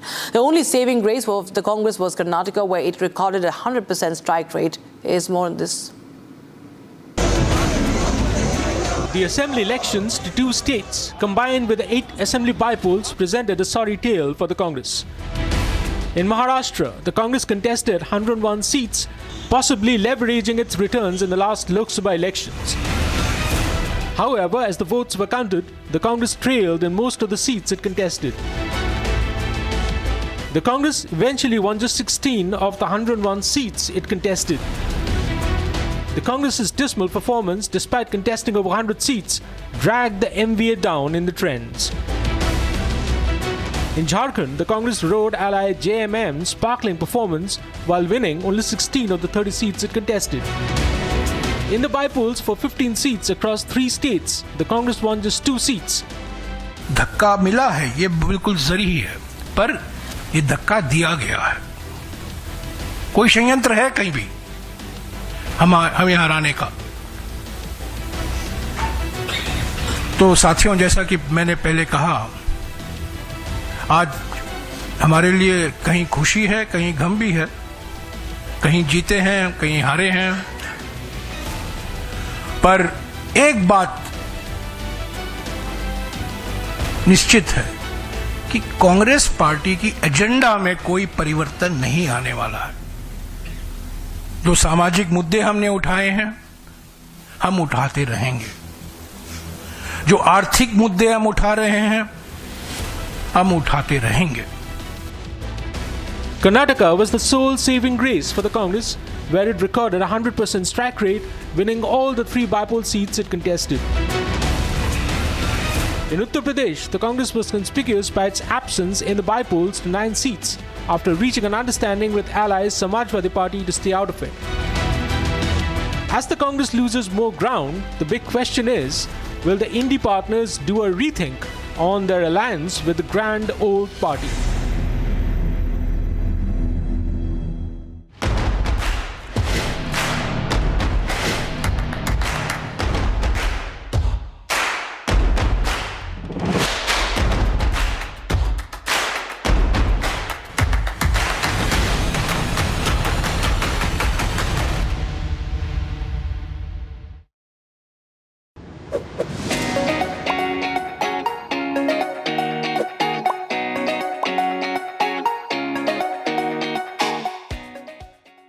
In the global employability rankings by Times Higher Education UK, only the following 6 institutions from India are ranked amongst the top 230 in the world for having the most employable graduates: IIT Delhi, IISc Bangalore, IIT Bombay, IIM Ahmedabad, IIT Kharagpur and Amity University.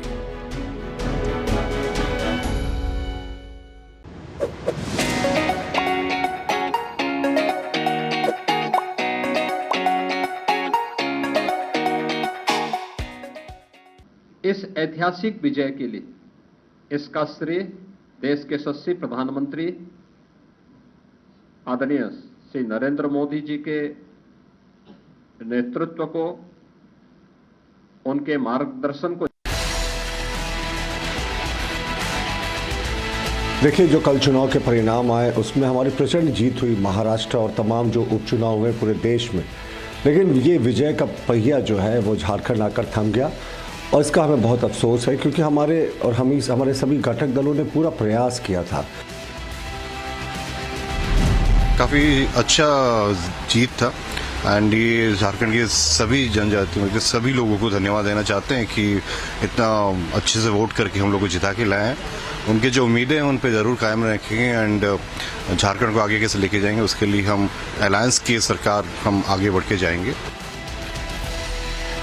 लोकतंत्र में जनता सर्वोपरि होती है, जनता जनार्दन होती है। जनता का जनादेश हमें मिला है। कौन क्या आरोप लगा रहा है, आरोप लगाने वाले आज कहां हैं, वो किसी से छुपा नहीं है। तो अनएक्सपेक्टेड रिजल्ट्स हैं। पुलिस पूरी तरह से इन्वॉल्व रही पूरे इलेक्शन में। सारे आश्वासन जो इलेक्शन कमीशन की पर्यवेक्षक आई थी मुरादाबाद के अंदर, उन्होंने भी दिए थे, लेकिन वो फॉलो नहीं हो सके। They tried to break Jharkhand and they admitted senior leader of Jharkhand, JMM, into their party. BJP has no political morals. Now, beyond the fierce battle between Mahayuti and the Mahavikas Aghadi, the Maharashtra elections gained an added layer of intrigue with a significant rise in the women voter turnout. The overall voter turnout saw a surge of almost 5%, while the Ladki Bahin Yojana has turned out to be a transformative force, deepening the party's connect with the women voters, which was significant even during the BJP rallies in the state of Maharashtra. Here's a report. With multiple narratives ruling the Maharashtra election, one thing that stood out with the results is which way women voted. Maharashtra witnessed a significant surge in the women voter turnout in this assembly elections. There was nearly a 5% point jump in women voter turnout from 59.26% to 65.21%, which is believed as a major contributing factor in the overall surge in voter turnout. Both the ruling Mahayuti and the opposition Mahavikas Aghadi understand the value of this segment and have tried to lure the female voters with slurry of steps. Traditionally, a higher than usual voter turnout among women voters is considered as a sign of anti-incumbency. The increase in women voters turning to polling booths, especially in tribal and rural areas, is being attributed to Mahayuti's Ladki Bahin Yojana, under which the state has distributed 1,500 rupees per month to women. But then, there is a reason why Mahayuti exuded confidence in women voters. The government announced a women's welfare scheme which has seen 5 installments of aid being transferred directly into the accounts of women. कौन से शब्द में महाराष्ट्र के मतदारों का अभी आभार मानेंगे समझ में नहीं आ रहा है, क्योंकि हमें भी विजय की तो खतरी थी, लेकिन इतना ग्रैंड आशीर्वाद महाराष्ट्र की जनता देगी, मैं तो बोलता हूँ, और मेरी लाडली बहना है, उनको मैं सैल्यूट करता हूँ, उनकी मैं नतमस्तक होता हूँ। यह विजय में उनका बड़ा रोल है। The scheme, initially criticized by the opposition, found a mention in their own manifesto with an increased amount of 3,000 rupees. Meanwhile, ruling Mahayuti has promised to raise the amount from 1,500 to 2,100 rupees a month if it retains power. Not to forget, PM Modi's rally witnessed an enthusiastic wave of participation from women, marking a vibrant display of their political engagement. It is no surprise then that enthusiasm among women voters was palpable, cutting across the caste and class lines, leading to higher voter turnout. Now, as the trends pointed to a sweep by the ruling Mahayuti in Maharashtra, a bitter blame game has erupted in Mahavikas Aghadi, with the Congress openly pointing fingers at allies Shinde Sena Uddhav Thackeray and the NCP Sharad Chandra Pawar faction. Now, laying the blame on the allies, Congress claims that seats where it was on a strong footing were allocated to the Sena, Uddhav Sena's faction and the Sharad Pawar's NCP. Here's a report.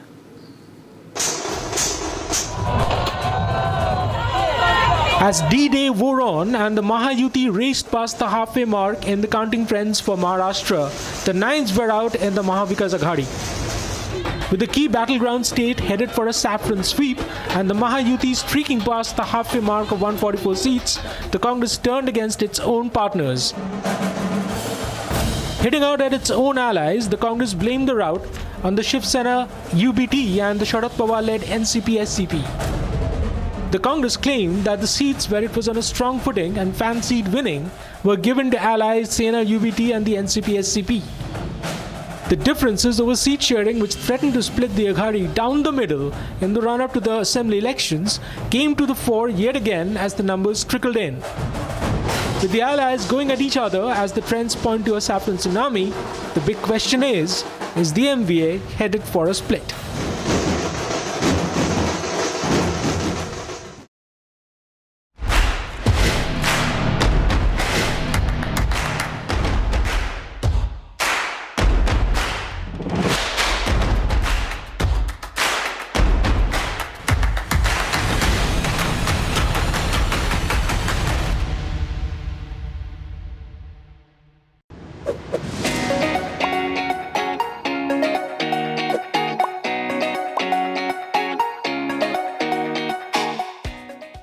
अरे चुनाव आएंगे जाएंगे,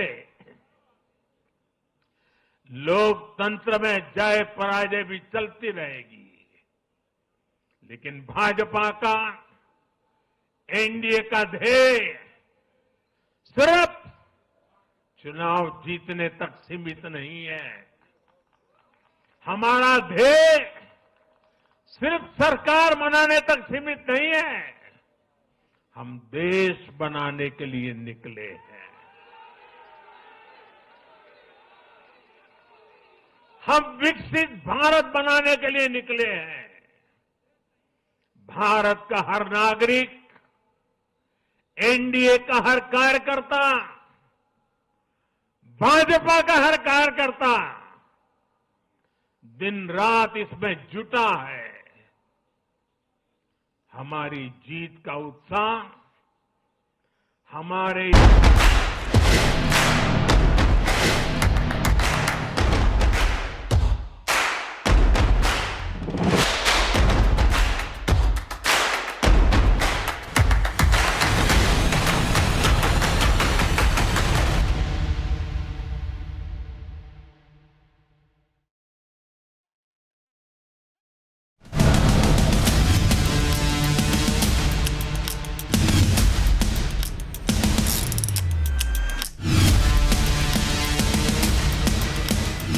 है, मैंने पहले ही कहा था कि मैं आधुनिक अभिमन्यु हूँ, चक्रव्यूह को भेदना जानता हूँ। हमने चक्रव्यूह को भेदा है और इस विजय में मेरा बहुत छोटा सहभाग है। एक ये हमारी जो पूरी टीम है, इस टीम ने इस विजय को लाया है।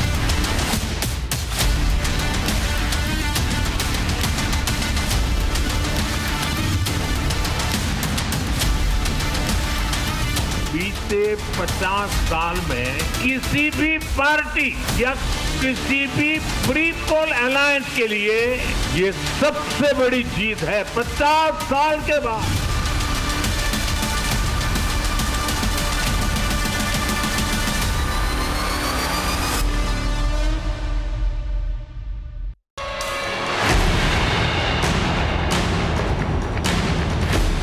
The situation is currently volatile and there's heavy police deployment in Sambhal. It all started after the survey team arrived there to carry out a survey of the Jama Masjid, and after that the confrontation led to fierce escalation of violence which resulted in stone pelting.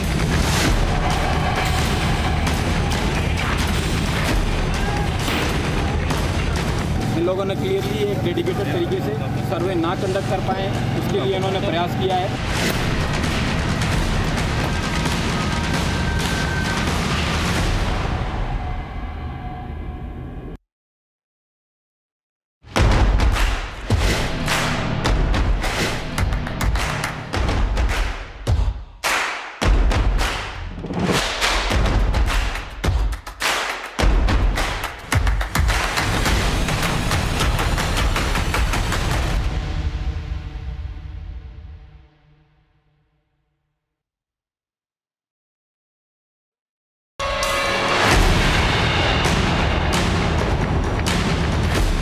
The situation is currently volatile and there's heavy police deployment in Sambhal. It all started after the survey team arrived there to carry out a survey of the Jama Masjid, and after that the confrontation led to fierce escalation of violence which resulted in stone pelting.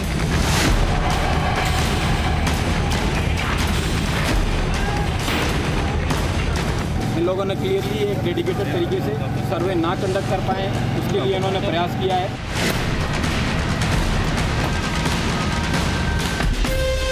From Asia's largest news headquarters,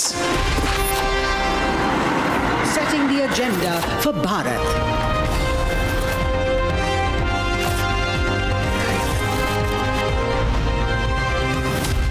You're watching Republic.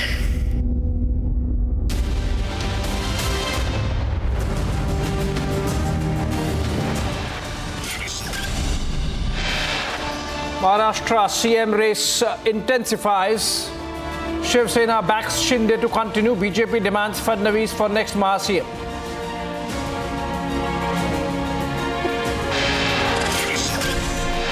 Open bickering and blame game in MVA. Congress points fingers at Uddhav and Sharad Pawar.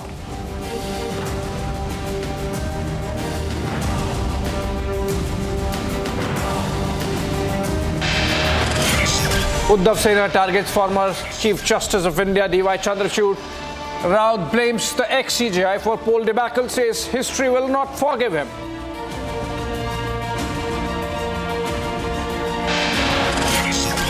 Sambhal clashes turn violent. Death toll rises to 3 dozens of people detained by Uttar Pradesh police.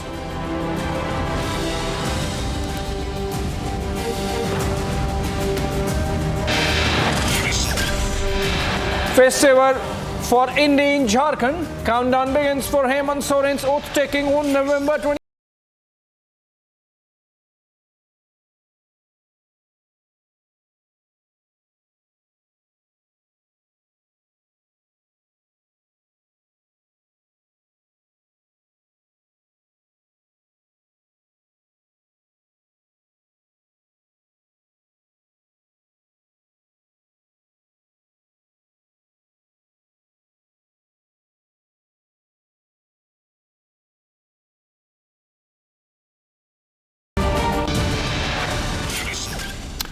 All right, let's begin this 7 p.m. This is exclusive with some very exclusive inputs coming in from Maharashtra on the government formation. Engineering a saffron sweep in the key battleground state.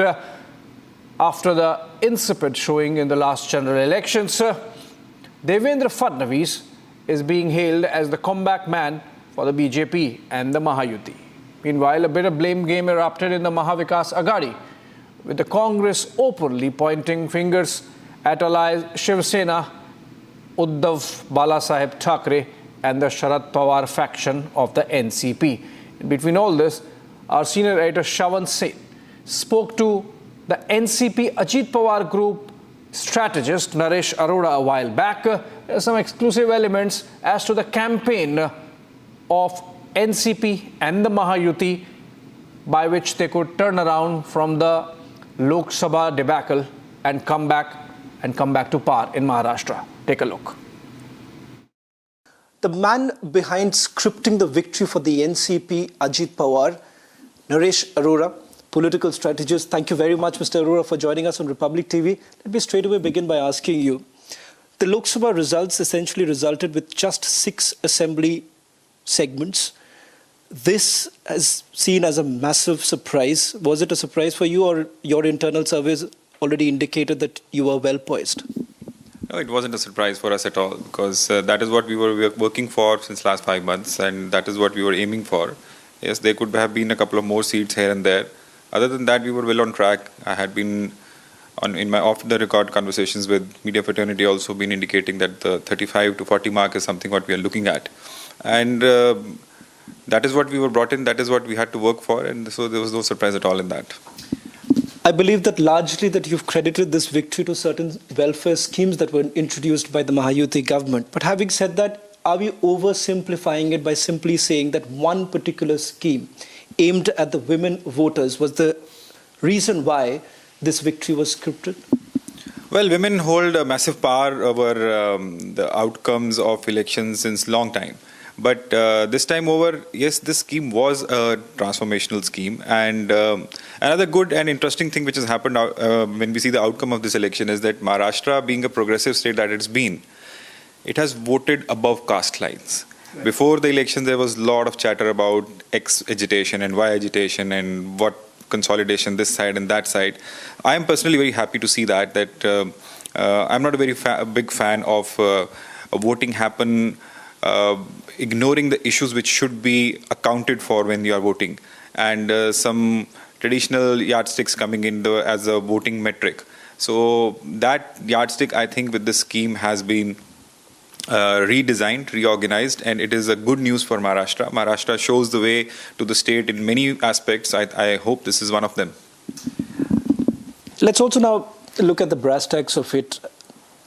The seats that you were basically looking at, some of them were difficult to pull it off, particularly keeping in mind that Sharad Pawar in the end of the campaigning had ended up in a vitriolic, many would say vitriolic campaigning that actually took place. What really has changed?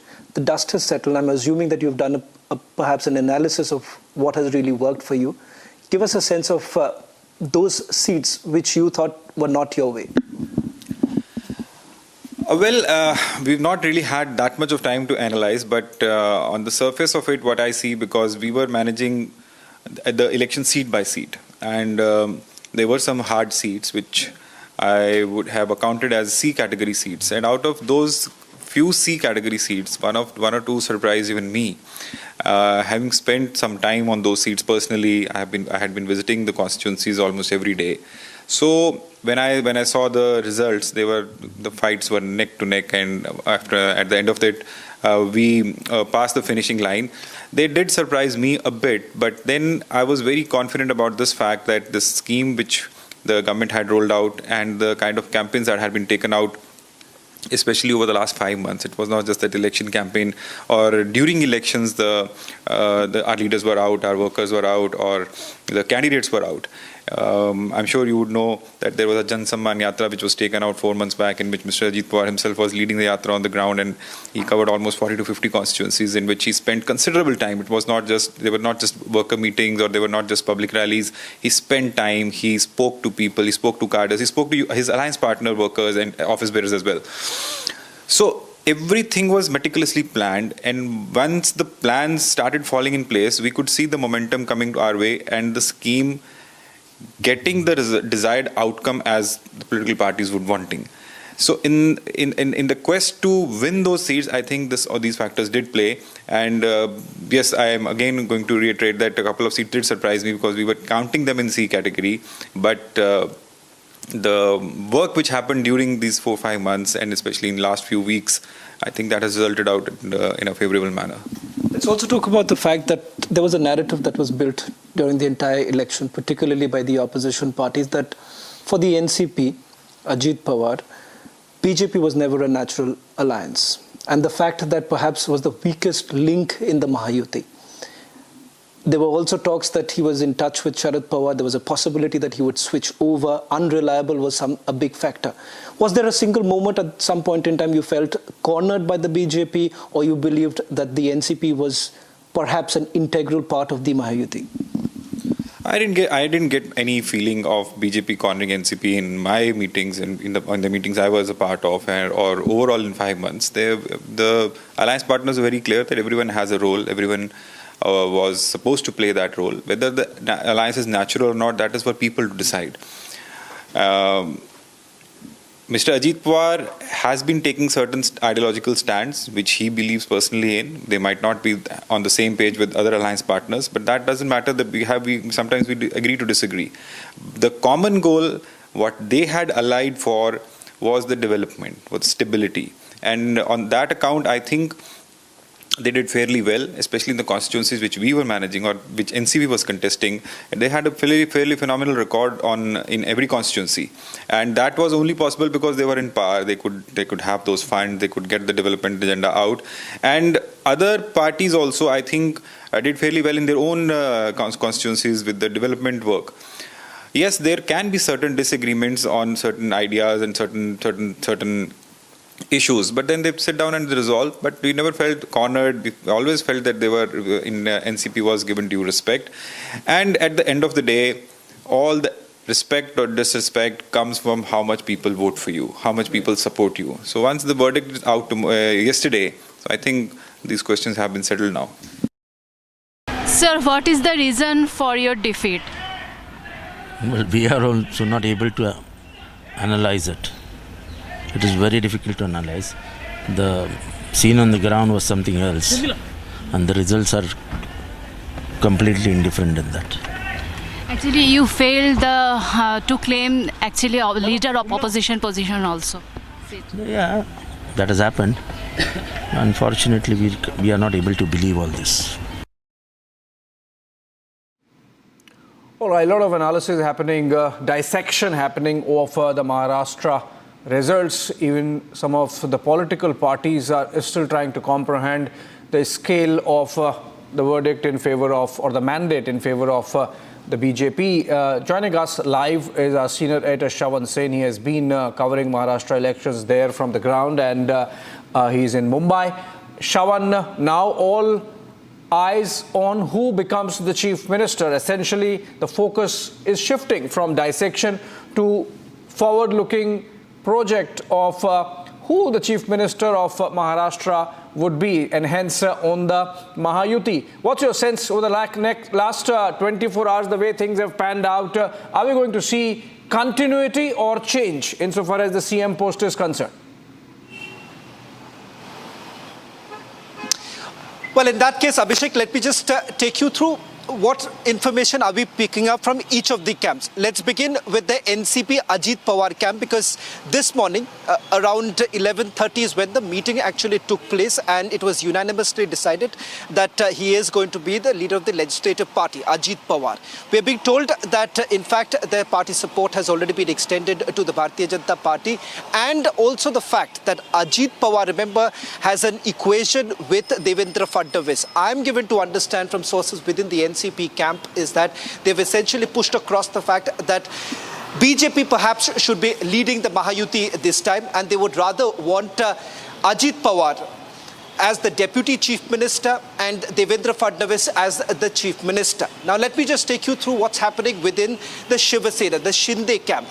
In fact, there are murmurs right now. You've had their cabinet ministers, starting from Deepak Kesarkar to a senior leader like Pratap Sarnaik, essentially sending across a message that there should be continuity, and the continuity should be in the face of Eknath Shinde. There is also a section within the BJP, let me remind you this, within the BJP too, that is essentially pushing this entire narrative that perhaps the continuity should be in the face of Eknath Shinde. Now that is only because, remember, that happens to be the rival gang within the BJP, those who are against Devendra Fadnavis. But having said that, remember, the brass tacks of it, Devendra Fadnavis has been able to script a historical win for the Bharatiya Janata Party, something that they could not even do it when there was a Modi wave back in 2014. So this, not only because of the fact that there are several other organizations who have come together to be able to script this victory for the Bharatiya Janata Party, but the fact of the matter is that he is, after all, the face of the Bharatiya Janata Party. Let me also quickly share one simple anecdote with you, Abhishek, because I was speaking to a senior BJP leader a short while back for the last 40 minutes to understand what really worked for the Bharatiya Janata Party. And this is a very interesting anecdote. They say that when Nawab Patel made this comment about the Ladki Behna scheme, saying that they are going to remove the scheme, his close aide went to the court to get it quashed. BJP, very interestingly and very smartly, what they did was took a copy of the affidavit or the petition that was filed by Nanabhau Patole's close aide, and they started distributing this to every household, particularly in the Vidarbha region, saying that, look here, this is what the Congress basically stands for, the fact that they will be taking away the schemes from them. Right. Same goes with the communication that they did with regards to Uddhav Thackeray, because they were basically citing the fact that when Uddhav Thackeray came to power, 15 schemes that were introduced by Devendra Fadnavis were basically removed by Uddhav Thackeray. So that's the kind of work that went in soon after the debacle that they saw in the Lok Sabha. Okay. Shravan, a quick response. You think that this would be amicably sorted, because it seems that there is some possibility of confrontation with the kind of positions the Shiv Sena and the BJP have taken, wanting continuity and wanting change? Well, the Bharatiya Janata Party will find it extremely difficult to perhaps not go with Devendra Fadnavis at this point in time. If you go by the camp of Devendra Fadnavis, they are very clear that the support has come in from Ajit Pawar. Ajit Pawar, in fact, has also put in a condition that Devendra Fadnavis should be leading it and not Eknath Shinde. Now, that's again source-based information coming in from the NCP camp as well as Devendra Fadnavis's camp. The only bit of twist that we can expect is the fact that you already have a meeting that is currently underway at Tajland's end, where we are basically reporting from, where Eknath Shinde is going to be meeting the party legislators. You've already had the party legislators indicating that there should be a continuity. So how does the central leadership really look into it? Because we are being told that the legislative meeting of the Bharatiya Janata Party is likely to happen sometime tomorrow.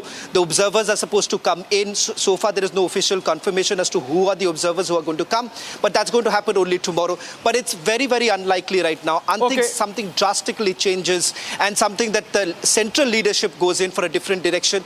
It is going to be Devendra Fadnavis as the Chief Minister of Maharashtra.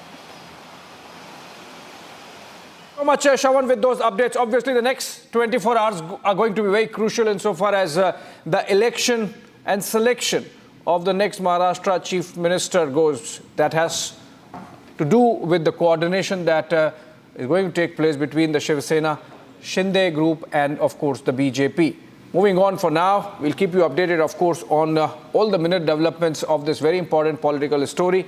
We are moving on to a breaking news development coming in connection with the violence that has taken place in Sambhal of Uttar Pradesh following a survey team which was attacked by a mob, leading to clashes between the mob and the police, in which firing took place and 3 were killed. Policemen are also injured, and internet has been suspended for the next 24 hours. 20 policemen injured, 1 shot in the leg, and obviously this is a case of private firing, in the sense police being shot at. Let's see if we have the soundbite of the Superintendent of Police of Sambhal to understand what exactly happened. These are pictures from earlier in the day when the violence took place and the riot police had to come in full gear and indulge in lathi charge and tear gas shelling to control the mob.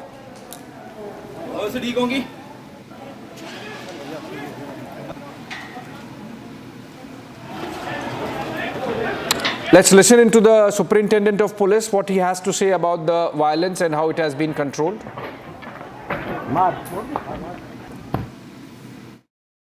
हमारी police को और हमारे intelligence को proper तरीके से जितना deployment हमारे पास more than enough force था, हमने सर्वे कंडक्ट कराने के लिए डीएम साहब के जो सिक्योरिटी प्रोवाइड करने के लिए जो लेटर लिखा गया था, उसी के मद्देनज़र हमने प्रॉपर तरीके से डिप्लॉयमेंट भी किया था।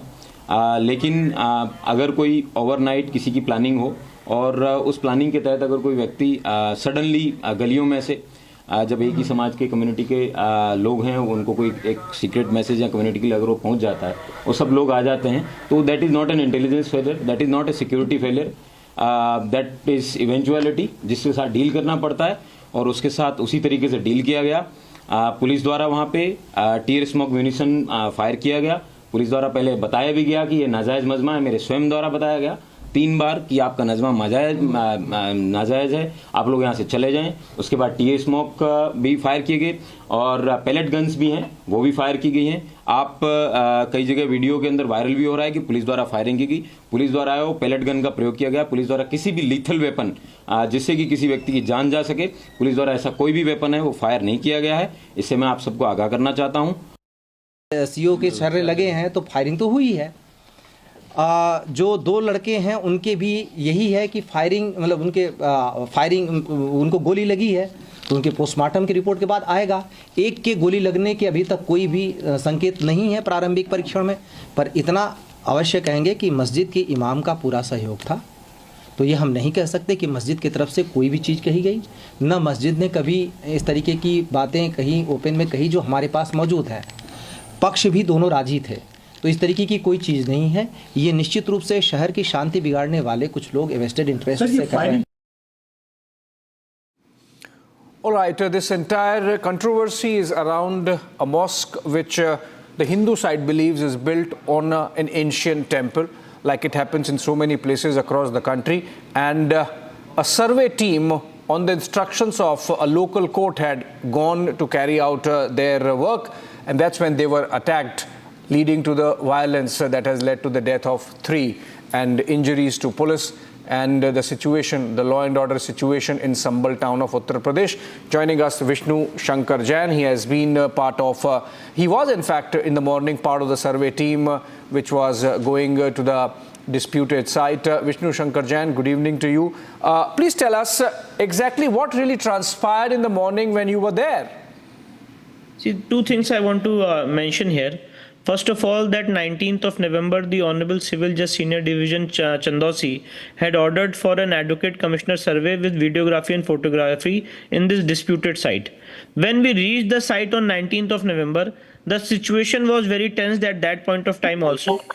And around 500 people had gathered at that point of time when we were doing the survey. And at that point of time, because it was night, the survey could not be completed and clear pictures and features could not have been studied.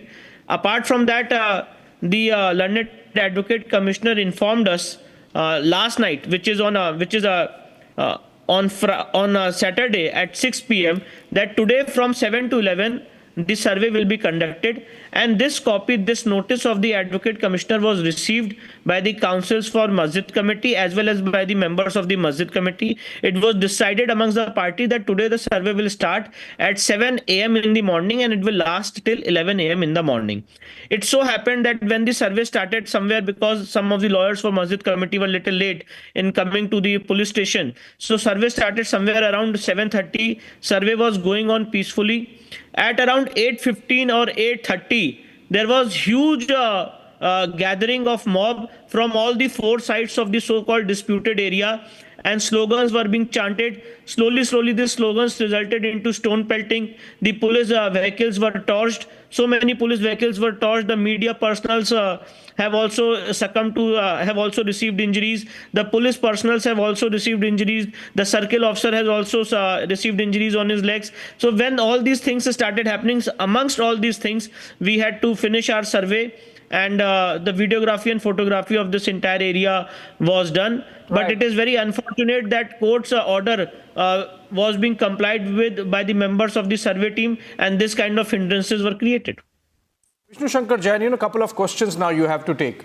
I have seen some of the video clips, and in one of them, when you are arriving at the disputed site, there is a lot of sloganeering happening by people who were accompanying you, Jai Shri Ram among others.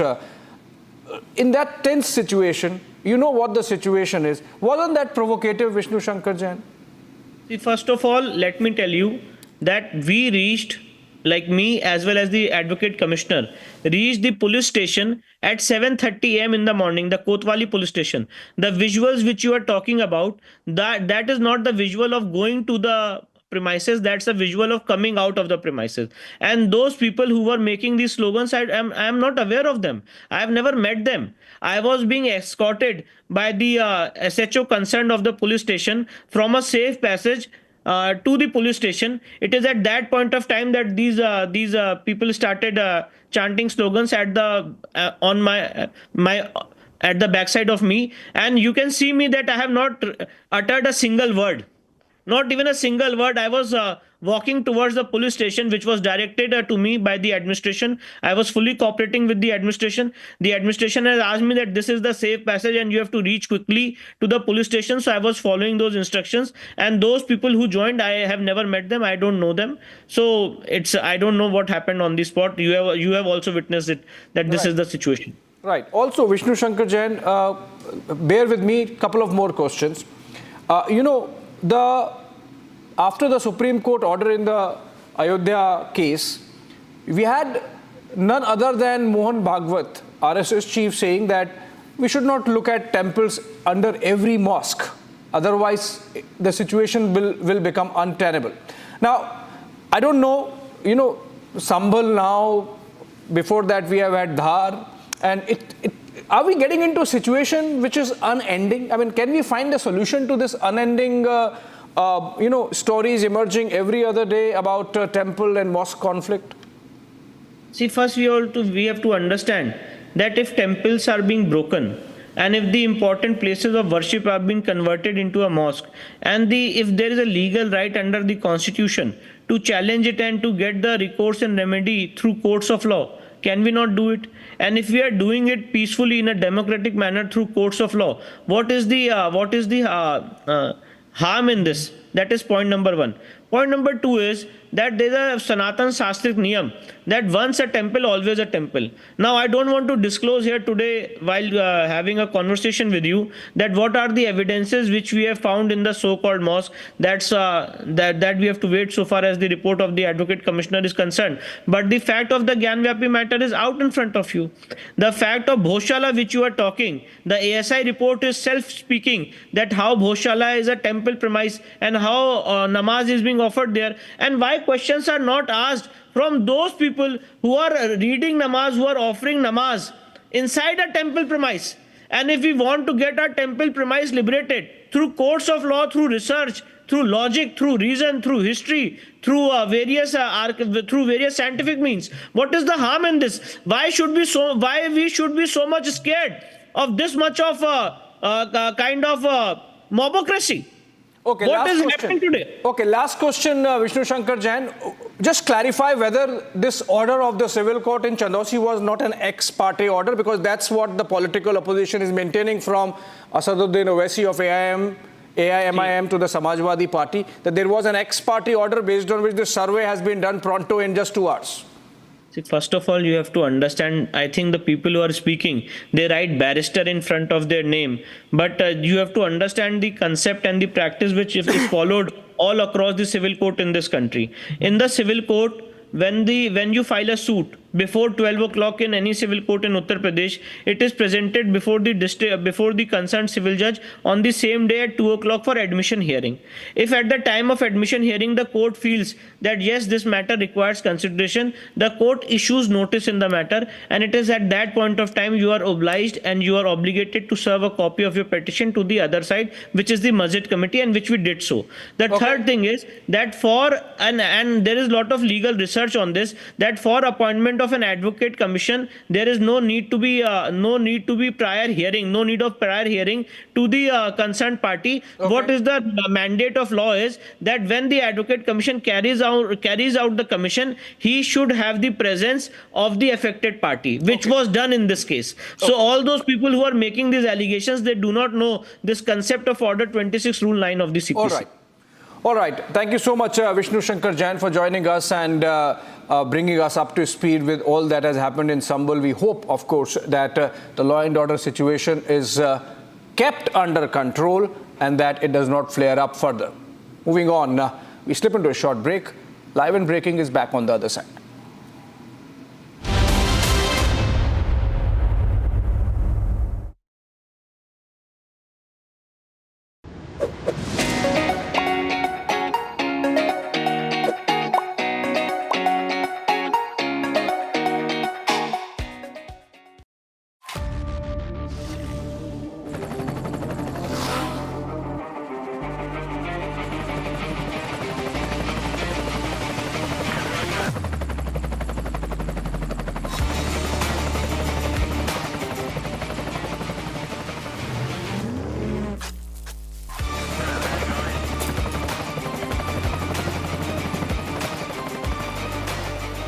Director, the taste of success.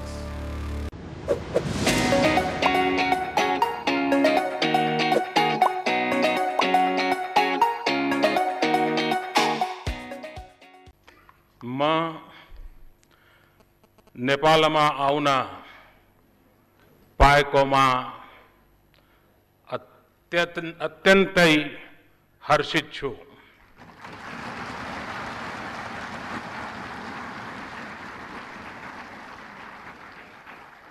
We are located in a different oceans, but